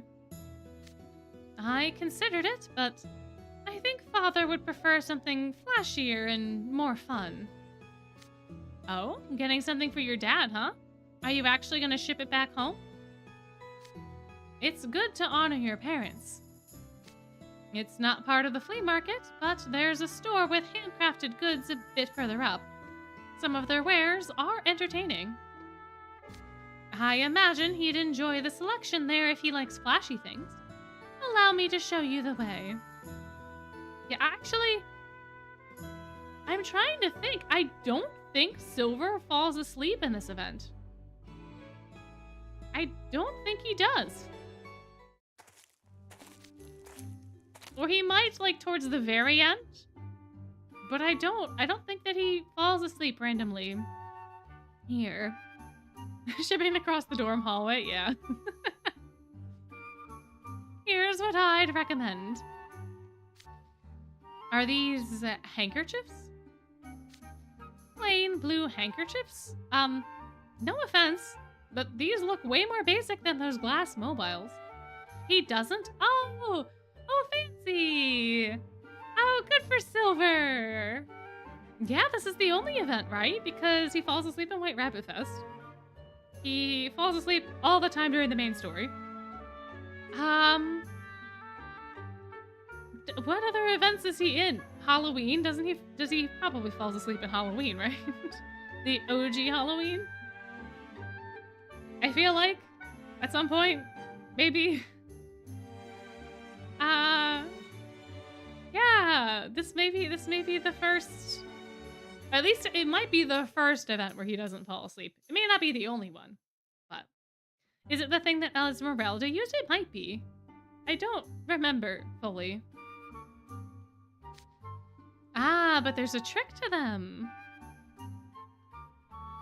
Did he fall asleep in the Halloween ghost event? I feel like he did. I don't know. Oh, he passed out at the end of the fairy gala, but he made it through the actual event. Ah, fair. Shopkeep, I'd like to buy one of these. Sold. Here you go, sir. Now, observe. Ah, when she disappeared with a puff of red smoke. Yeah, I think you're right. I think this is what she used. I think these are the handkerchiefs for that. Given at least what they do. Woo. Oh. Yeah, I think you're right, because Rolo just did like a whole red smoke thing. Get down! Whoa. That... Silver. I thought that sharp noise was some kind of attack. Looks like it's just red smoke and confetti. Oh, interesting. If his family's in danger, he stays awake. For spectral soiree, glorious mass, etc. Ah, that's very interesting. So when he has a very strong enough drive, Silver is not a sleepy boy. Interesting. Get down, Mr. President. Yep, exactly. Oh la la, that startled me. Silver just tackled and covered us in one swoop. What kind of guy just busts out an Adonis move like that so instinctively? What was that? Thank you for giving the exact reaction I was expecting. In fact, it was even better. This is a type of firework. When you blow strongly into the handkerchief, it sets off a noisemaker and some smoke. My, how curious. I didn't feel any heat from it, yet it still generated noise and smoke. Does it use magic rather than gunpowder? I gotta admit, hiding a trick like that in a plain old handkerchief is pretty rad. What would you even use it for, though? Oh, children use these to play pranks on one another. I'm told some also use them as a distraction so they can run from the grown-ups who are scolding them. Fair. Fair. I'm pretty well made for a basic prank. I love this kind of stuff. It's flashy, loud, and fun. Sounds like it ticks all the boxes for you, Silver. I don't know, man. It's a kid's toy. Would it really be good for a dad? You're right, Idia. This would make a fine gift. Yes, Ruggy. You do not understand who Dad is, but if you did, I think you would not be questioning. It would? Father loves surprising people. I'm sure he'd enjoy a unique handkerchief like this one. Huh, your dad sounds like one playful dude. He is. A bundle of fun and cheer all around. Shopkeep, I'd like to purchase this. I'm glad you like it. I'm always happy to help someone do something nice for their parents. I should go check up on the others. Oh no! No, Tori, no! Oh, don't drag Ruggy through the mud like that, no! No! Oh, rip Ruggy. His dad went out for milk and never came home. Rest in pieces.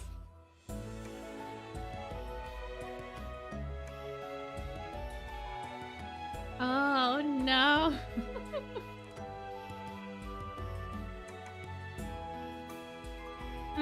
Oh, you're curious as to why Silver wants to keep Lilia being his dad a secret? I think Lilia had asked him to, because Silver had asked when he enrolled, like, should I call you dad? Should I not?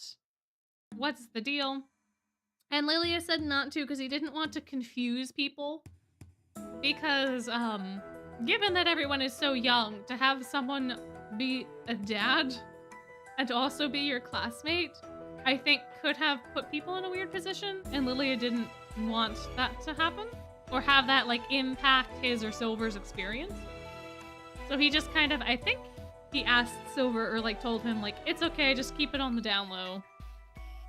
So I think that's why he doesn't mention it.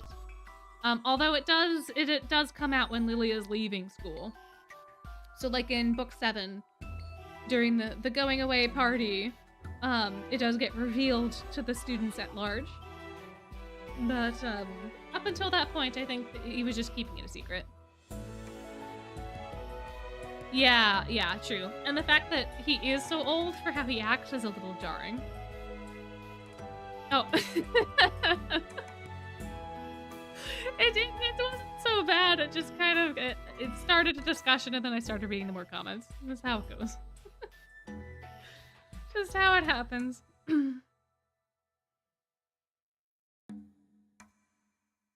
Anyway, merci, Rolo. Our walk with you has been most entertaining.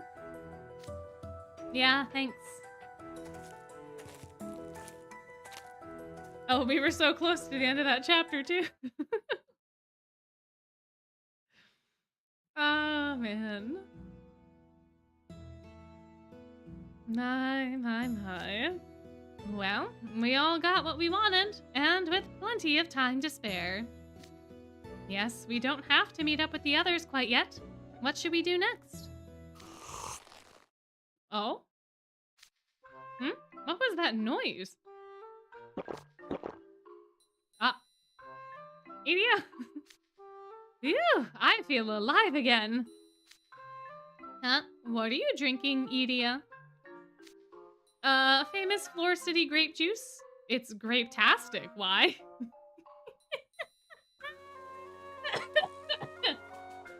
Grape-tastic, huh? Grape-tastic. Mm-hmm. When did you even buy that? Who ditches their group just to get a drink for themselves? You're a junior. You're supposed to be more mature. Dude, you don't have to go full aggro on me. Unlike you guys, my stamina is non-existent. My fatigue meter is beyond maxed out right now. I was replenishing my sugar and water before I keeled over. Wouldn't want you guys to just leave me collapsed on the street. That looks good. I was just getting thirsty myself. Yeah, you're right. Grape-tastic does sound like it's from a 90s app. Yeah, it's the quenchiest. Yes! Ah, the cactus juice. Yes. Oh my gosh. Likewise, perhaps we can all get drinks, is I think what Rook said, and then I clicked too fast. Count me in. Who could this be? Who could possibly want to be counted into the food? I wonder, I wonder, I wonder. I hear someone behind us. Oh, hey there, Grim, and you, and Professor Train. I'll admit, I was a bit concerned when I saw the roster for Team Star. But I can see you're all out and about doing field work as a proper group. Oh, true. Idia does seem fairly comfortable. I mean, he is freaking out in a lot of ways, but he also hasn't used his tablet once, which I think is shocking. He may not have been allowed to take it, I don't know, but he still would have brought it anyway.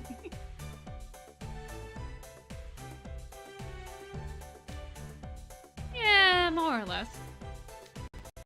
Just barely. We were about to go buy some grape juice.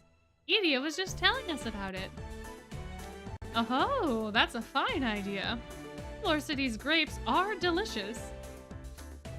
You should try some as well. I say we join them. Yay! Grapes! He has anxiety going in, but then once he gets more comfortable, it's fine. Yeah, that's how I feel. He definitely gets progressively more and more comfortable. For sure, as the event goes on. Alrighty. Well, here's where I got my grape juice. Let's see. Grapes for sale. Available for eating by the bunch. We can also juice them for you. The choice is yours. Whether enjoyed whole or as a drink, you'll see why they're the jewels of our city. You'd even break the 5-second rule for them. And that's what the signboard says. Yeah, I love that Train is here too. I love that we're getting to see more of him. Like, just more of the staff in general. It's very fun. I hope that we have other events that will expound upon the staff a bit more in the future. And I note they do in fact sell baskets of fresh grapes. I suppose people just stroll around eating them. How unusual. Sounds like they choke on the seeds that way. That's why I always make sure to chew them real good. What a tough choice. Fresh grapes or grape juice? What are you gonna get, you? Oh, I'm definitely going for juice. I don't like the texture of grape skin. I'm totally fine with everything else, but the skin of the grapes, I'm not a fan of. But if it's juiced, then there's no skin. Yeah, good choice. Your hands don't get all messy with juice. And it's easier and an easier way to get all the nutrients. Plus, they juice the whole grape, skin and all. Yeah, see, if the skin gets juiced down, it's not a problem. It's almost like sour though when you eat it, I guess. I don't know, it's got like a tang to it that I just don't appreciate compared to the rest of the grape. And then like the texture's just a little weird. But I don't hate grapes. I do like them. The vendor was real pushy about it, actually. They were like, the skin's where the good stuff is. You gotta have the juice. And that's a good point. And if you could use all the nutrients you can get. And you could use all the nutrients you could get. I wasn't expecting Silver to take a dig tonight. Oh my.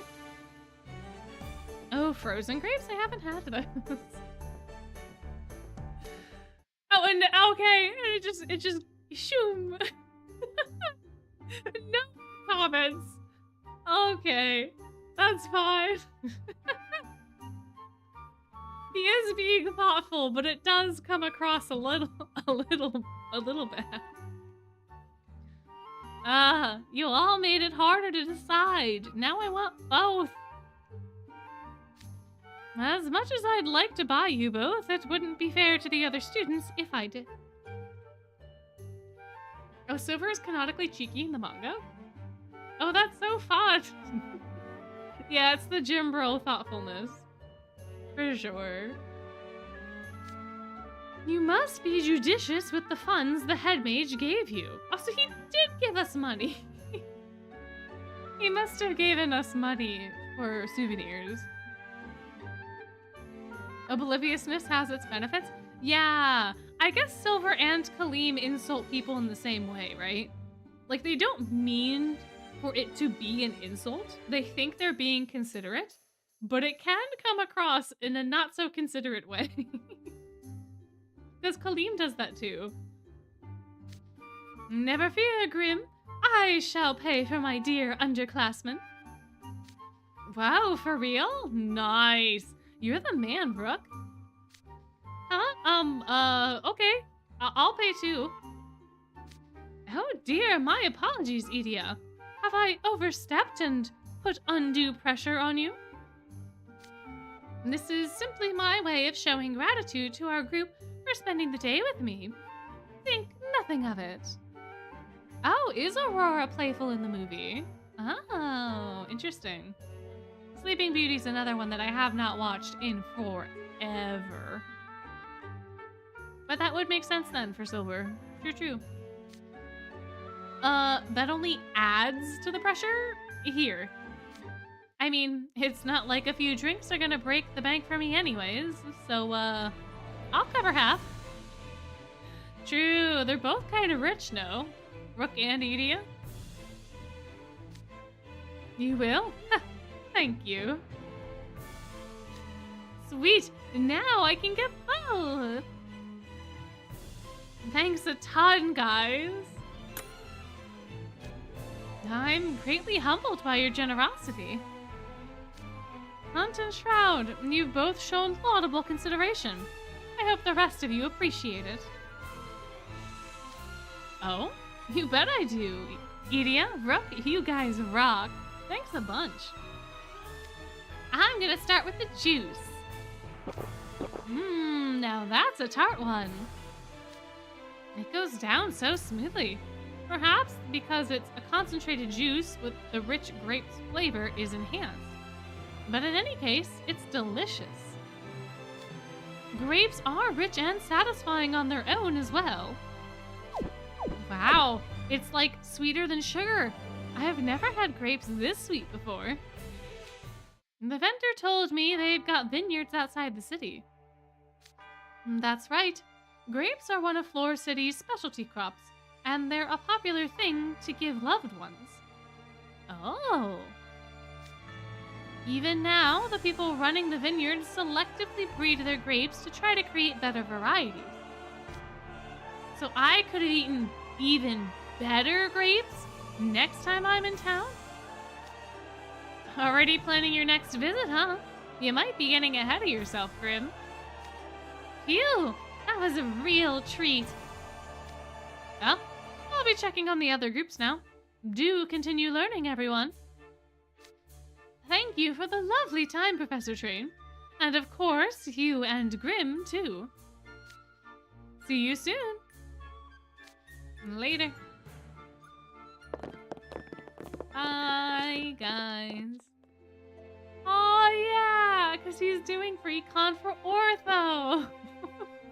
Next time, huh? Aww. I gotta make sure Ortho can try some of these grapes then. Oh, that's so sweet. And for that, right now... Okay, what do we check out next? I'm down for more food if you guys are paying. I'd like to thank you as well, actually. Please, let me know what you want and I'll help you find it. Truly? Then would you assist me in finding souvenirs for everyone? Right now, I just have to make it through these next few extrovert-filled days. Aww.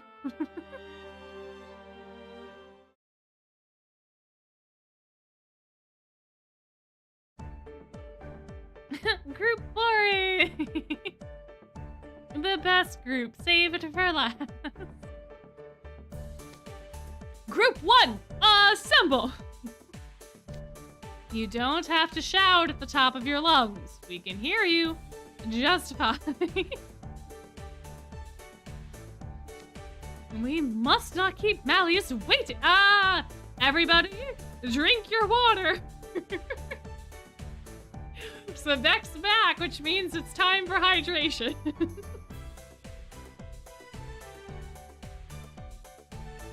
Oh my gosh.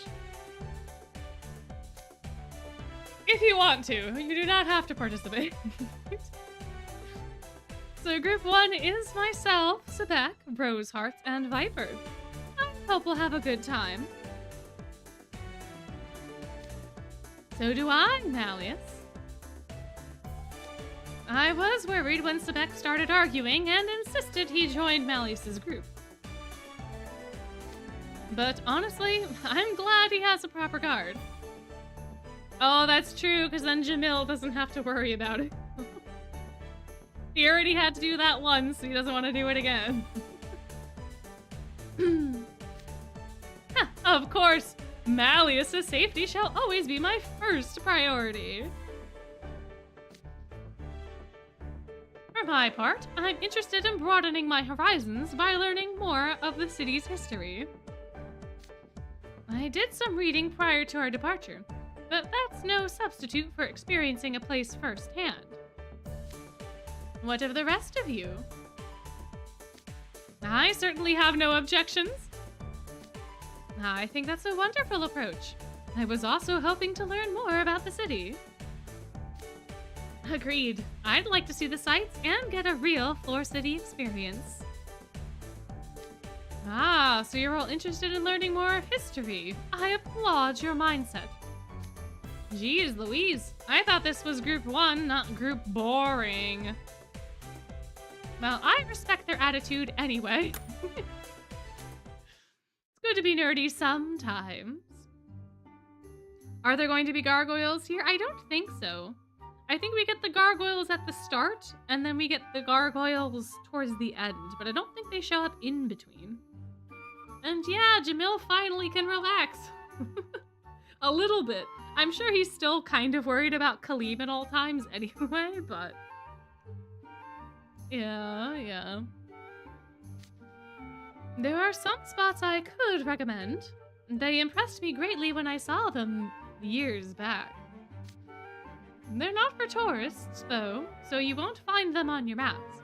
Would you like me to show you around? You don't mind? I'd be happy to have you, Professor. Then I believe we have a place to start. Shall we get going? It's time for the train tour! Yay!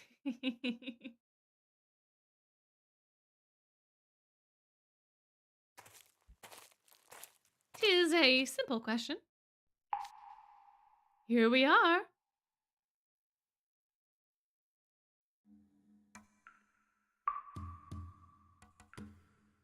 Dun, dun, dun, dun. The waterway is honestly very pretty too. I believe we're under one of the bridges that connects the city to Noblebell College. I didn't even notice at first that there was a pathway when we were on the bridge. This is the entrance to an underground waterway. As Fleur mentioned, the Bell of Solace is the heart of Fleur City. But it wouldn't be an exaggeration to say that the waterways are its nervous system. They developed alongside the city itself. Ah, so these are the waterways that run throughout the city. They're all made of stone, just as I read. They look rather old. Oh yes, it's a complex so vast, not even the locals know its entirety. I've read about them as well. They were built so the whole city could use the water from the Soleil. So I think I've pronounced this name like 17 different times by now. Yes, though that's not their only function. Here's a question for the class. What other historic purpose did these waterways serve? What do we think, guys? What do we think? What historic purpose did these waterways serve? I can answer that. Shh, don't spoil the fun now. Not everyone did research beforehand, remember? Yeah, Riddle's outfit is top tier. His outfit is one of my favorite of the SR cards. Or like of the non-SSR cards. Sewage? That's a good guess. That's a good guess. A fine point. Sebek, what do you think the answer is? Fool? Huh? You're asking me?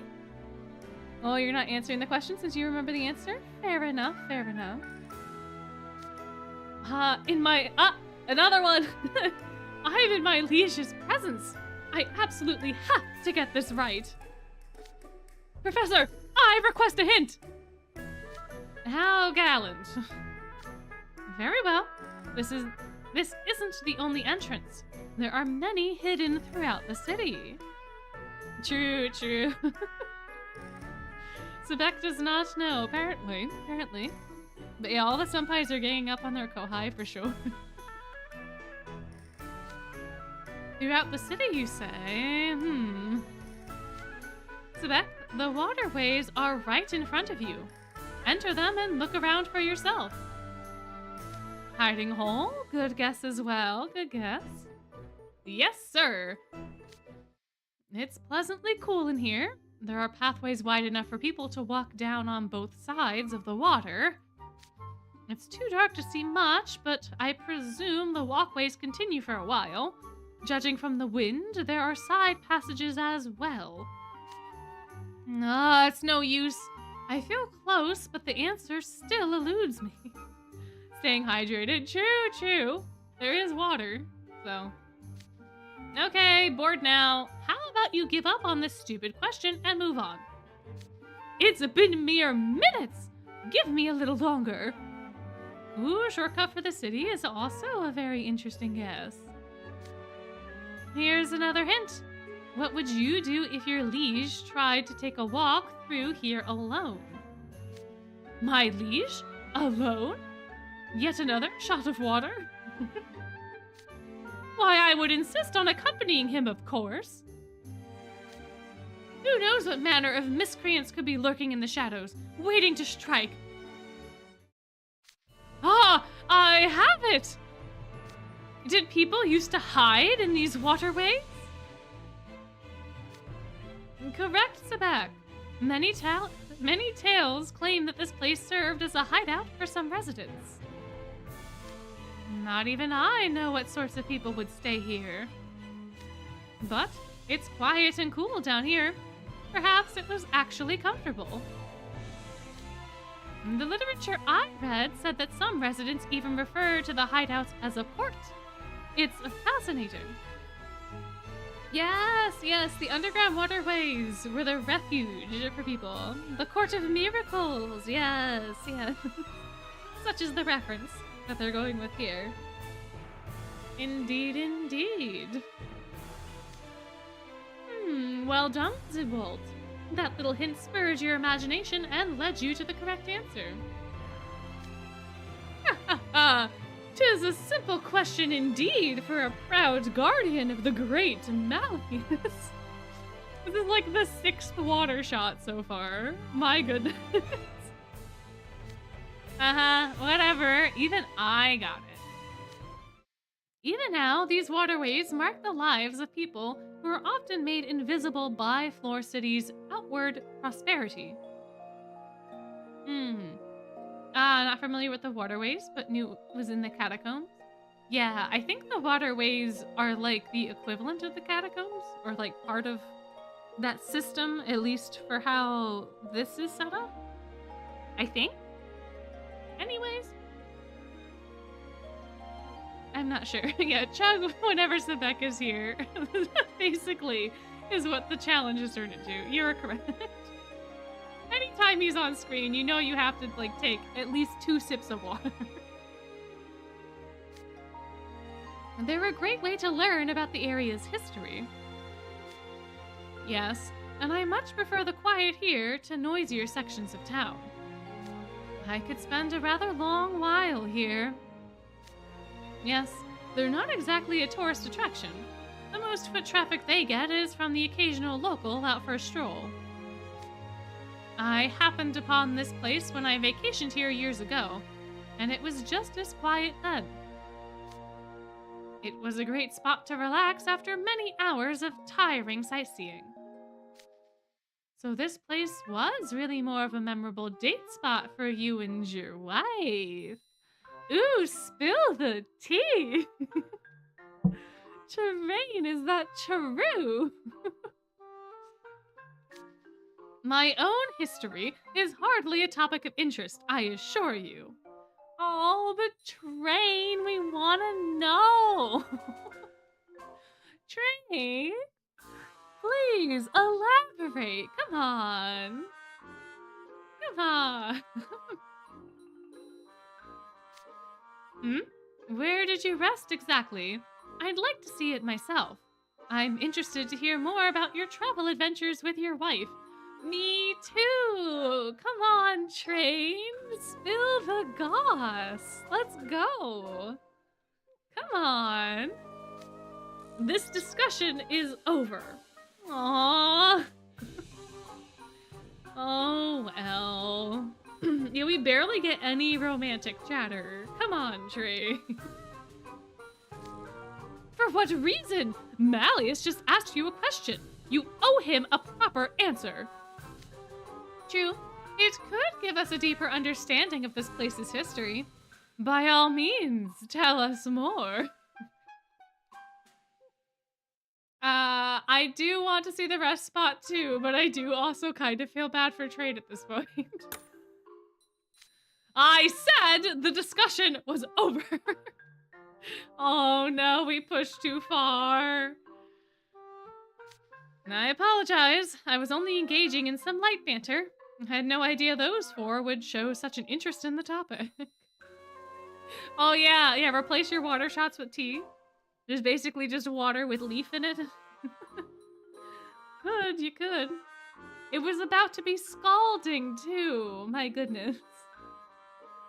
Ah, Train. I really didn't expect that of you.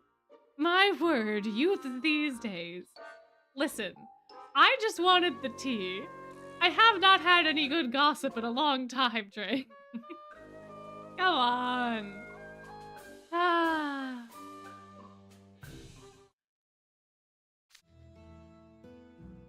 At any rate, let's go back up top. Apologies for making you listen to an old man reminiscing. But you didn't reminisce enough, Trey. An apology is hardly warranted. This was quite a novel experience. You know, I just realized it's been unusually quiet. Is Grim not with us? Oh no.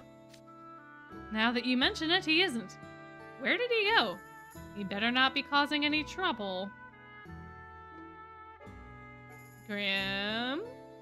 What you doing, buddy? Oh! Oh, I know what you're doing! I know what you're doing, buddy! Look, there he is, on the other side of the bridge. He's standing stock still in front of some building.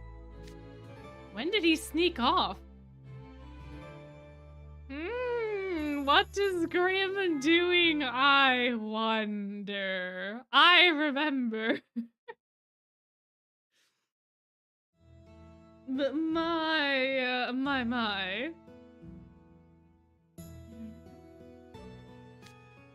Now sit here, Grim. It is unacceptable for you to make trouble for my liege. Stare. Oh, he's locked in. Grim, what are you looking at? Red, white, red, white, red, white, red, white. He's not even blinking. What's he muttering? Red, white, red, white, red, white, red, white, red, white, red, white, red, white, red, white, red, white, red. I can't stop watching this spinny thing. It's making me dizzy. Are you referring to this post right here? I love this so much.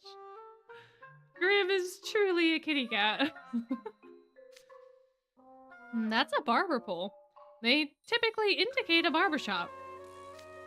I can see staff in white uniforms standing next to old fancy red chairs inside.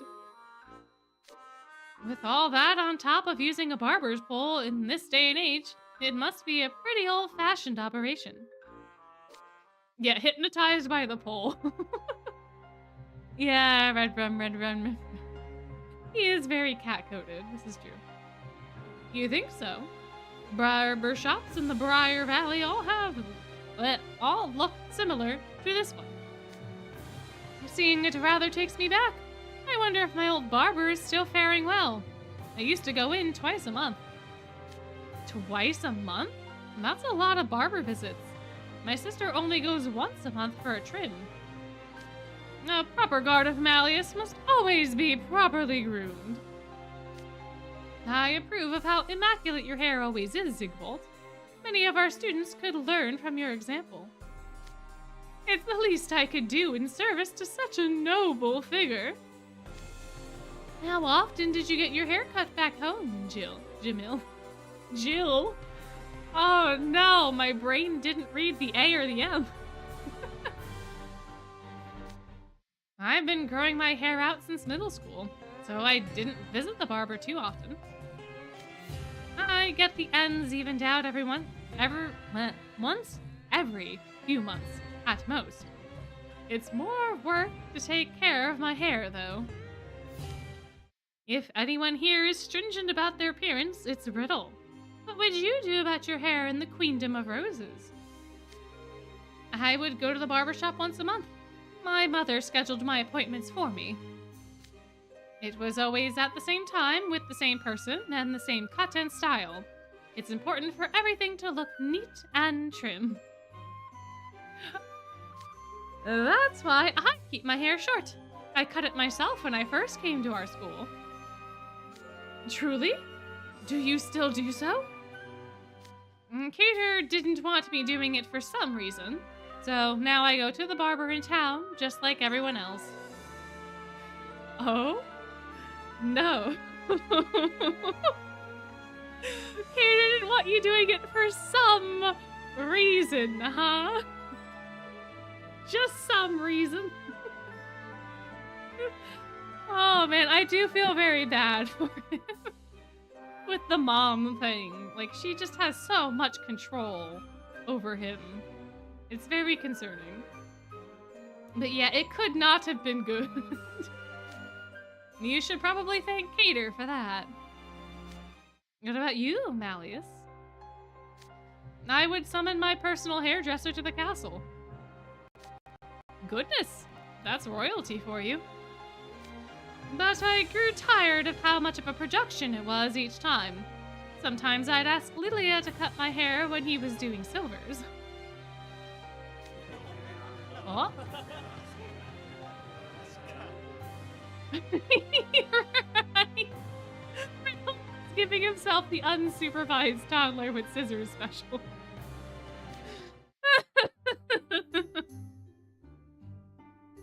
Man, they're really into haircuts. I should totally...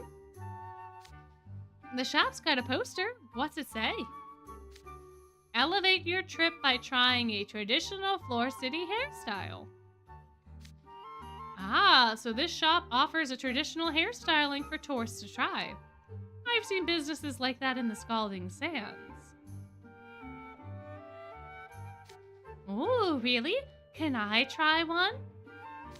It does say anyone is welcome, so it's possible according to the sign, at least. What would constitute a traditional Fleur City hairstyle, though? Weren't tall wigs popular in the Shaftlands years ago? Yes, they were fashionable amongst the aristocracy, along with faux moles on your face. I believe the townspeople admired the styles and all donned similar wigs on festival days. I don't think that fashion was unique to Fleur City. It was popular in many countries. Okay, Grim. I talked to the staff. They told me this hairstyle was especially popular in Fleur City back in the day. Well, what's that? Wood shavings. In the old days, they would shape these to look like hair and affix them to people's heads. Wanna try it? Yeah, right. I ain't dumb. I know nobody would put wood shavings on their heads.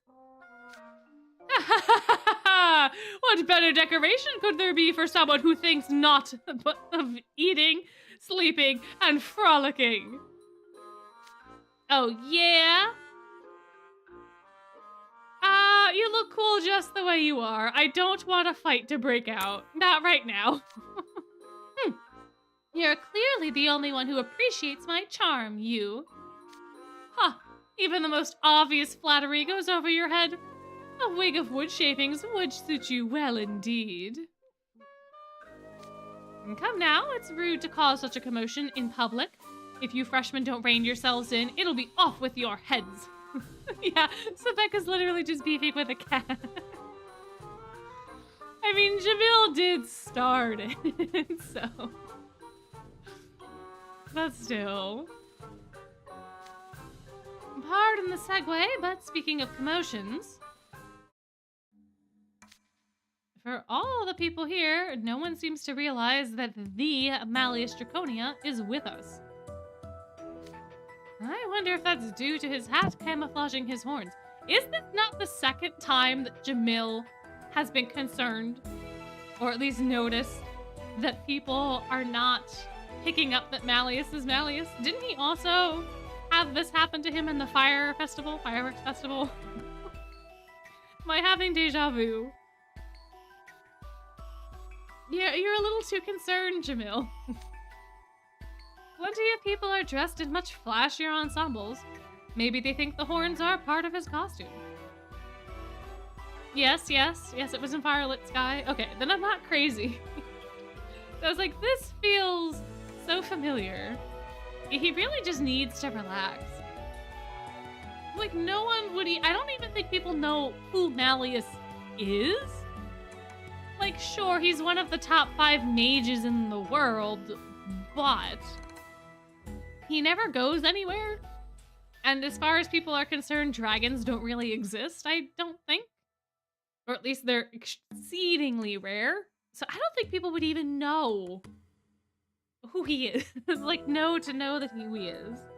Yeah, Najma didn't know him. And she also didn't know why he had horns on his head either. Like, I imagine it's not as big of a deal as it's being made out to be. But it's good they don't recognize him, though. I was worried we might draw too many crowds and then we'd have trouble walking around. Agreed. After all, we can hardly use wood shavings to conceal his horns. think he would let you. Are you just discussing my horns? Although he is absolutely gonna pull your leg. No, never. Grimm's pitching a fit. I think that's our cue to move on. We should check on other groups anyway. What will your group be doing next? I was thinking of walking around and learning a bit more about the local culture. Would that be acceptable to everyone? Absolutely. Yeah. What eager students you all are. I'm truly proud. I'm sure I don't need to worry about any of you, but do be careful exploring. Yes, Professor, thank you for joining us. Our time together was most enjoyable. And you, Grimm, I'll see you both later. Yeah, he did get pretty cheeky, didn't he? I think he definitely enjoys doing that sort of stuff with folks. I just don't think that he has enough opportunities to. Yeah, you're right. He probably is very happy to be part of the group, for sure.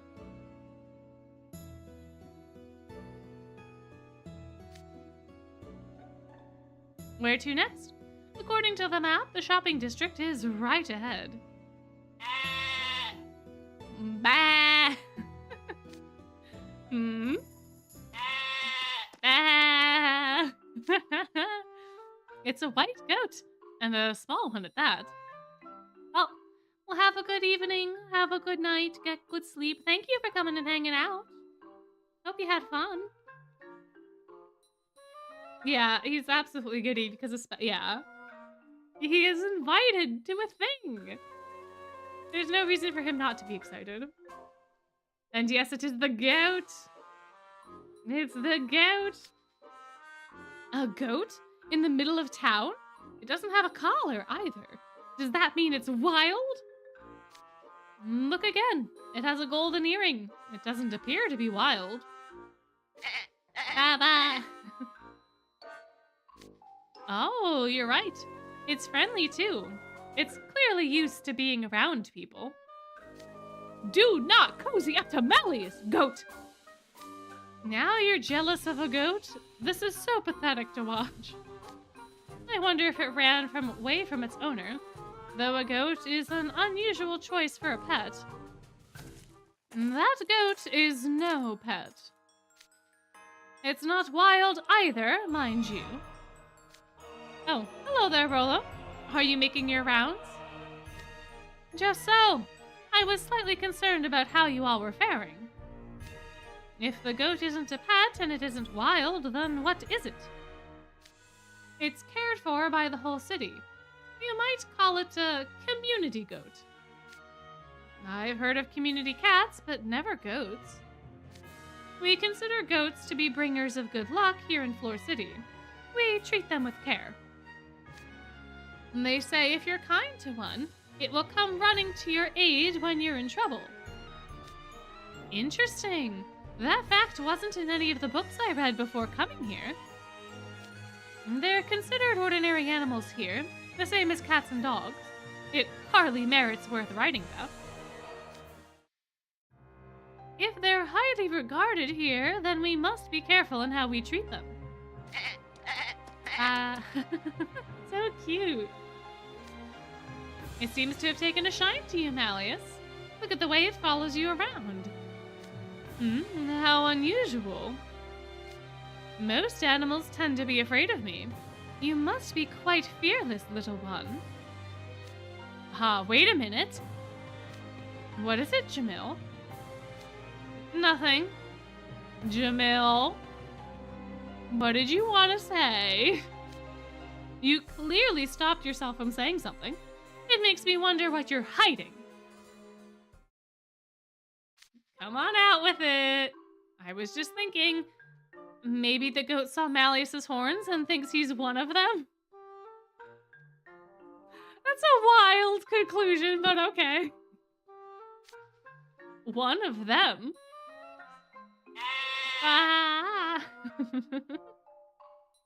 Oh, have a good night or a good day. Thank you for coming and hanging out. Yeah, Malleus is huge and the goat is really tiny, just following him around. Yeah, the goat's like, twins! Twinsy! It is very cute. It is very cute. A wretched goat! How dare you! You presume to treat my liege as one of your brethren? Your piddly horns are nothing compared to his.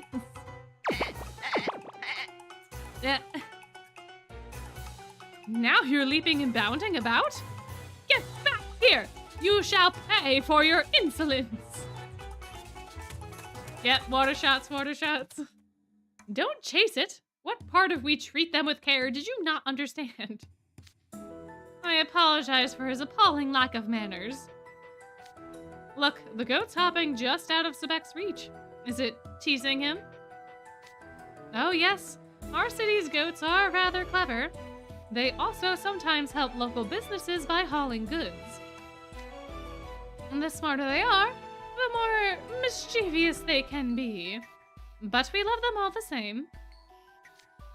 It doesn't fear me at all. What an amusing creature. I like it. What? Wretched goat, you must learn your place. And again, you're not in competition with the goat. Oh, but he is. Do you not understand? Do you not know that he must be with the goat? Ah, Sebek, Sebek. Time certainly flies when you're strolling through the city. I'm curious to see what kind of souvenirs they have here, but we don't have much time before the meetup. Yes, we can't be late for the rendezvous. Tardiness would be entirely unacceptable. You sound very empathetic about that. Or empathetic, sorry. Then perhaps you should head to the rendezvous point soon. You'll find plenty of souvenirs in the festival square. Is there anything else you'd like to see before you go? Sebek, what would you like to do? Huh? Me, sire? Ooh, do we think sire should count? Do you think sire should count for the water game? I don't think Sebek uses it that often, compared to liege and alias. I don't know. Maybe. Yes. Yes, we have one yes. Well, alright, we can count it. It's similar enough, so why not? What's one more shot of water? What's one more? Yes, I'd like to hear your thoughts as the youngest of our group. Why, I wouldn't dream of asking you to indulge any requests of mine. I don't mind. I was discussing this very thing with Rosehearts and Viper while you were chasing the goat. Ah, yes, the goat. You're a freshman. I'm willing to humor a little self-indulgence on your part. Agreed. So go on, don't be shy. I can tell by the look on your face you have something in mind. Not at all. My interests are the same as all of yours. Studying history and... Ah, the hungry stomach strikes again. That was... Ah, now I see. You're hungry. No, I'm really not. It's all right, you know. I'm interested in trying some local foods myself. Yes, it might be nice to experience some of Fleur City's culinary offerings. Are there any good eateries in this area you would recommend? You want my recommendation? All right then, come with me. Sorry about this, human. That's Rolo Flam to you. Hungry boy. Hungry boy. But it is nice. They are treating him. For sure. Yeah, the character interactions are very fun. And I think that they do spread them out pretty equally amongst all of the characters. Like, there's not any one person that really shines above the rest. This place is good for simple local fare. Is it a cafe? I've noticed there's a lot of outdoor seating. It's actually a fromagerie, a store that specializes in cheese. Oh, yes, I can see an array of different cheeses inside. Ah! Oh no! Oh, the fresh cheese on the fresh bread. Oh, you're killing me here. Oh, I read about this. Fleur City is famous for its cheese. Oh, and the pasta. Oh my goodness. Is this a well-known store, Rolo? One of the better-known ones, yes. Our city has a great many fromageries.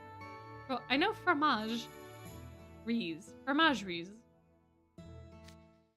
Bread and cheese have been staples of ours for a long while, and nowadays we produce many different types of cheeses. This particular establishment also runs a cafe, and their menu is themed around their cheeses. That makes sense. Now that you mention it, I see the people sitting outside all have pieces of bread that are loaded with cheese. Well, now that I've gotten you here, I'll be taking my leave. Sorry for the extra trouble, Flom. You have my gratitude, human. Once again, my name is Rolo Flom. Do enjoy your time in Fleur City. I'll put in our food and drink orders. Malleus, you and everyone else are welcome to have a seat and wait. And off he goes. All right, I have our snacks. Wow, it smells amazing. A fresh baked baguette sandwich with ham and cheese. So much cheese, in fact, it's spilling out the sides. Oh, don't tell me that. Don't tell me that. It's gonna make my cravings worse. Ah. I'll have one. Oh my. This is rather nice. I enjoy the richness of the cheese. They said it was goat cheese. There were too many kinds to choose from, so I picked the most popular items on the menu. Again with the goats, They really do love them around here. The cheese is softening from the heat of the baguette. I find that it gives it a distinctive lingering aftertaste. Yes, it has a nice depth of flavor and pairs well with the saltiness of the ham. You know, one would never be able to truly appreciate this without sampling it firsthand, even if they had all of the knowledge in the world. Hands-on experiences are most intriguing. I wonder if Lilia had the same sandwich when he visited Fleur City. I should thank him for encouraging me to come on this trip. This sandwich has cheese made from cow's milk as well as grape compote. By all means, try it. Certainly, just as soon as I have a drink. What's this? The coffee you gave me is rather sweet. It has milk in it as well. Did you perhaps... Ah! Bitter! Oh, you switched the coffee. Yes, I must have your coffee. I assume you accidentally switched them. My apologies, sir.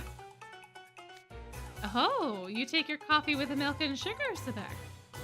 I merely happen to be in the mood for it, is all.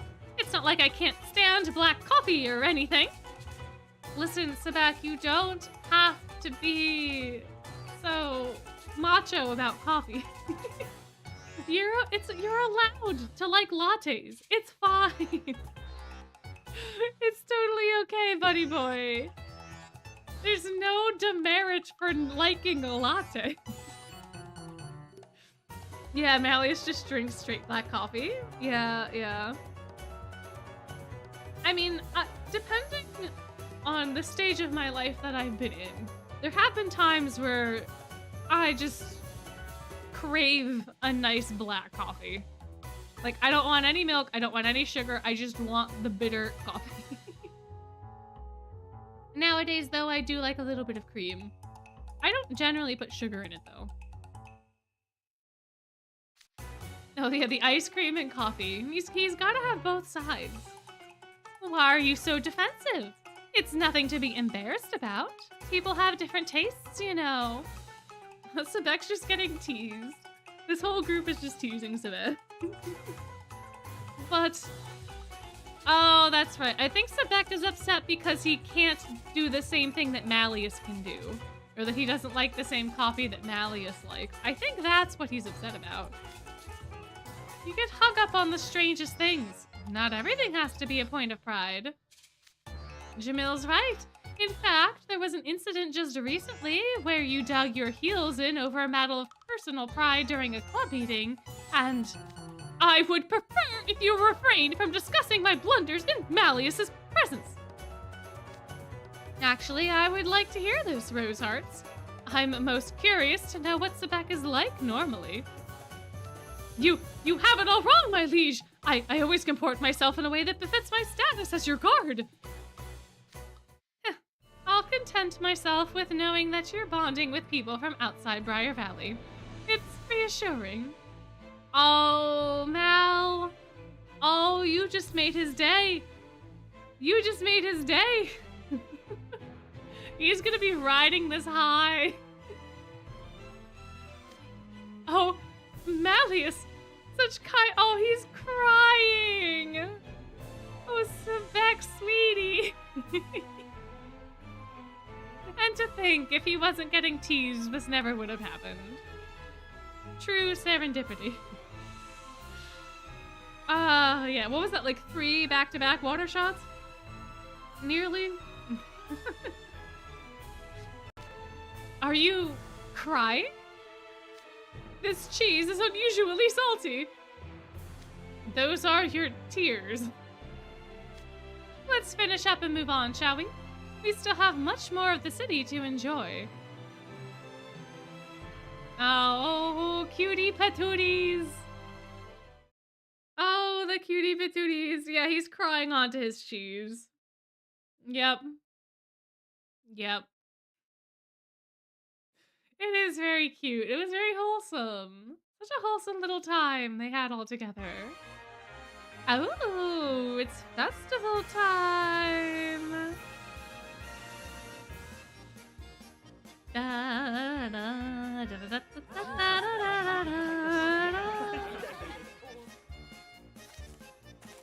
Is this where we're supposed to meet up? Everybody better be here. Ah, there you are. Did all of us actually arrive on time? Now that's a rare occurrence. It took you guys long enough. The crowds have been totally overwhelming. Well, this is the central square for the festival. There are bound to be crowds. Oh, yeah. There's a good scene coming up. This is true. Aren't the decorations impressive? The main event will be held on that stage. Now, this festival is a particularly important ritual in Shaftland's history, said to date back to before the advent of magic. There was an advent of magic? I thought it was just a natural thing that people had. Because you can't, like, get it later, right? Yeah, I won't say for sure. But there may be a certain scuffle coming up. And here we go, another interminable lecture. Is that tent over there the stage, the big one? And there are a bunch of smaller tents around, too. The smaller ones had little performances and merch and stuff. Say, Professor Train, since we're doing field work and all, could we take a look around the square? Well, I don't see why not. We have a bit of time before the show starts.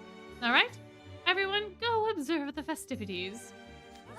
Nice. Hey, you, Grim, are there any tents you want to check out? If you look to the right, there's the most fascinating sight. Oh, hey, what's that over on the left? Ooh. So, which do we go? The right or the left? I shall let you decide. Which one? Which one? Yeah, it would be absolutely crazy if the Advent was the 15th century. Like, that'd be wild. Because, like, there's magic in all sorts of objects. So, like, how did people get magic then? What makes a mage versus a non-mage? I have many questions with that. But do you think that train means the acceptance of magic? Just because it exists, it's not accepted? That could be it, and that would make more sense. Alright, so we all want to go to the right? The right, the right, the right? The right, the right, the right. Oh, because Lilia's, like, from the 14th century. Fair enough, I suppose. Alright, let's see what's on the right. Ah, monster alert! And it's got super long legs! Those are stilts. That is almost assuredly an ordinary human in costume. The human climbs on top of the poles and then walks on them to make themselves look exceedingly tall. Huh? So if I used those things, I'd be taller than you, Horton? Why are you trying to compete with Malleus? Oh, care to try me? Were I to give it a proper effort, I doubt someone of your stature could tower over me even with the aid of stilts. What do you mean a proper effort? Can you make yourself grow taller or something? Wouldn't you like to know? He just, like, goes back into his dragon form, right? And then he's massive. What's with that smirk? You're getting real cheeky, Horton. In that case, I'll make you get on the stilts, and I'll ride on top. Would that give you a shot? I suspect an extra person or two wouldn't really improve your chances. If I still couldn't win, I'd throw deuce in too. It's so busy here. There are so many different showcases. I doubt I could catch them all. Deuce just is like, let's change the subject. Let's change the subject. You let me know if there's anything else you're interested in. Oh, I just saw something curious come out of the tent away over there. Hey, you! Let's check out the tent up front. All right. Who are we doing? Are we doing over there or up front? Are we going Azul or are we going Grim? Which would you all like? Which universe would you like to go down? Because there's different scenes for each of these. Up front to indulge Grim. Azul. Oh my, my, my. We need a tiebreaker. Up front. Up front. Alright, 2 for up front, 1 for Azul. Would anyone else like to chime in before a selection is made? Another up front.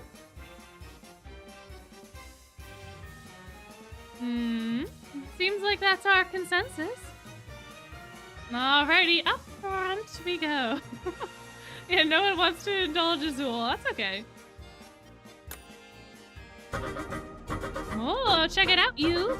They're playing instruments! Although that was also very loud. They've got a drum, some kind of violinish thing, and a bugle. I was wondering where the lively music was coming from. Looks like we found it. It's so loud. It's hard to believe just 3 people are playing. Makes me want to dance. Yeah, I was just getting into the groove too. La la la la la la. Looks like everyone around the tent is dancing with their arms locked together. They seem so friendly. Do they all know each other? No, this festival has always made an effort to ensure everyone from all walks of life can enjoy themselves. Those people in front of the tent over there. I think I've seen them before. Oh? Have you, Azul? Have you seen them before? I wonder. Yeah, it'd be so fun to dance. Honestly, the festival just seems like it's super fun in general. Here we go. I see some familiar faces over by that tent there. Hey, it's RSA! And they're not in special outfits. Those are Royal Sword Academy students, if I'm not mistaken. Ah, you're right. There's Nej, and he's surrounded by a bunch of townsfolk. See, now, Nej is someone that you have to worry about. And Vil would have been someone that you would have to worry about. But, yeah, they mentioned Rael really early on, and then we never get to see him. Ever. Ay, ay, ay.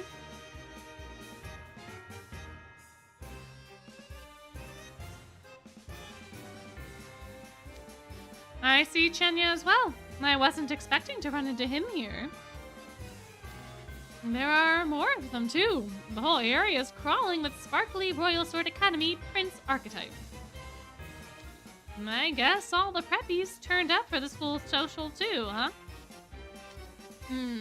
They stand out even the vast crowds. That's Royal Sword Academy for you, I suppose. I see some other people I know as well. I guess a lot of arcane academies came for the social. This show is supposed to be the centerpiece of the festival. I'm sure it's on every school's itinerary. Hey, someone's come out onto the center stage. Looks like the festivities are starting. Everyone, have a seat at the tables. With the bench seating, there's enough room for 6 people at each table.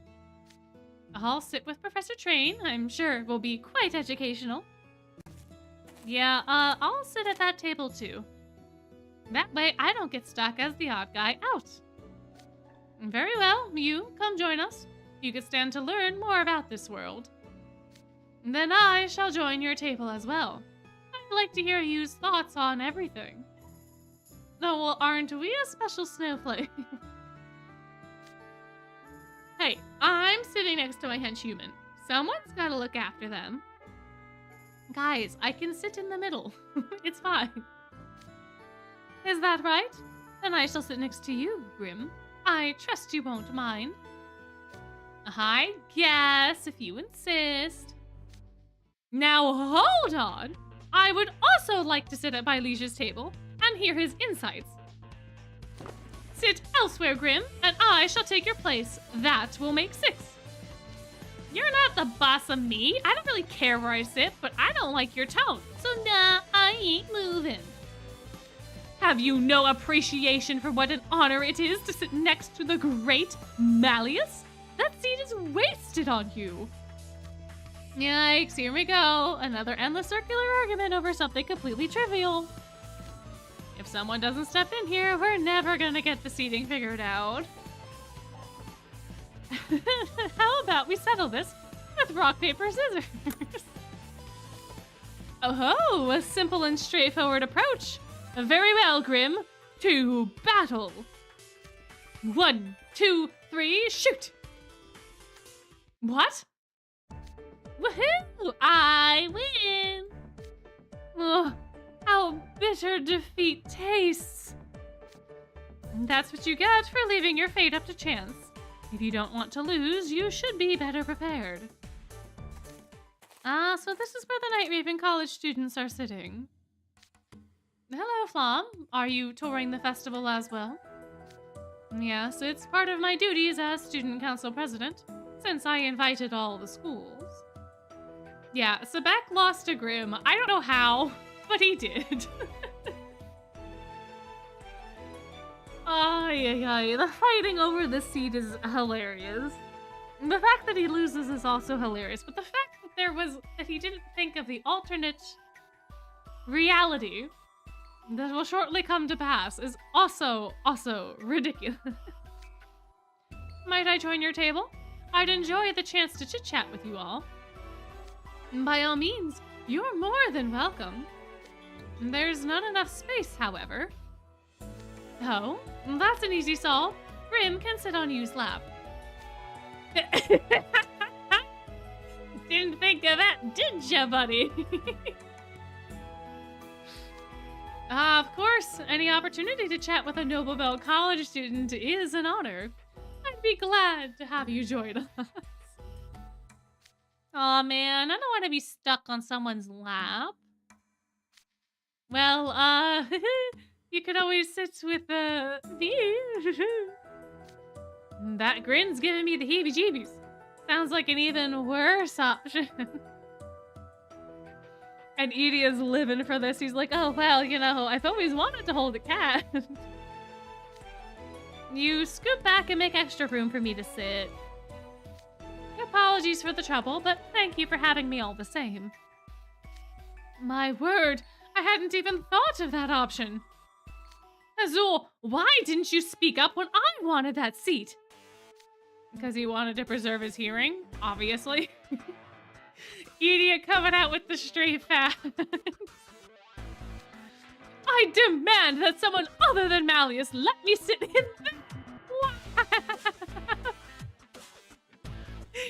their lap. Sit back now. Sit back. Stop. Stop it. Just settle. Just settle. Settle down. Simmer down. Oh, buddy boy. Are you aware of how tall you are? I suppose you have a point there. Then you can sit in my lap, Azul. Just no. Sit back, no. Just go. It's okay. You'll have another chance to sit next to Malleus, please. Ay, ay, ay. How desperate are you? Absolutely not. Sebek, don't pester them. You lost the contest, and now you must accept the outcome with grace. I beg your pardon, sir. My sincerest apologies. Come now, there's no need to mope. You can sit at the next table over. There's hardly any difference. Go on and sit down. The show's starting. Azul sitting in Sebek lap art. Fair. Would be fun. Would be fun. Yeah, I guess that is kind of a crack ship.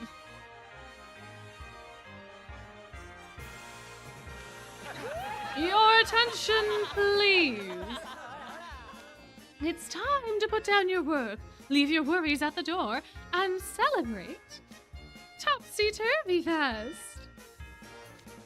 Topsy-Turvy? What, we all gotta stand on our heads or something? The idea is that the participants' social standings are inverted. Hence, festival goers need not worry about titles or status. The weak become the strong, and everyone can play the part of a king. So you could call it an unceremonious ceremony. Indeed, as such, everyone wears a mask for the duration of the festival. Sensible enough. That way no one will recognize you, and you can conduct yourself however you please. Oh yeah, I did notice people selling masks around town. There's something cool about seeing everyone looking all mysterious like that. Party sounding like a good time to me. Not to Rolo. Not to Rolo. We all love Topsy-Turvy Fest, but the one who loved it most of all was the kindly bell ringer. Who's that? Have you truly never heard of him? Nope. Grim, did you not even read a little about Fleur City before coming? Where's Pietro? Maybe Pietro's the narrating clown. Who knows? We never get to see them. If it ain't food, I ain't interested. You know, your one-track mind is oddly reassuring. What's this? Have you never heard of the kindly bell ringer?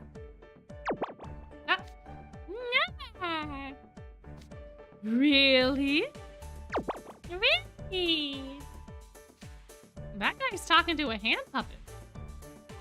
Is he okay? Yes, Grim. It is just the it's just the performance. Why are you concerned? The puppet is clearly meant to evoke the ventriloquist dummy. What now? The clown behind the puppet is basically dabbing over it. I mean, he's talking without moving his mouth, so it looks like the puppet is talking. So he's talking to himself? Why would anyone do that? It's an act. Now quiet down and watch. Since you don't know, then I will tell you the tale of the kindly bell ringer. Oh, you ready for story time? Y'all ready for story time?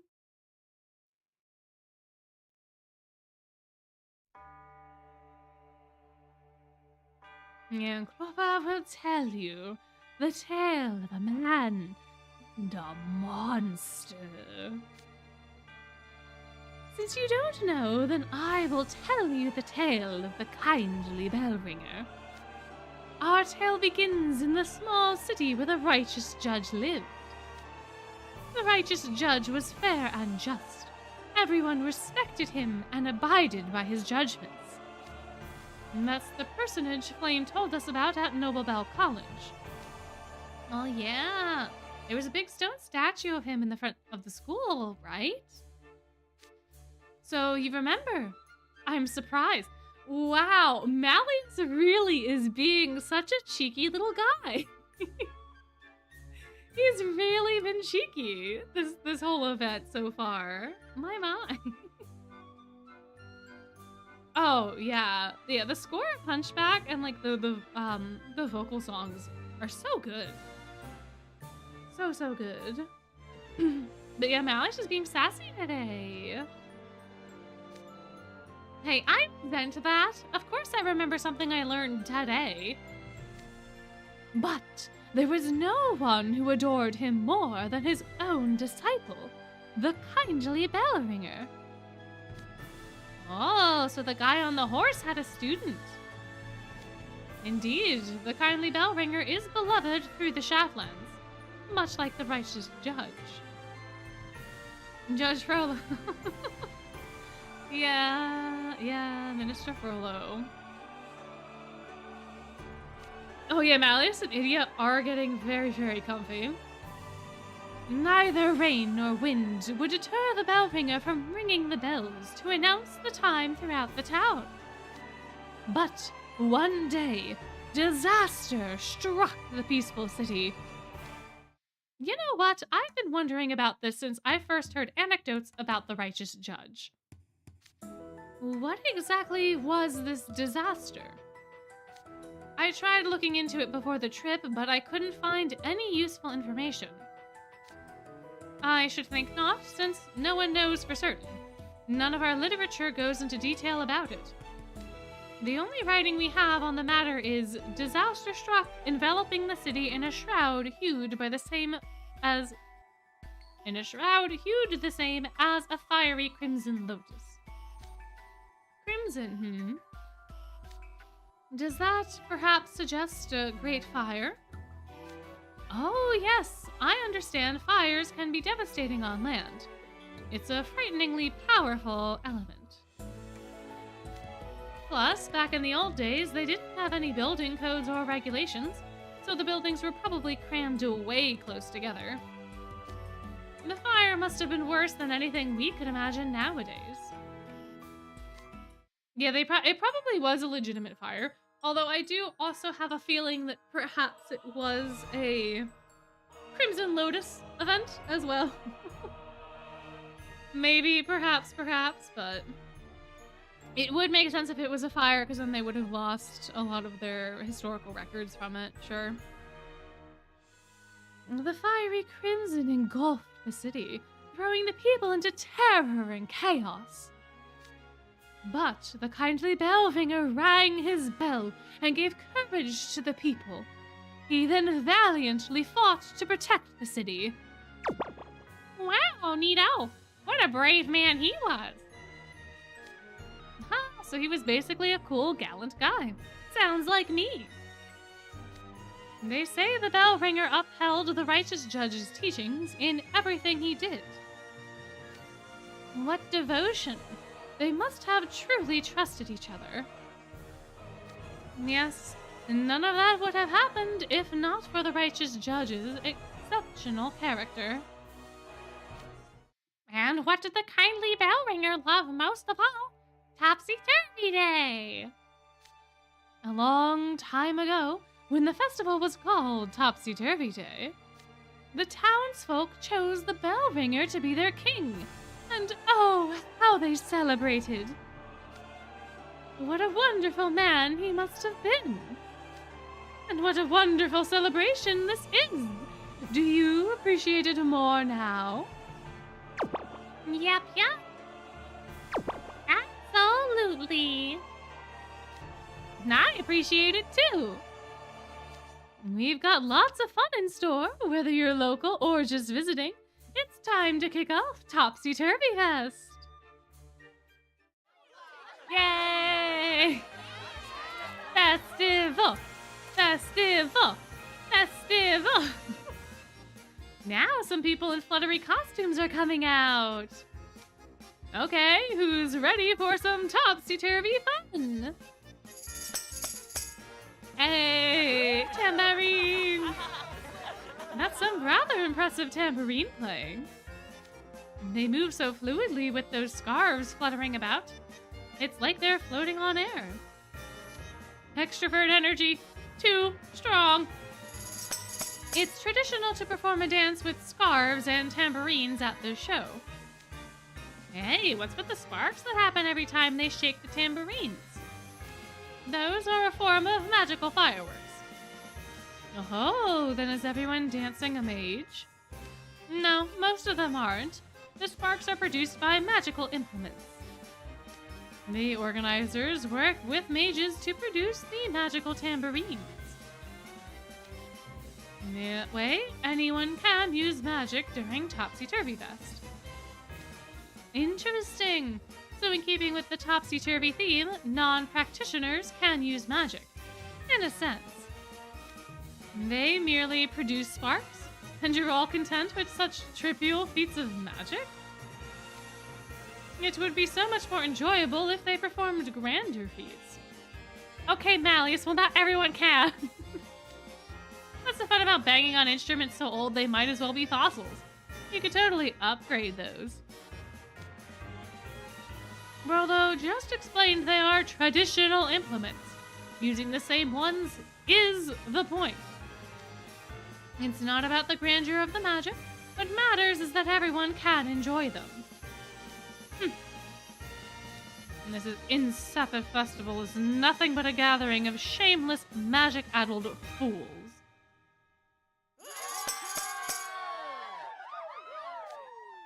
Did you say something just now, Flo? I'm so sorry I couldn't hear you over the din of the festival. Oh, it was nothing. I'm sure you'll learn much from experiencing the festival firsthand. Come on, everybody. Join in the fun and get dancing. Aw, yeah. Time to boogie. I'm gonna show you all my jaw-dropping dance moves. Huh? Dance? Me? Please tell me you're joking. That's a hard nope from me. Are you going to just sit there while everyone else is dancing? You'll stick out like a sore thumb, you know. Shroud, it would be impolite to remain seated when they invited you to take part. Dude, it would be way more cringe if I danced. Are you all ready? Let's tear it up! Tear it up! Festival! Festival! Gideon's gonna die! He's not doing so good. Poor boy. Oh, that's right! There's Twist Tunes! Ah, y'all want Twist Tunes? Y'all want to do the Twist Tunes? It's getting very late. But we can do the Twist Tunes. I just need to know what chapter that we're on. But it's up to y'all. I don't mind. I forgot that the twist tune happened in this particular segment of the story. All right, which chapter 5, burst of fireworks. All right.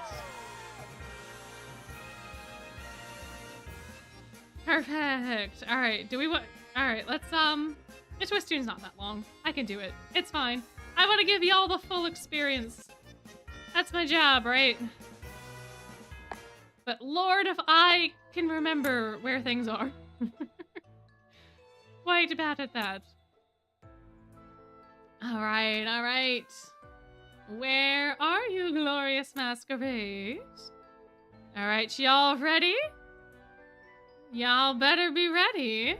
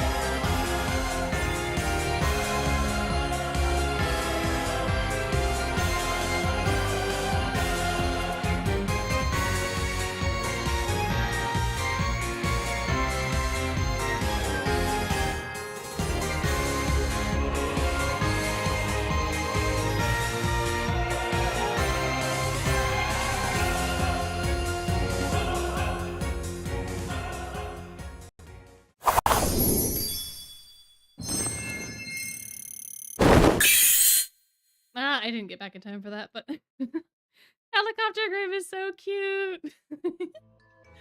Watching Idia panic is also kind of fun. And all the dancing is very lovely indeed. Excuse me, Malleus. Hold up. All right. Chapter 5. Something something fireworks. Chapter 5, something something fireworks. Not a cryptic message. No, no, no. A burst of... Oh, I forgot to put sequential play on. Well, that's fine. It always happens with the twist tunes. I just forget to check the little box. It is very delightful. I love the dancing. The music, the dancing, the overall air.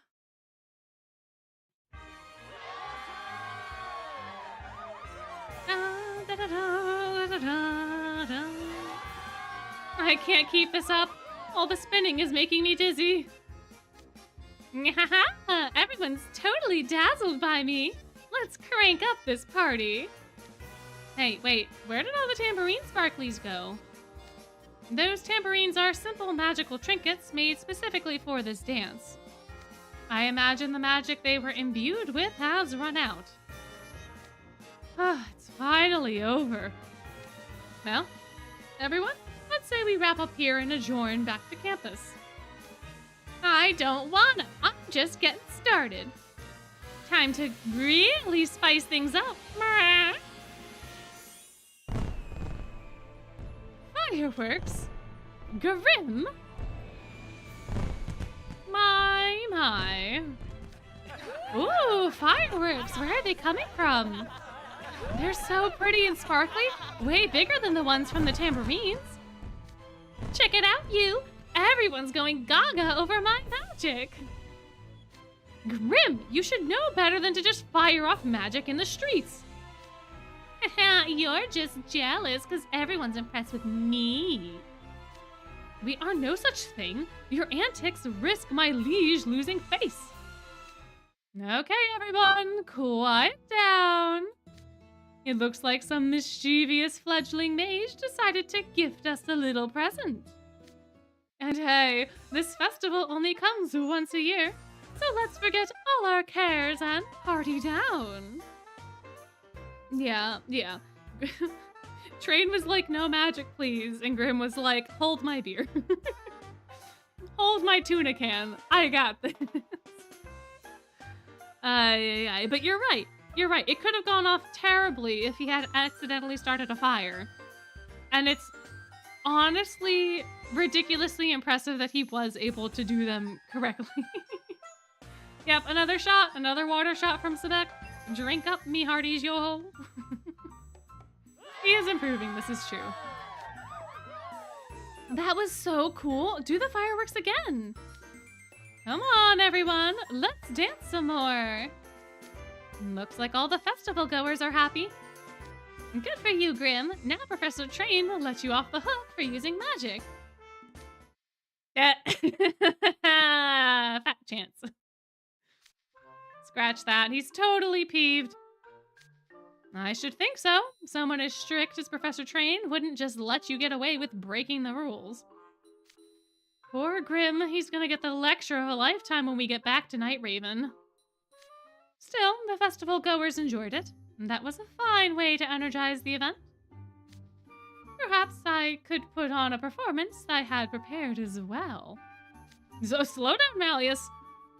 You were planning to perform it at the ball, right? A special present has the most impact when offered at a special time. If you were to get carried away by the festivities and perform it now, you'd spoil half the fun. Would I? Yes, absolutely. Trust me. No one else at our school can turn maximum profit for minimal effort like I can. Yes. Azul and his min-maxing strategy.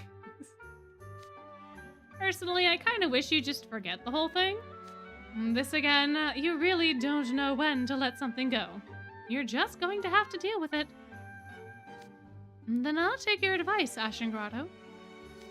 Instead, I'll offer a more modest blessing of fireworks. Malleus, not you too! A gift from Malleus himself? You should prostrate yourselves in gratitude, humans. Everyone's enjoying the festivities. This is wonderful. Allow me to help Malleus. Yeah, both Azul and Idia know what it is, because they're involved in it. So...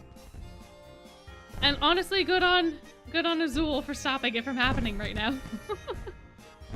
Yep, 'tis another shot of bevies.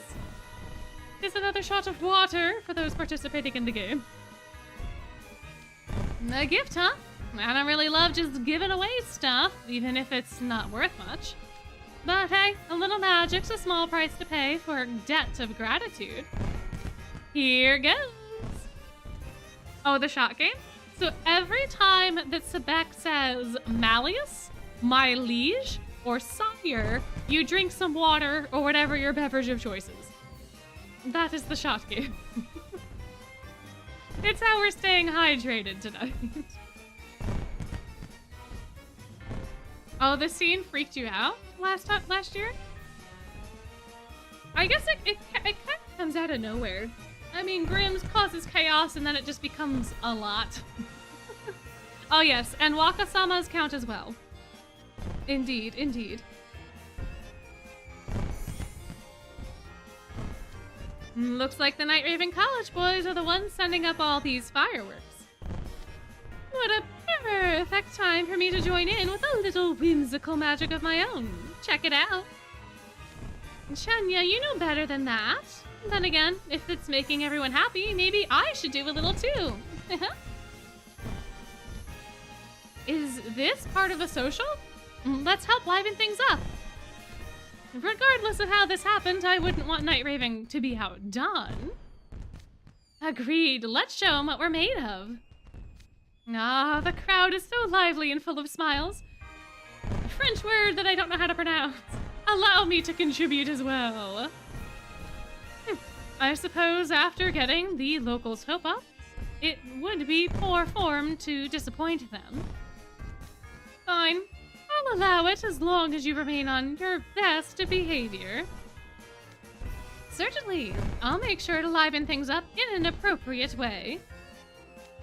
House Warden, let's send off a big burst of fireworks together. Yay!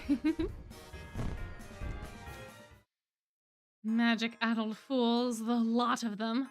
The sight of it all sickens me. What's the matter, Flom? You should be enjoying the festivities as well. Malleus, you and many of your peers possess exceptional magical prowess. As such, you should be circumspect in how you use it. I hardly think such power is meant for arbitrary spectacles that inflame the public. As you say, I am indeed powerful. So am I not free to use it and bestow gifts upon the people as I see fit? He does have a point. He does have a point. That's true. Since Twist has a translation spell to make communication easier, do you think Rook's random French is obvious and Rollo just hears a difference in the translation? Or he's just like, I don't know. I feel like Rollo probably understands the French bits. I have a feeling that the language that they speak is common.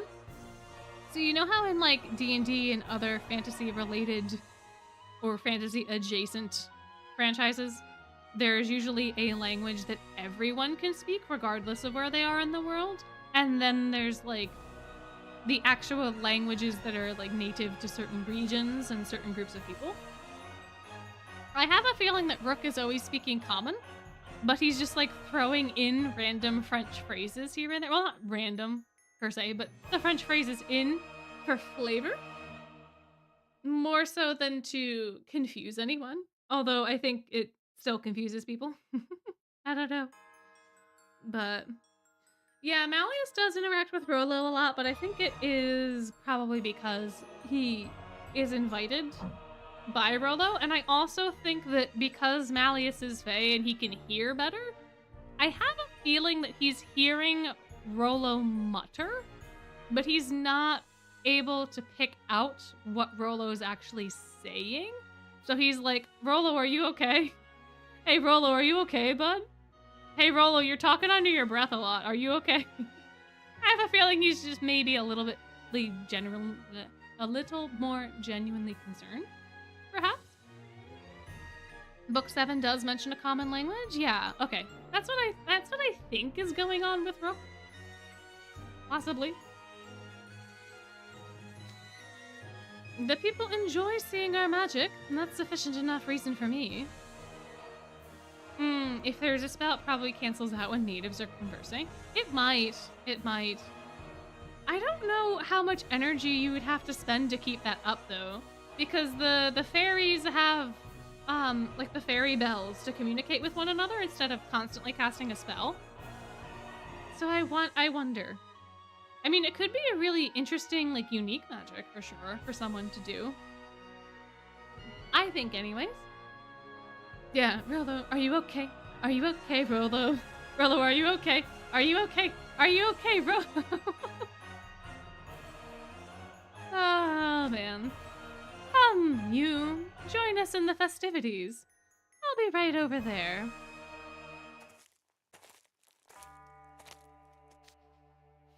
Magic is such a troublesome thing, wouldn't you agree, you?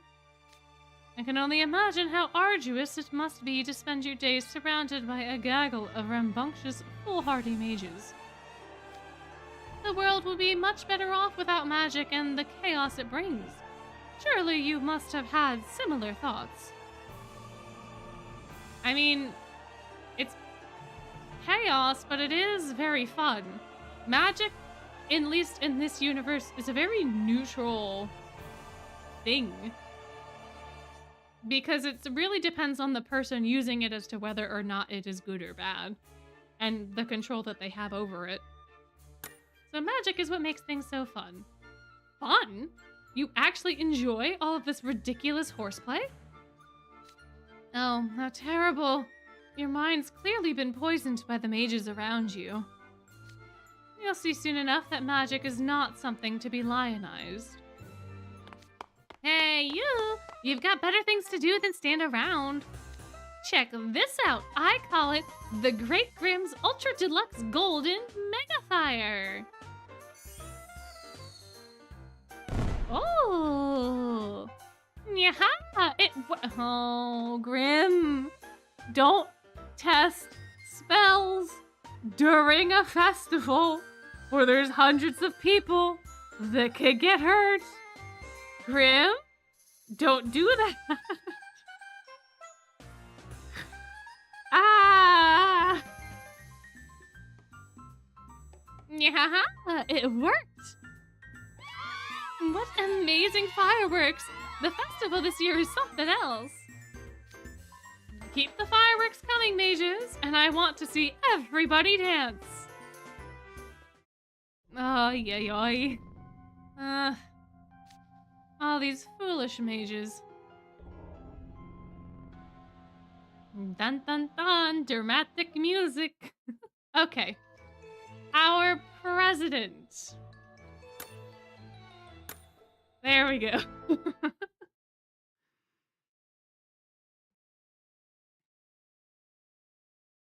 A repeat of a great disaster, potentially. Oh man, I really wish that we would have gotten this background. This nighttime background for the topsy-turvy square. Would have been so nice. Oh. Bink bonk. It's the evening bill. Binkity bonk bonk. That sound. Alas, the nighttime bell has rung. It's time for our delightful festival to come to an end. Did everyone have some topsy-turvy fun? Yay! You're always welcome to come back again. I'll see you at next year's Topsy-Turvy Fest.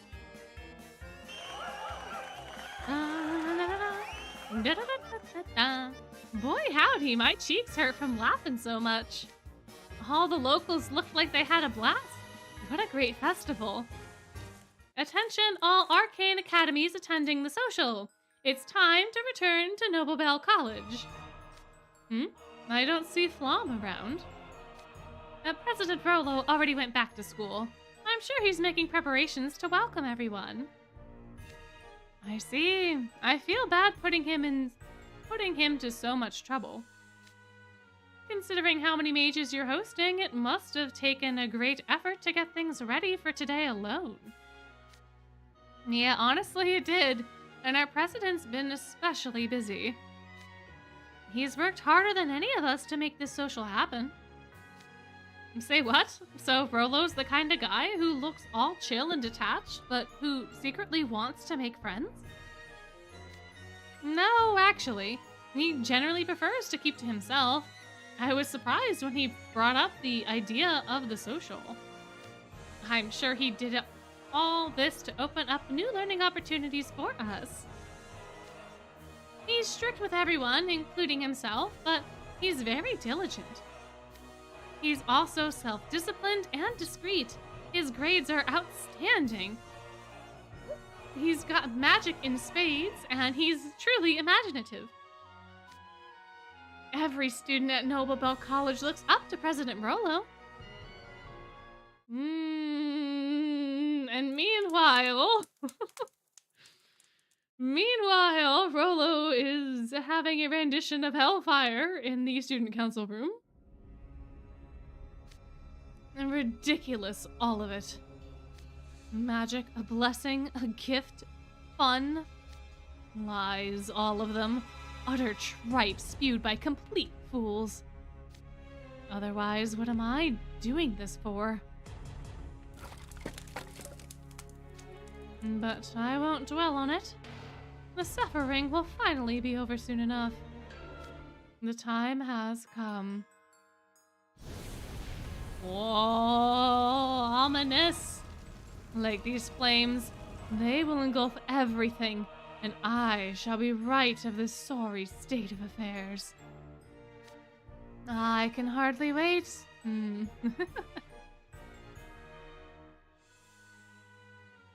Oh, spooky boy. Spooky boy. Yes, the angst, the horror, that distinctive ring. Oh, oh no. My fake yawn turned into a real one. I'm beat after putting on that big show. I just want to go to my room and pass out. You must wait. One of the students here asked all social participants to assemble in this hall.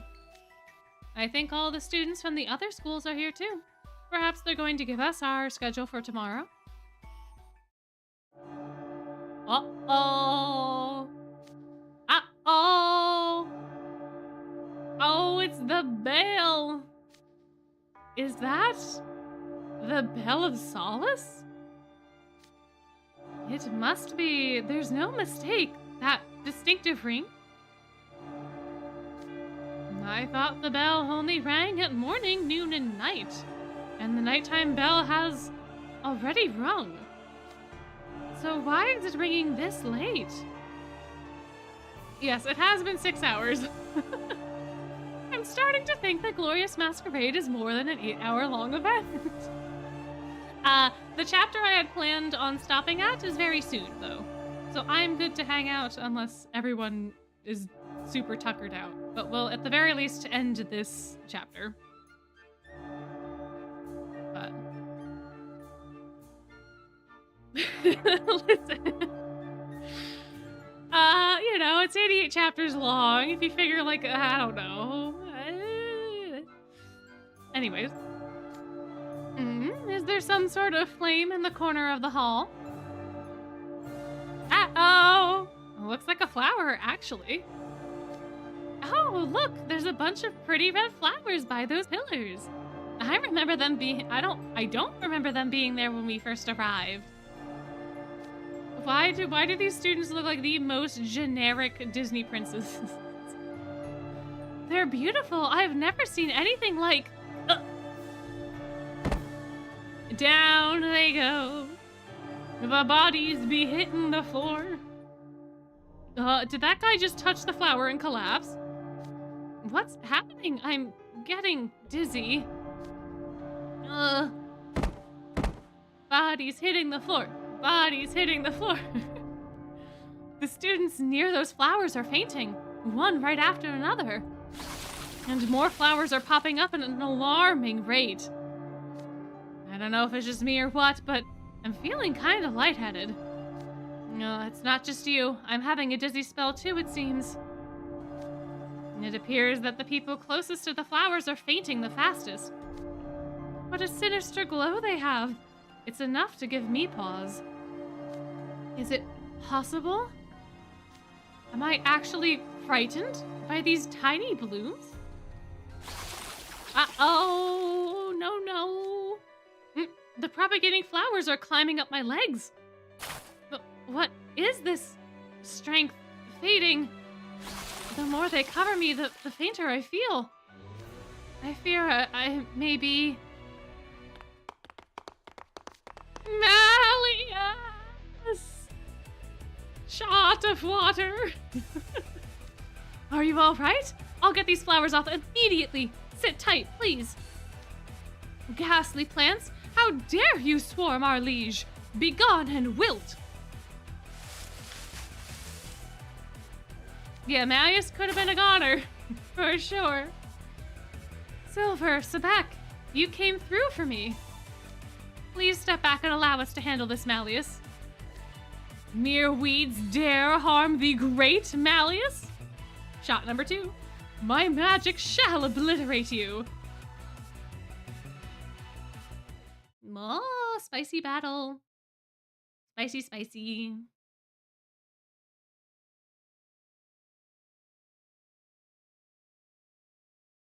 My. Well, you know what? I think the water drinking game has turned out very well so far. Uh-oh. Wither plants! What in the world? The flowers just absorb Sebek's magic. The more spells we fire off, the more empowered they become. Their color, the way they glow, it's almost like fire.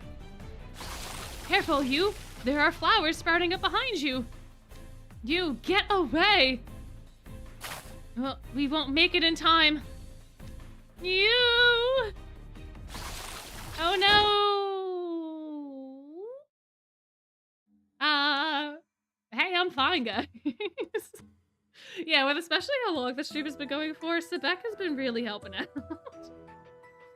Yeah, I think next time probably we should do it too, because I'm pretty sure Sebek is in a lot of scenes next time, so we will definitely be hydrated.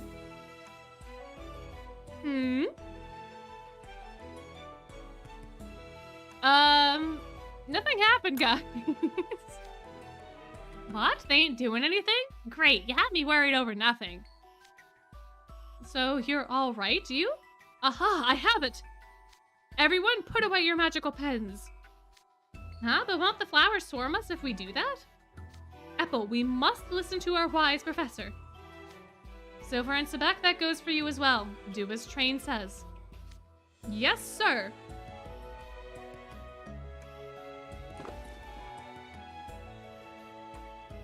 Ah, now they stop swarming us. The flowers aren't multiplying as fast now that our pens are away. No, watch out! Everyone get back! Neige, no! Roy de Neige? Oh no, he fell defending us. Riddle, stick behind me. You too, card soldier. Don't just stand there. Chenya, I never asked you to cover me. I can fight. Haha, we're all aspiring mages going to school on the same island. We gotta help each other out. Get out while I distract them. It's no use. We can't defend against these flowers. They've already surrounded us. This is a disaster. I must notify President Burlow. Stay away from me. RSA down. Noble Bell down. Oh, the horror. The mages trying to fend off the flowers with magic are getting totally overrun and collapsing. I can't draw any definitive conclusions from just this, but safe hypothesis to say these flowers respond to magic. Everyone gather around me and listen carefully. Whatever you do, do not even think about using magic right now. Do you know what these flowers are, Professor? I don't want to believe it, but given their fiery appearance and ability to absorb magic, there can be no doubt. These are fire lotuses. Fire lotuses? I've never heard of such flowers. Are they common on land? No, this is the first time I've heard of them too. And I know I'd remember if I'd seen one. I can hardly blame you for not knowing about them. Even I didn't recall them immediately. They're plants that thrive on all manner of magical energy. When you say all magical energy, does that mean... Yes, that includes the magical energy of mages such as ourselves. What? When they sense magic, they reach out their vines, much like other plants reaching for the sun. They then grow roots and absorb the magic. They'll continue to sap a mage's magical energy. It serves as nourishment to help them bloom. And once they absorb the last of the mage's energy, the mage loses their magic permanently. They lose their magic? Oh yeah, you're right. Malleus does sometimes just unconsciously float off the ground. So that probably is why the flowers rushed him. I mean, yeah, also with the massive amount of magic that he has. Yeah, the fire lotuses are so pretty. It is a real shame that they are so dangerous. They lose their magic? Dude, that's a final boss right there. They must be the most OP enemy in all of Twisted Wonderland. There's a plant that's horrifying growing on land? Wait, this doesn't make sense. If a plant that dangerous existed, surely we would have learned about it in school. Fire lotuses went extinct centuries ago. As I understand it, people back then banded together to eradicate the entire species, in light of its dangers. Nowadays, books on the history of magic give the plant only a passing mention as an old legend. Precisely. That's our Malleus, and another shot. Your erudition knows no bounds. That guy just never stops. But what's an extinct plant even doing here? And why is there so much of it? That would be a better question for him. Him? So you're still standing? I suppose your wretched academy's reputation is deserved after all. It's you! Who could it be? Who could it possibly be? Do we have any guesses? I don't know. Yeah, Mal is very, very aware of Rolo. You've never drank more water than today. Well, I'm glad we're keeping you hydrated.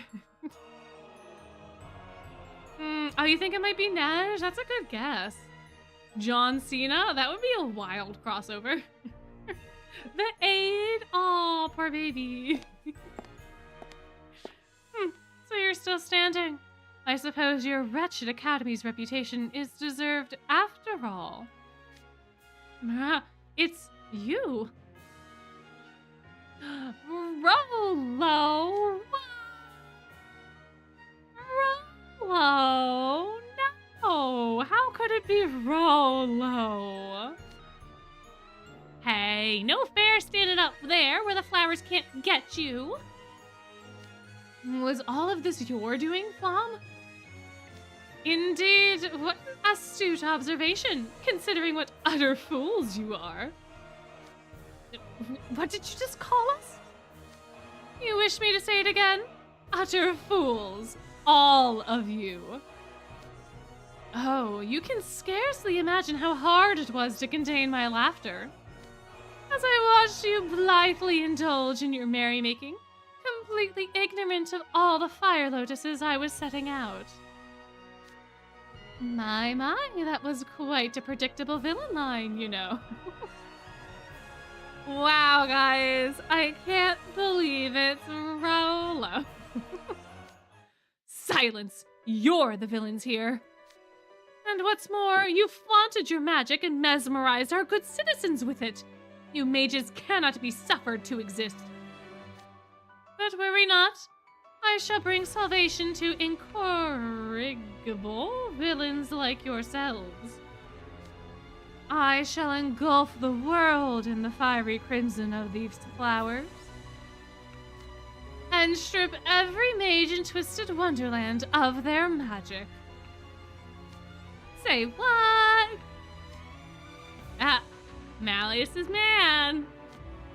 And there he is, folks, the secret mastermind who was controlling the final boss all along. But what kind of mastermind jumps the gun and shows up this early? Dude has, like, zero patience. Could you not right now? You're ruining the moment. Oh, my. Strip us of our magic? But then I wouldn't be able to become a great mage. That ain't cool. Yes, that is the only problem with this scenario. What reason could you possibly have for this? Were these plans to spread, Briar Valley would not escape unscathed. Regardless of Flom's motivations, I cannot stand by and let this happen. This is exactly why you're all utter fools. How dare you! 3 times now you've called Malleus, shot, another fool! I've had it with you. Time to teach you some manners. Agreed, Rolo Flom. Prepare for battle. We can stop you without magic. I'm never a fan of the brute force option, but I suppose there's no alternative when our foe can't be reasoned with. Yeah, I can't just ignore an invasive plant species. I'm gonna put a stop to this before it spreads out of control.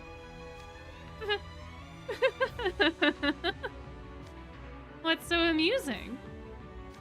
Oh, you're far too late for that. My plan is already well underway. When the Bell of Solace rang for an unprecedented 4th time tonight, it suffused the city with magic. Oh, suffused, probably. Not suffused. Suffused. The fire lotuses aren't only in the school.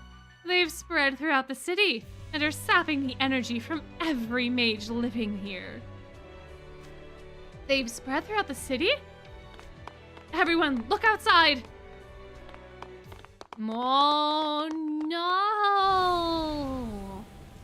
Look at the topsy-scurvy square! Yeah, literally, yes. I agree with you. They need magic to survive.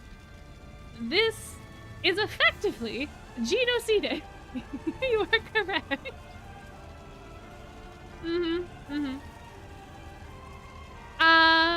Does Edia have to report this? I don't know, because it doesn't concern Blot. But probably. Yeah, well, yeah, Edia's definitely gonna tell his parents anyways, but...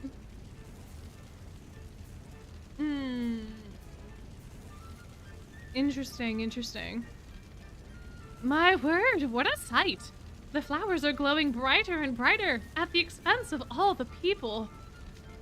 While the flowers harbor no ill will, I could not possibly call them beauty. I thought you were an honorable guy, but no, you're just a dirty, low-down punk. It's on now. You come down so we can throw down. Oh, as much as he'd like to do that. You Night Raven College students are the only mages here still standing. What could you possibly hope to accomplish by yourselves? By all means, struggle and fight. You'll curse your own impotence soon enough. Uh-oh. What was that noise? What noise? I didn't hear anything. I definitely hear something. It's a faint, mechanical sounding... Whoa, it's getting louder. Uh-oh. Uh-oh. Uh-huh. Allow me to invite you someplace more fitting, so you can channel your energies appropriately. How long do we think Rolo was sitting on that one?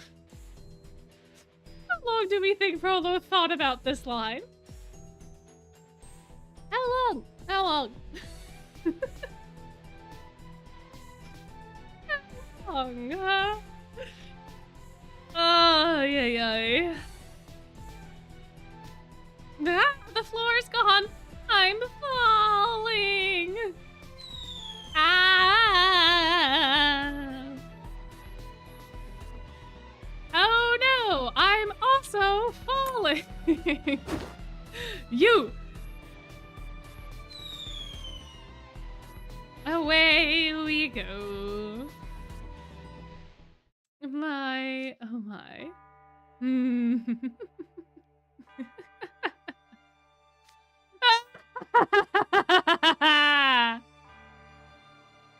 We'll finally be rid of it.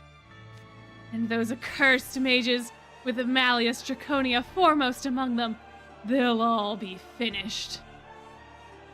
Enjoy your time down below, though I think you'll find it quite draining.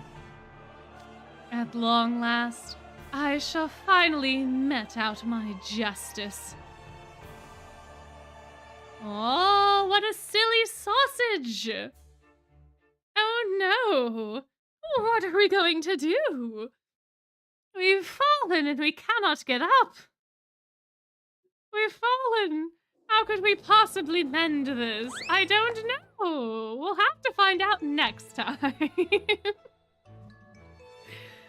Oh, what a time! My goodness. This has been delightful. I feel like that is the best possible place to leave us for this evening. I'll hang out around a little bit to do my lessons, but after that, it is bedtime. But man, is this a delightful event. It's so fun! So fun. There's so many good moments. There's so many fun little things. There's so many, you know, bits and pieces. The character interactions are just so fun. Yeah, it's 1 a.m. Yeah, I'm just doing my little last little lessons. And then it is off to bed with me. I do have to work tomorrow. I work from home though, so it's okay. I can sleep in. But yeah, Glorious Masquerade is just such a banger. And the story structure and the way that they build things is very fun and I think unique for Twist. Because I feel like things really don't kick off until where we just got. Like, once the threat is happening, it just becomes such a, everybody, we gotta go, like, the pacing just increases dramatically. Like, everything's now a rush, everything's dire, we gotta figure this out, by golly. It's just very fun overall. Oh yeah, 2 hours until the reset. Yeah. My. Good times all around. Oh man. Yeah, because the beginning is just a lot of fun. Like, I think the first, because the event gets broken into 5 different segments. So, like, the first 2 are just very chill. You get the outfits, then you get to walk around the city, you get to see everyone having so much fun, and you're like, okay, when is the bad thing going to happen? And you just get lulled into this false sense of security. And then the bad thing happens. And it's like, huh? What do we do with this? What is happening? And the stakes are so much higher than they were in any, I think, of the previous events. At least from what I can remember up until the point of the initial release of Glow Mask. But my memory is not always the best, so yeah, like this was going on in the background the entire time. Yeah. And the fact that he is able to do everything so well and so sneakily is just wild to me. I mean, it makes total absolute sense. Because, like, I get it. I do get it. Because Rolo is in a very unique position in which he can absolutely do this stuff. And he, funnily enough, he has the horticultural background because I think his best thing, his best subject is like plants and like herbology and stuff. But he had the means, the opportunity, and the motive. And he had the reputation to make sure that no one questioned him. And if anyone asked, he could be like, oh, I'm working on a plant project. And they'd be like, ah, yes, that makes sense because you're the plant boy. Quite interesting. Oh, yeah. Glorious Masquerade and Playful Land do have the biggest stakes. I don't know about JP either. Because I don't really know what the stakes of the next Halloween event are. I feel like the Halloween events are the ones where we get, like, the world-ending catastrophes. Like, outside of the main story, anyway. But trying to debate whether you're going for SR Cater and Bill for the New Year's event. And Sebek and Huggy are hit or miss. Yeah, you can use single keys to try to get them. Welcome back, welcome back. We're just about to wrap up, unfortunately. But we're here for a little bit until that happens. Once my lessons run out, it's time, because it's late. You have neither. Fair. I mean, I suppose I can't really talk because I don't use them ever. But I suppose if you do need one or the other, like if you just need a Vil card or a Cater card, then you could pick them up. They're not bad. The Halloween events are always the ones where they have to deal with external problems. True. Yeah, we ended on a cliffhanger. Rolo has, trapdoored us. And we don't quite know what our fate is yet. But yeah, if you want to watch the pod later, go for it. There's a lot more water that you'll have to drink. I will say that. Yeah, we did get sent to purgatory. This is true. With the silliest of silly puns to have ever been sillied. It was quite a time. Quite a time. Oh man, hey, it's 111. Make a wish. Oh, the liver crunk. Yes. Sebek is still with us, Drew. Oh man. Since book 7 is picking up soon, what are we looking forward to? In which way? In terms of book 7's story or in terms of future things? Yeah. Next stream, I think we're also going to do the drinking game. So bring your flasks of water or other appropriate beverages. Ooh, looking forward to story-wise. I don't want to spoil any of chapter 7 for myself. I do know of some things in like card art and stuff like that, but I don't want any of the story itself to be explicitly spoiled for me personally. Because I feel like I didn't enjoy the last chunk that we got enough because I pretty much knew what was happening the entire time. There were a couple things that I didn't already know of, but I really just kind of want to go into it fresh. I do have a feeling and I want to know more of like what actually happens with Idia and how the heck he got to where he is now. I would like to know that. And I really want to see the Tweel's dreams. I just want to know what is going on. I just want to know. But Rolo's athletic abilities and stamina are actually scary because yep. He climbs that bell tower pretty much every day. He's got legs for sure. For sure. Are we going to be getting book 7 chunks every 2 months? I would assume so. I feel like that's the schedule that they've been on, and I don't see why they would change it. Oh, that was the other thing that we had talked about was Azul's shirt. Oopsie. Where's he at? Shirt.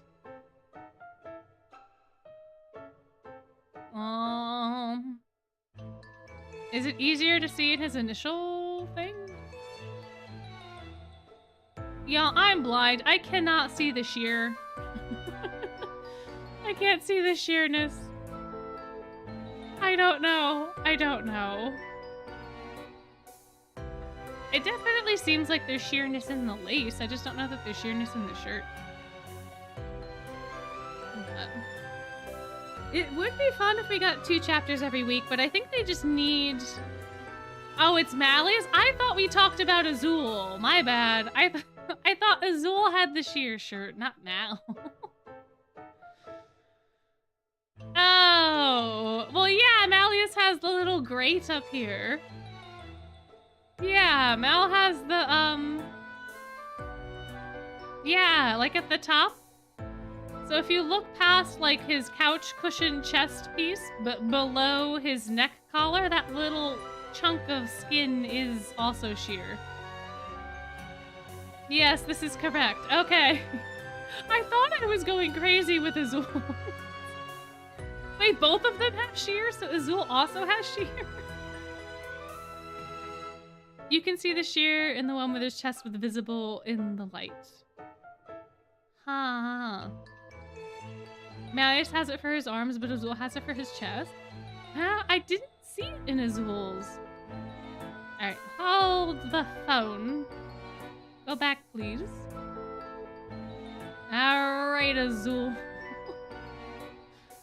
So in his groovy art, you can see it better? I mean, I guess if I squint, sure. There is like a little bit of different definition between like the left side of the shirt and the right side of the shirt, I guess. It's more opaque than Malleus's, but if you look closer, you can see the line. Yeah, there's one side of it that's a little lighter than the other side, I suppose. Interesting. Azul's is much harder to see. I will concede that, for sure. Ah, well. Things to consider for another day. And then Iria, on the other hand, is completely covered up. There is no sheer.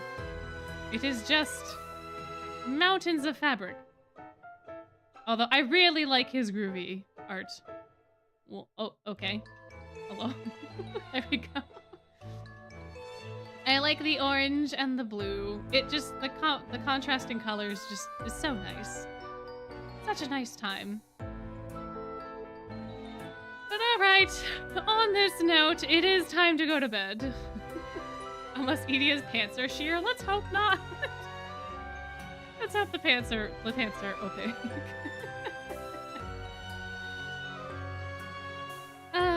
Alrighty. Well, if you are going to sleep, have good sleep. If you are having a good day, continue to have a good day. If it is daytime by you, I hope you have a wonderful day. And until we meet again, have wonderful days, do good things, make good choices. We'll be back again on Friday to conclude Glorious Masquerade if you'd like to come back. And with that, I will see y'all again another time. Night's blessings. Bye-bye.